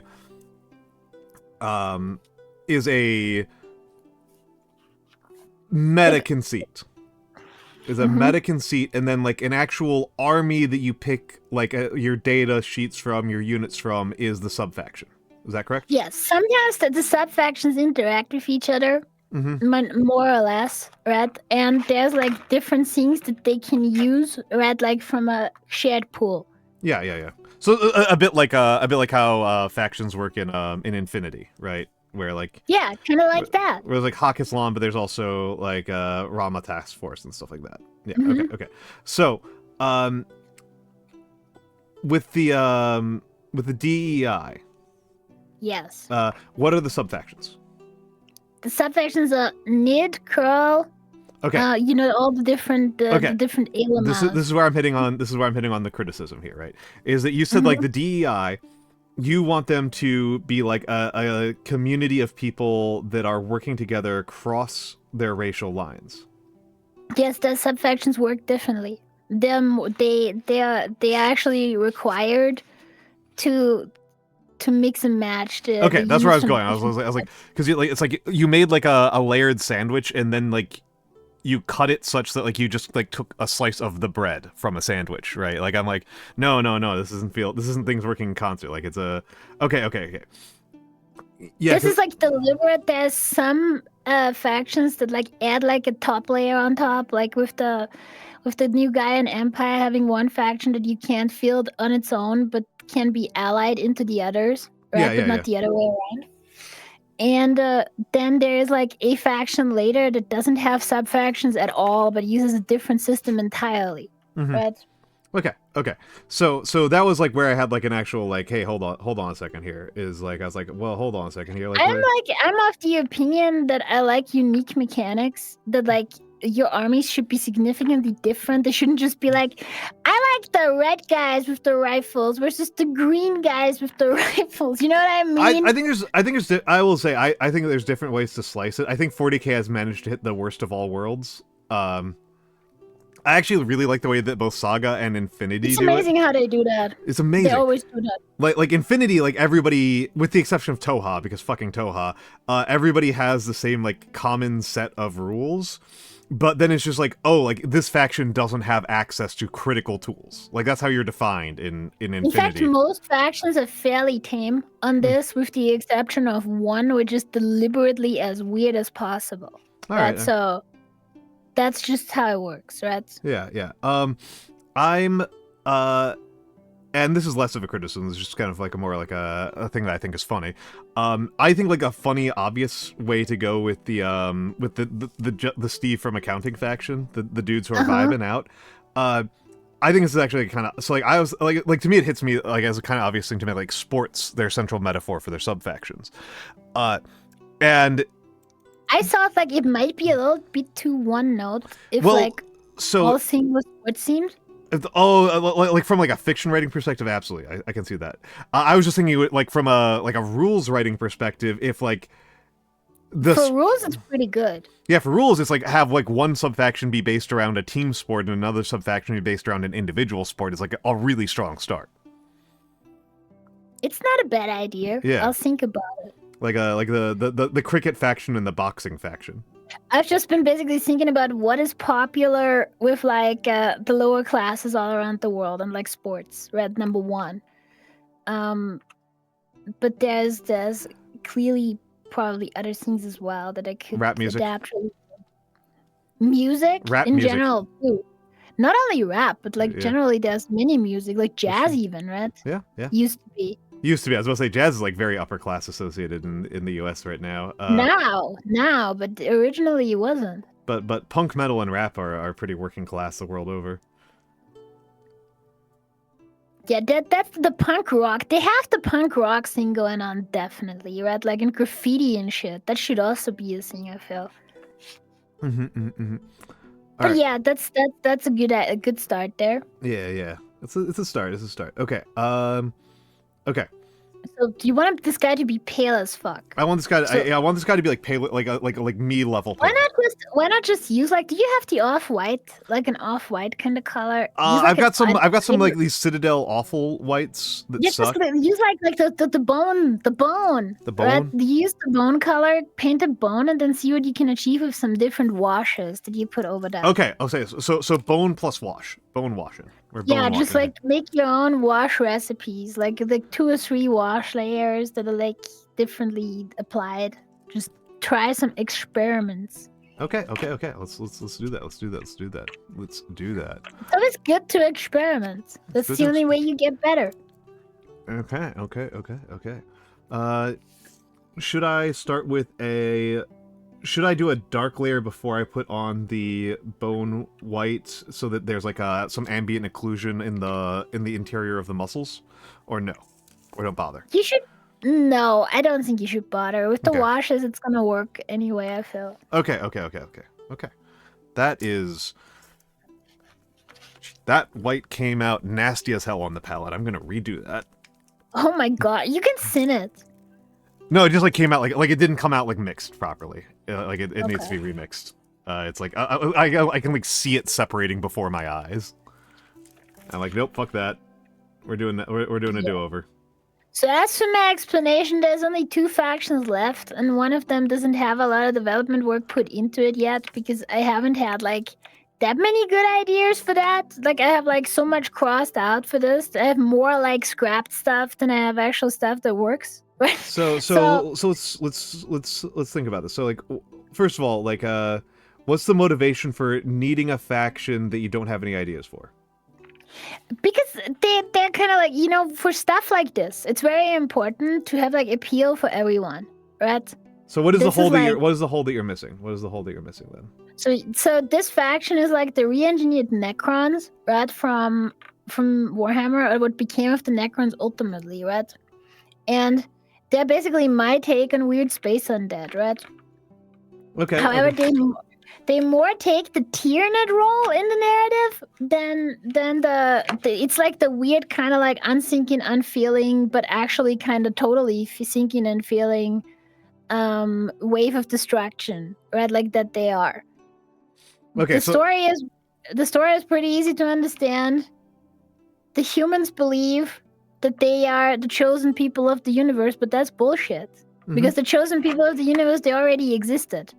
It was some kind of species that existed eons ago in the before time, where the universe still has different rules and all kind, like everything was different. The rules of reality, everything. And they existed there. And one day they just got raptured.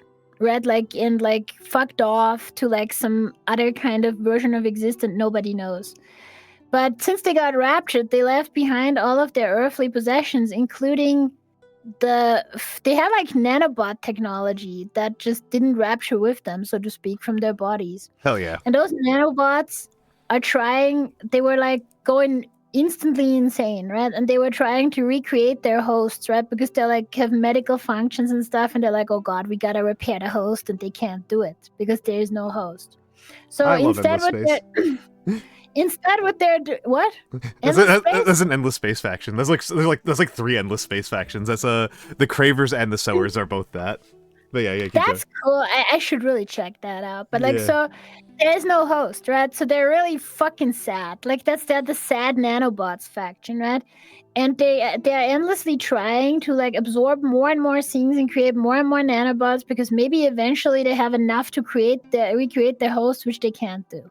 Yeah. So they're like some weird kind of semi-controlled gray goo scenario where they just like are tiny little fucking particles that get carried to other planets and then infest a planet, completely deconstruct the planet, try to do some crazy stuff where they're like creating like constructs that are like supposed to be like some interpretation of the hosts that they are missing, but those creatures, they're not working completely. They don't even know what the fuck's going on and where they are, right? Like, and they're just existing for a short amount of time in flux there. It's all kind of weird stuff, and they're basically a plague that is at current, like, it's really difficult to combat, right? And they're just like the weird kind of like devourer faction that, so to speak, exists in the story. But their entire story is about them being really fucking sad that they can't recreate their hosts. If there was a codex for this faction, like, it would all be about like weird lamentations in there, right? Like, I would write the codices from the perspective of the faction, with the exception of the final one, which we're gonna talk about. But they're gonna be like just basically fucking existential crisis. They're just gonna. They were born to serve. They were born to serve. Yeah, they permanently lament the fact that they're failing their task, right? That's the entire thing. Like, we're failing our task, we're failing our task, we're failing our masters, right? All the time, forever, in like a repeating loop. And the problem is, I haven't come up with sub-factions there, even though there's obvious ways to go, right? But I will see about that in time, so to speak. Like, that's basically that faction I have. However, this faction has amazing like rule possibilities, so to speak. Like, there's like the rules for this faction slap. The story kind of non-existent yet. So there's that. They provide like also unique gameplay to the game that otherwise doesn't exist. So I think that there's to my mind, there's two there's a couple of obvious ways. Like, I'm thinking about this from a fiction perspective rather than from like a gaming perspective. So take this grain of salt. There's an obvious philosophical difference between like how you interpret this if you are put into this position, right? One philosophical option is to treat this as is to inspire and follow your inspiration from people who live to serve and then lost the people that they were serving. And I am thinking about like parents who lost their kids, or like people who got divorced or widowed and like are consumed by the grief of the fact that they have lost a function that they have taken very seriously. Right? Empty nesters, even, if you want to make it a little bit less intense. Another option. Maybe this could be like some weird psychological shit faction. I feel it's not a bad idea. And the other goofy one is turbo cope. Turbo cope, which is to turbo. Not bad either. To turbo cope and go. Have a this is a philosophical stance rather than like a gameplay stance. A philosophical stance of our masters disappeared and have then given us the opportunity to create new masters to serve. And our new purpose in life is to find and create new masters continuously. I mean, that could be a thing, that there's like different like psychological concepts. That's not bad. Yeah. I have to also come up with like visuals. I kind of got that down. I haven't gotten like the general like the reference pool that they draw from for like the unit names and stuff, right? Because that's the thing about that. I'll see how that goes. But that's like basically my interpretation of the Necrons, so to speak, right? And they take more like the Tyranid path, like old Necrons, old Crons, right before the rewrite. Before they had personalities. Yeah. The thing is, they also have like the weird super unit stuff where they have like summoning abilities that are kind of like similar to what the Descendant like faction can also do, where they can like for a very short amount of time fucking ignore the rules of reality and create shit from the before time, right? Like some weird Cthulhu shit or whatever, that are like that they only exist like for one actual round or whatever in the game, because the game doesn't have turns, it has rounds, and the rounds has many turns in it. So like that's how it works. But that's kind of like a thing that they also do. Yeah, so that's that faction. And then there's only one left, right? Mm-hmm. And early on, I mentioned the whole thing about the birds, right? That like every single faction in the entire universe, including, right, even the nanobots, has some kind of concept of birds being bad. Yeah. Or like creatures that we would describe as bird-like being bad. Mm-hmm. That so even the nil and humans have a lots of figures of speech that mean like bird as like, oh, a bad thing is happening, a bad thing is about to happen, something is going on, right? I'm guessing that Mix thinks this is funny as fuck, right? Mix thinks this is hilarious, right? Yeah, Mix. By the way, this is what became of the Tyranids after I fucking was done with this shit, which is like, so to fill chat in if they're missing a little bit of a reference here, Mix is a mutual friend of me and Nagi. He has been on both of our channels many times. He's not a streamer. Mix is a bird. That is, he's a fucking bird. He's a bird, and this is very much. He's even a bird. He's a bird IRL. He's a bird IRL. He is bird IRL. Yeah, that's good. And so this is very in keeping with something that he would think is incredibly funny. So that's like generally a thing. Birds means like bad thing is going on, right? And this goes to the point where in the human realm, so to speak, in human factions, people will report that they experienced phenomena associated with birds. When bad things happen, this goes all the way back to people claiming that the actual disappearance of Earth was brought on by a great bird, right? It's like some kind of weird, kind of like mythologized account of something that nobody has actually really seen, so to speak.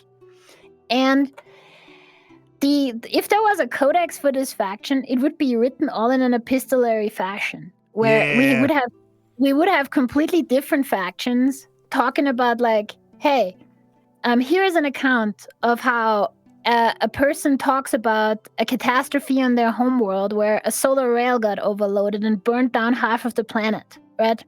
And they remember that they couldn't sleep the night before this happened because they heard the rustling of feathers the entire night. Stuff like that.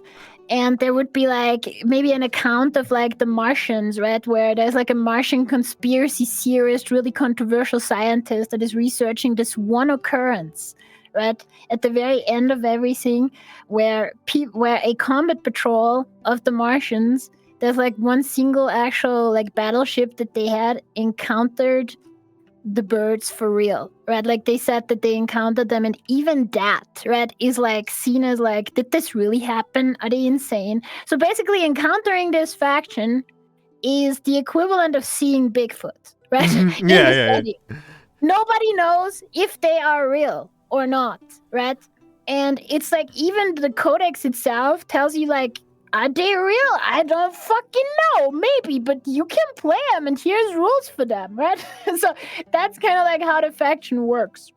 I like this concept. The faction is called the Wuthering Wake, right? That's the name of the faction, and the Wake is like, as I said, the rarest faction in the universe. It's like basically, as I said, unlikely to at best unlikely, at worst impossible to encounter them. Right? Mm-hmm. Like Alpha Legion? Fourth wall, unreliable narrative fuckery. Kinda, but we don't know. Like, the thing is, we don't know if they're real. They're cryptids, so to speak. Nobody knows if they're real, if the birds are real, or if they're a figure of speech, or if there's some kind of other effect. Are people seeing birds or report to hear birds because they're, like, conditioned to believe this? Or is this because there are actually birds out there somewhere? I'm going to do a very un-Almantas thing here, a very uncommon for me behavior. I'm going to suggest a piece of still art that I think would be really funny, which is a stylized piece of art, like a piece of art in universe that is not like really super literal looking, where of the Earth, of our Earth, of traditional Earth, literally being carried away by a giant bird. Yes, that's fucking great. That's amazing. Yes. So the Wake is this kind of like faction that it works in mysterious ways. In universe, as in it works in mysterious ways, even outside of the universe. Where this is a dice-based system, and every single faction uses D6 dice. Sometimes for some faction, there's more than one dice. They are distinguished by color, right? Mm-hmm. The Wuthering Wake uses D20. Like, Hell yeah. they don't give a shit, right? So the thing about them is basically that they're all about fuckery and like using things that are usually not possible within the rules, but they have like their own system, so to speak, even though they work on like usually you can like move things around and stuff, but they have all kinds of weird stuff. So the Wuthering Wake is a faction of starbirds that travel in the spaces between, in the darkness of the inner outer reaches of the cosmos, and only actually descend at like important junctions in causality where like important events happen in history. At least that is what some people believe, I would say, right? So that's how it works, right? And the birds are they're like a faction. They don't have sub-factions. The entire concept of the faction is you have one big bird, and the bird brings many smaller birds in its wake. So the entirety of the actual army that you can bring depends on what big bird you choose. The smaller birds are named after like random birds from Earth. So like you can have like crows. So the unit is called a murder, right? Because it's crows. And then you have like ravens, which is like a different version of crows, and they have like the unit is called an unkindness, right? Because that's what an unkindness is called. You can also have a siege. That's like the herons, right? Like it's basically because bird convocations have funny names, like convocation. Yep. Also, I want to make sure that people are not missing the subtext here that is that this universe has a giant conspiracy theory that all of the bad things in it are caused by woke, or caused by the wake. It's caused by woke. You get it? You get it? Yes. You get it. You get it. You get it now. Is this woke? It's the wake. Yeah. And it's a cryptid. So that's the fucking thing here, right? But so yes, the thing is that's the normal fact. They're named after birds. They're like bird names in different languages and like names of bird groups, right?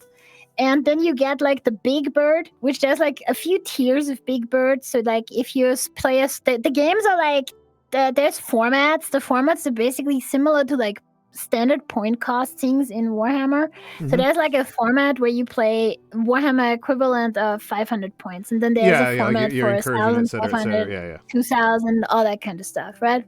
And in a bigger format, you can take a bigger tier bird, right? Where usually the standard unit, the standard big bird that you can run in this is Simog, right? Simog is the or Ziz, right? Like there are two different versions of the same creature, right?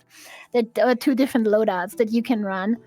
And then you can have like, depending on that, the wake of Simog has like a certain amount of capacity for other units, right? So it depends on what big bird you pick.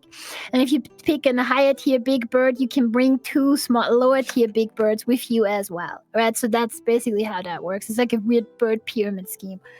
And so they have like all kinds of stuff, because this is like one of these games similar to War Machine where you get a card that has all the unit rules on it. But there's also gear equipment cards that sometimes come with the unit. The birds don't have equipment. They have face down cards under them that have random ass bullshit effects that can happen that the opponent doesn't even know. And under certain circumstances, you don't even know what is going to happen if the bird actually gets triggered, right? So that's kind of like their mechanics. Triggering the woke. Triggering the woke. All right. Have a good night, Matthew. Good night. Matthew was going to be my raid target, but he said he canceled his stream. And now it's gone. And now he's gone. But yeah, that's the final faction of the game, the Wake. The Wake also exists in the spaceship battle faction, where you can have even bigger birds. Even bigger birds, yes. Yeah, they're even larger. They're large. They're birding it up. Okay. A thing that is going to drive me crazy about working with white primer. I also think there should be one epistolary story in their codex that is kind of like similar to the Iron Lung kind of shit, where some guys like in a spaceship and they encounter the birds, but they can't see them in the same way as like the Iron Lung monster encounters work. That's funny, dude. That should exist. Hell yeah. Hell yeah, boy. Okay, definitely. I'm going to... The thing that I noticed so badly about working with the white primer is just like how easy it is to tell when I missed a spot. Oh my god. It's pretty bad. I know, I told you this. Yeah, and I... Well, like, the thing is, like, I don't even know if this is, like, strictly speaking, like, a negative, right? Because it's like... I mean, it makes you work neater, I guess. Yeah, and that's actually, like, kind of the part that I like the most, is the, like... fixing, right? Is the, like, really fine-toothed, like... dotting stuff. Getting in real precise and neat and close in, because I'm a sicko. I'm a pervert who isn't trying to get results. I'm trying to like just work on the process and work on my manual dexterity and work on getting things neat and tight and small. But yeah, okay. So I like this. I like the bird faction. I think it's very funny to have it be The like bird faction is like I'm very proud of this one. I don't think there's another wargame that has a faction like this. the closest I can come up with. The closest I can come up with is oddly these guys. The Old Dominion? The Old Dominion, not the main faction, but the sub-faction of Old Dominion with the Fallen Divinity. If you do like a really hard Fallen Divinity list, that's the closest I can come up with. It's not that close, right? It's not like actually that close. Like, are you familiar with how? Do you know how a Fallen Divinity list works? I haven't seen it yet. No. Okay, so the way a Fallen Divinity list works, so like the normal way these guys work, right, is you have an army of these undead legionnaires, and as they take casualties, you gain tokens when your units die, right? And if you gain enough tokens, you unlock new special rules for your list. So you have this kind of like, you don't actually start out at the peak of your power while playing Old Dominion. Unless people like really wipe you out really hard, you actually are just kind of like slowly accumulating special rules that make you more and more insanely powerful, and they apply to your entire army. In Old Dominion list that does the Fallen Divinity instead, you've got your fucking god on the table. The Fallen Divinity. And instead of your points going into the pool that gives special rules to all of your units, they just go to the Fallen Divinity. I see. Your chained necromantic god gets all of the special rules, and so the list just becomes increasingly laser focused on delivering the one super unit. That's pretty interesting. Yeah. And it, of course, I don't know that I would particularly want to play it because I am a person who really likes having really redundant game plans. And so playing a list where like one unit going down cripples like is just the end of your game plan is something that I hate. But it is cool. It is cool that it exists. It is cool that it exists. And again, like I don't think it's actually that close because you still have like an entire army of Roman legionnaires, right? It's not like. Yeah, that's the thing about this. They don't have sub-factions, right? They're just working like that. They just have, like, you get a little bit of a different army depending on the leader you pick, so to speak. And the big bird is the super unit. Yeah. The thing about them is also that they don't die, right? They don't, like, get destroyed like normal. They get, like, scattered. They just, like, fuck off, right? Like, they're immortal, right? Like, they're the only actual unit that is fucking immortal. And you basically, they kind of work almost similar in a way to Necrons, where they have to be disrupted, or like old Chaos Demons from Warhammer, where they have like special conditions, right, for them being removed from the field. Yeah. No, this is pretty cool. This is pretty cool. You inadvertently inspired me to think about a something that you've just like caused me while I've been thinking about this. I've had a bit of a brainstorm while we've been talking about a potential wargame rule set. So you reminded me throughout all of this that two of my favorite games share something in common that's a little bit weird. And I was thinking about Into the Breach and Infinity, because Infinity as a wargame. One of those things, Infinity, the main thing that people talk about because it's very cool is the reactive order. But an element of Infinity that's kind of cool is the is cheerleaders, because Infinity wants to kind of create the sense of like 80s action films where you've got like an 80s action hero that's like carving through mooks. But why would anybody play the mooks? And their solution to that is that you need to bring really shitty little dudes around to generate resources for your big dude, and you carve through the shitty little dudes on your opponent's side. And that's what the game's kind of about. And I was thinking about, like, Into the Breach, like, you are defending the buildings. So I was thinking, I forget what one of the factions you were talking about. I forget which one it was. Made me think about, like, what about a game where, like, both sides have, like, big battle mechs, and then their field is just, like, full of civilians that they have to protect from the other side? And, like, it's not similar. I don't know. I could. This is not so much inspiration for you. This is not so much inspiration for you. This is, like, something I'm just, like, thinking about. I'm just like, would this be a cool game? Could I make a cool game based on this? Could I? Possibly. Possibly. I'm a big believer that, like, there's no such thing as, like, a truly deadly flawed premise at the level of, at like the 0 level, that like you can make it work from like the really broad level. There's always going to be some insane option that you can do. I think I fucked up and I've been using 1-to-1 Mornfang Brown and Ice Yellow as like a leather color, and I think it needs some like red. A little bit, yeah. It should add a little bit of yellow. No, red. I'm stupid. Yeah, it needs like a little bit of like red or orange to like, it just like looks weird and unnatural. Yeah, so as I said, the thing that I added is that like there could be the space whales lore already existed because they're important in the setting, right? But they're not represented in the ground war. So they can be represented in the interstellar war version because, for example, the fucking nanomachines, they don't have ships, right? So they're not in that at all. Yeah. And the same with, like, there's another faction that doesn't have ships, but I don't have it right in front of me, right? So they're replaced with 2 other factions, which is like the Mafia space whales, right? and the whaler guys, the intergalactic whalers. The whalers. I noted down a story about a space whale crashing into a new Gaian planet, right? Like, because he was like fucking stoned off his ass for huffing space dust, right? Yeah. And crashed on the planet, destroyed a whole lot of shit, and the space dust is actually some weird kind of space fungus that destroyed the planet almost. So, he came back later when they survived and gave him a bunch of shit to be like, hey, take this for your trouble, right? And this is to this day seen as one of the greatest diplomatic victories like, of the new Gaian Empire with the space whales. That's the story. That's too much orange.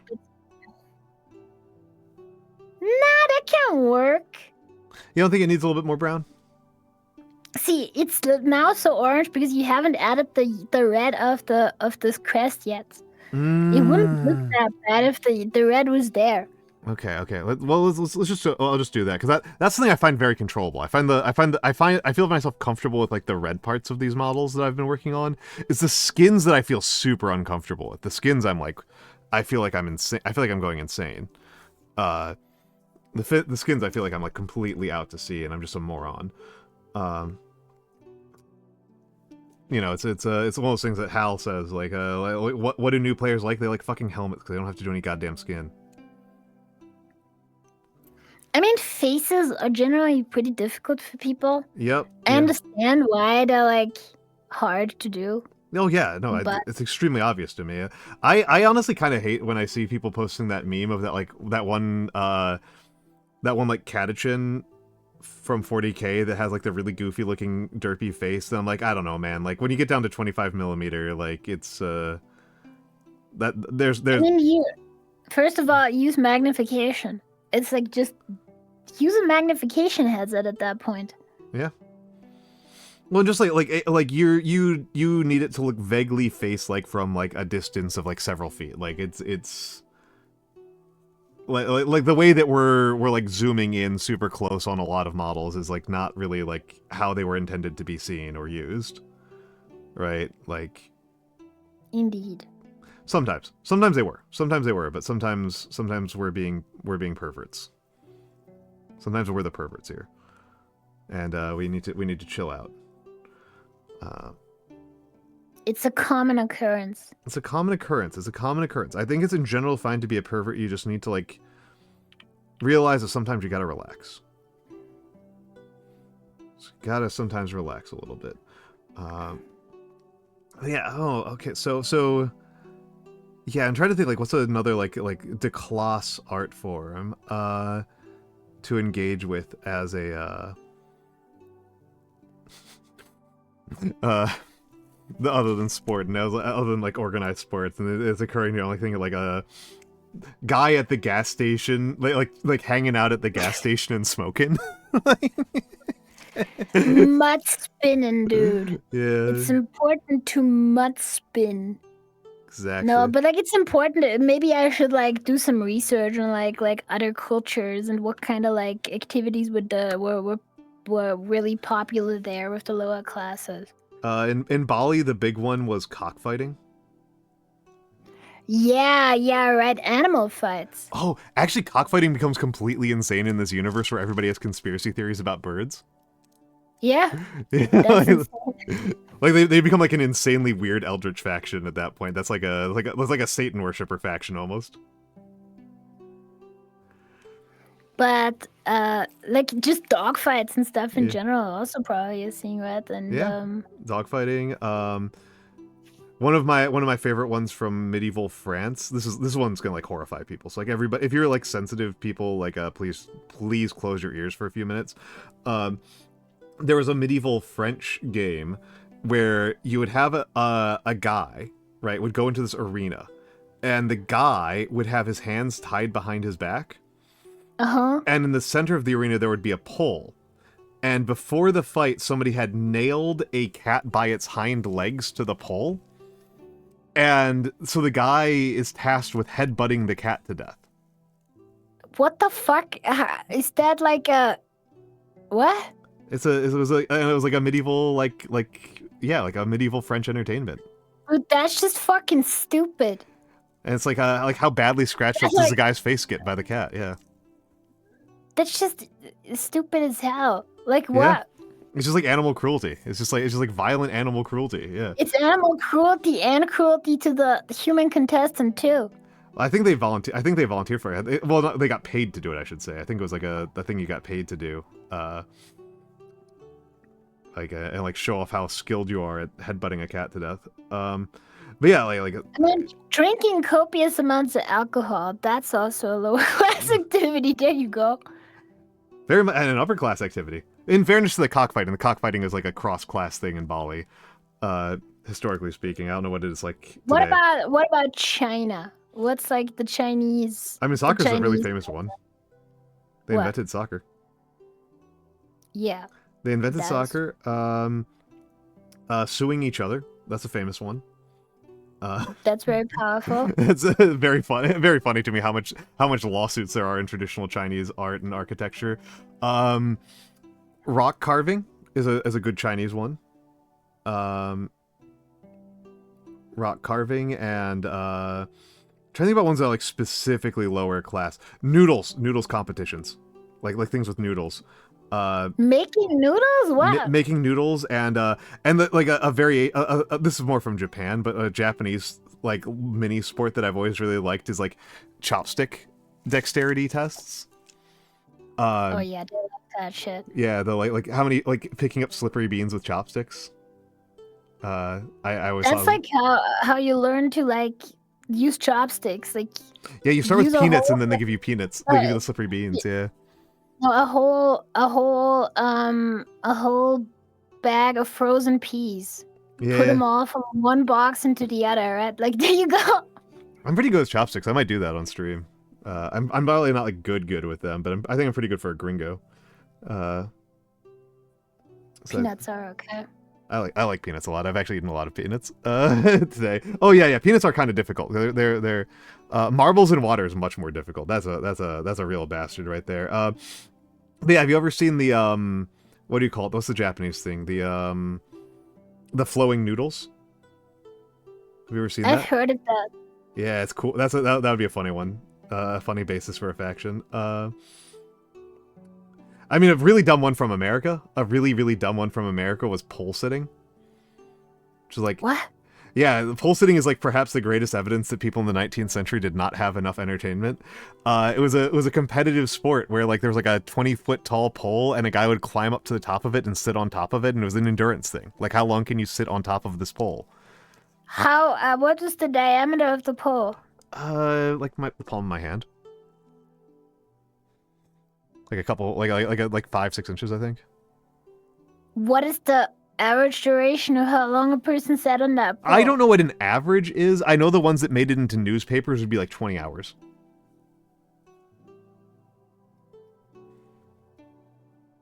That's fucking stupid. It's so dumb. I have no defense on that one. I've got no defense. I will defend a lot of really dumb things in history because I'm like, well, these were different people and like I shouldn't judge other cultures, but this is my ancestors and my people and it's fucking stupid. Like this is just baffling. Like there's no way I can't imagine building a faction around that. That doesn't even make sense. Like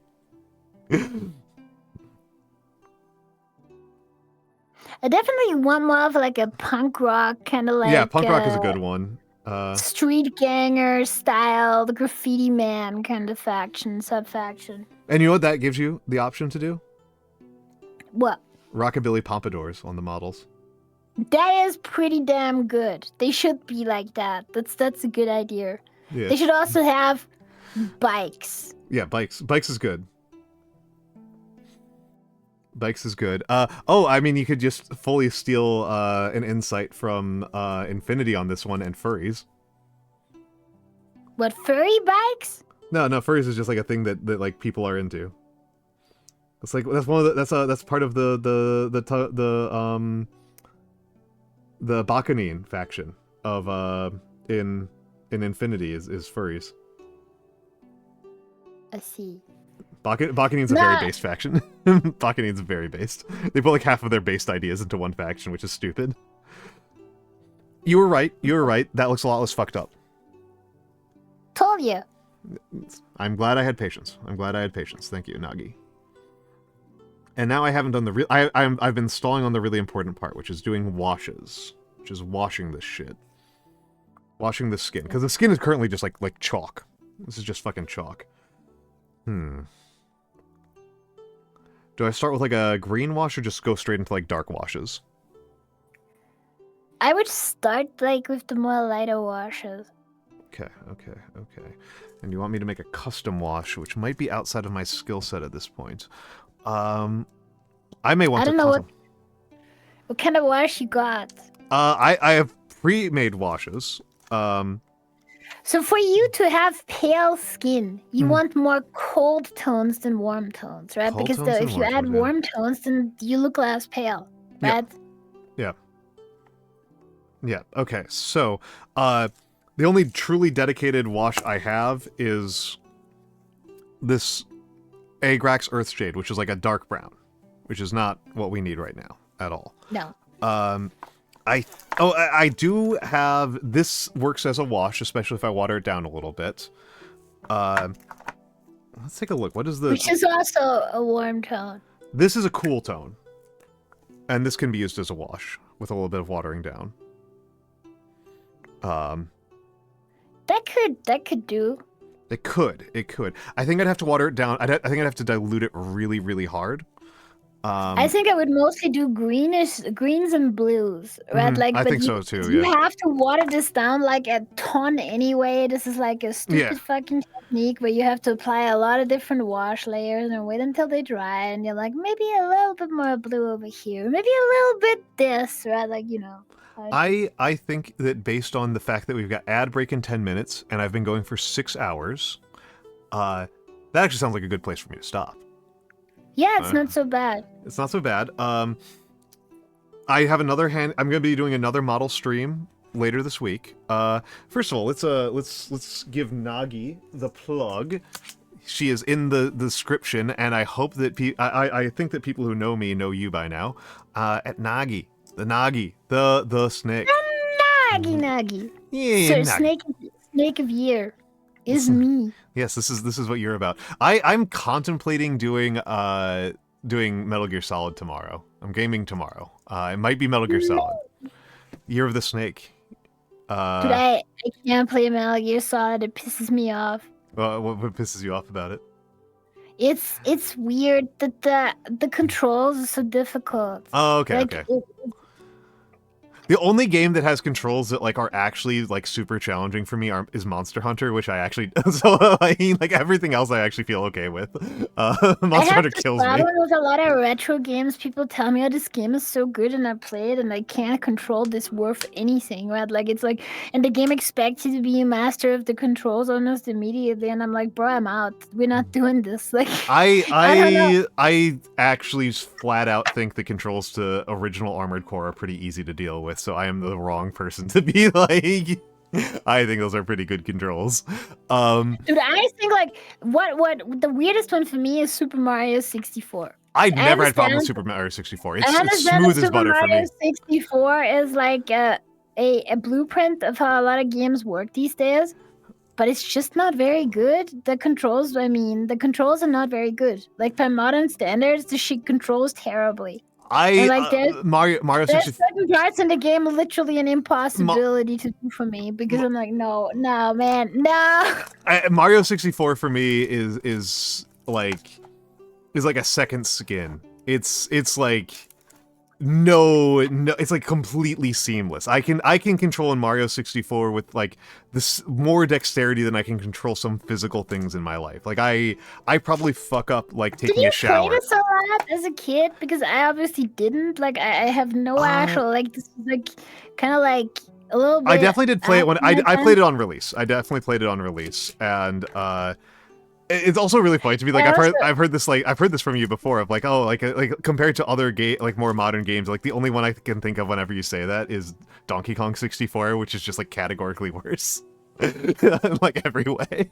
Yeah, I mean, obviously, like it controlled pretty good for the time, but it's just not there. It's just not like, in my opinion, as somebody that has no nostalgia for this game, it doesn't hold up in almost any way, other than like art direction.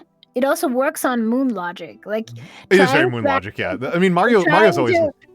Yeah, but trying to like understand this game and how it works. Like I played Sunshine too. It's not as bad. Like with the moon logic, I don't know. So the Mario series has always operated on completely insane logic. The original Mario, the one for the NES, not the original, because that would be like the Donkey Kong game. The OG Mario Brothers for the NES, the rule book for it, when it was describing how you can bounce off of a Goomba and kill another Goomba. The way that they explain this, for children reading the rule book, is they use a metaphor based on Henry Kissinger's theory of the relationship between communist countries in Southeast Asia. Like they invoke specifically, they call it domino theory. This was the theory about what like the consequences of the U.S. failures in Vietnam. Like it's completely insane. Like it's so fucking funny. I don't know, man. Mario has always been insane. Mario's always been completely insane. It has always been an acid trip. That's why it's mushrooms. That's why mushrooms make you stronger in Mario. Is because you're doing mushrooms. It's very boomer. The base version of boomers. who is on the lines? Who is on the lines today? Oh, Rinny's is online. We're gonna Rinny or Kirill? Who have I rated more recently? First of all, Discord, socials. I still need to write my review. I still need to write my review of Divided Armies. That book rocked. That book absolutely fucking rocked. And the Dark Souls cometh, folks. The Dark Souls cometh. We are going to return I can't wait. It's gonna be a great one. I think it's gonna start next week. I think that's my plan right now. I want to talk with you a little bit about this afterwards, but yeah, I've got a plan for starting it next week. I think I haven't raided Rinny's in forever, because I haven't seen her online in forever. So we're going to raid Rinny's. Rinny's is very based. Rinny's is very based. She is a unambiguous pervert. Oh yeah, these commands are broken. These commands are broken. So older man, geezer raid. Geezer raid. Geezer and snake raid. Snake. Nope. That's not a snake, that's sake. Snake. There we go. So Geezer and snake raid, and then comfy, Almont, comfy. Where is it? Where is it? You've got a comfy, right? Oh, I'm not sub to you right now. Fuck me. Tsuchinagi Conf. Yeah, Tsuchinagi Conf. I'm not sub to you right now. I'm not sub to you right now, like a sicko. Snake. Geezer and Snick raid. Okay, there we go. And that's the sub raid. So anyway, everybody have a lovely time. Thank you all for being here, and I will see you all later. Say goodbye, Nagi. Bye bye, everybody. Bye bye.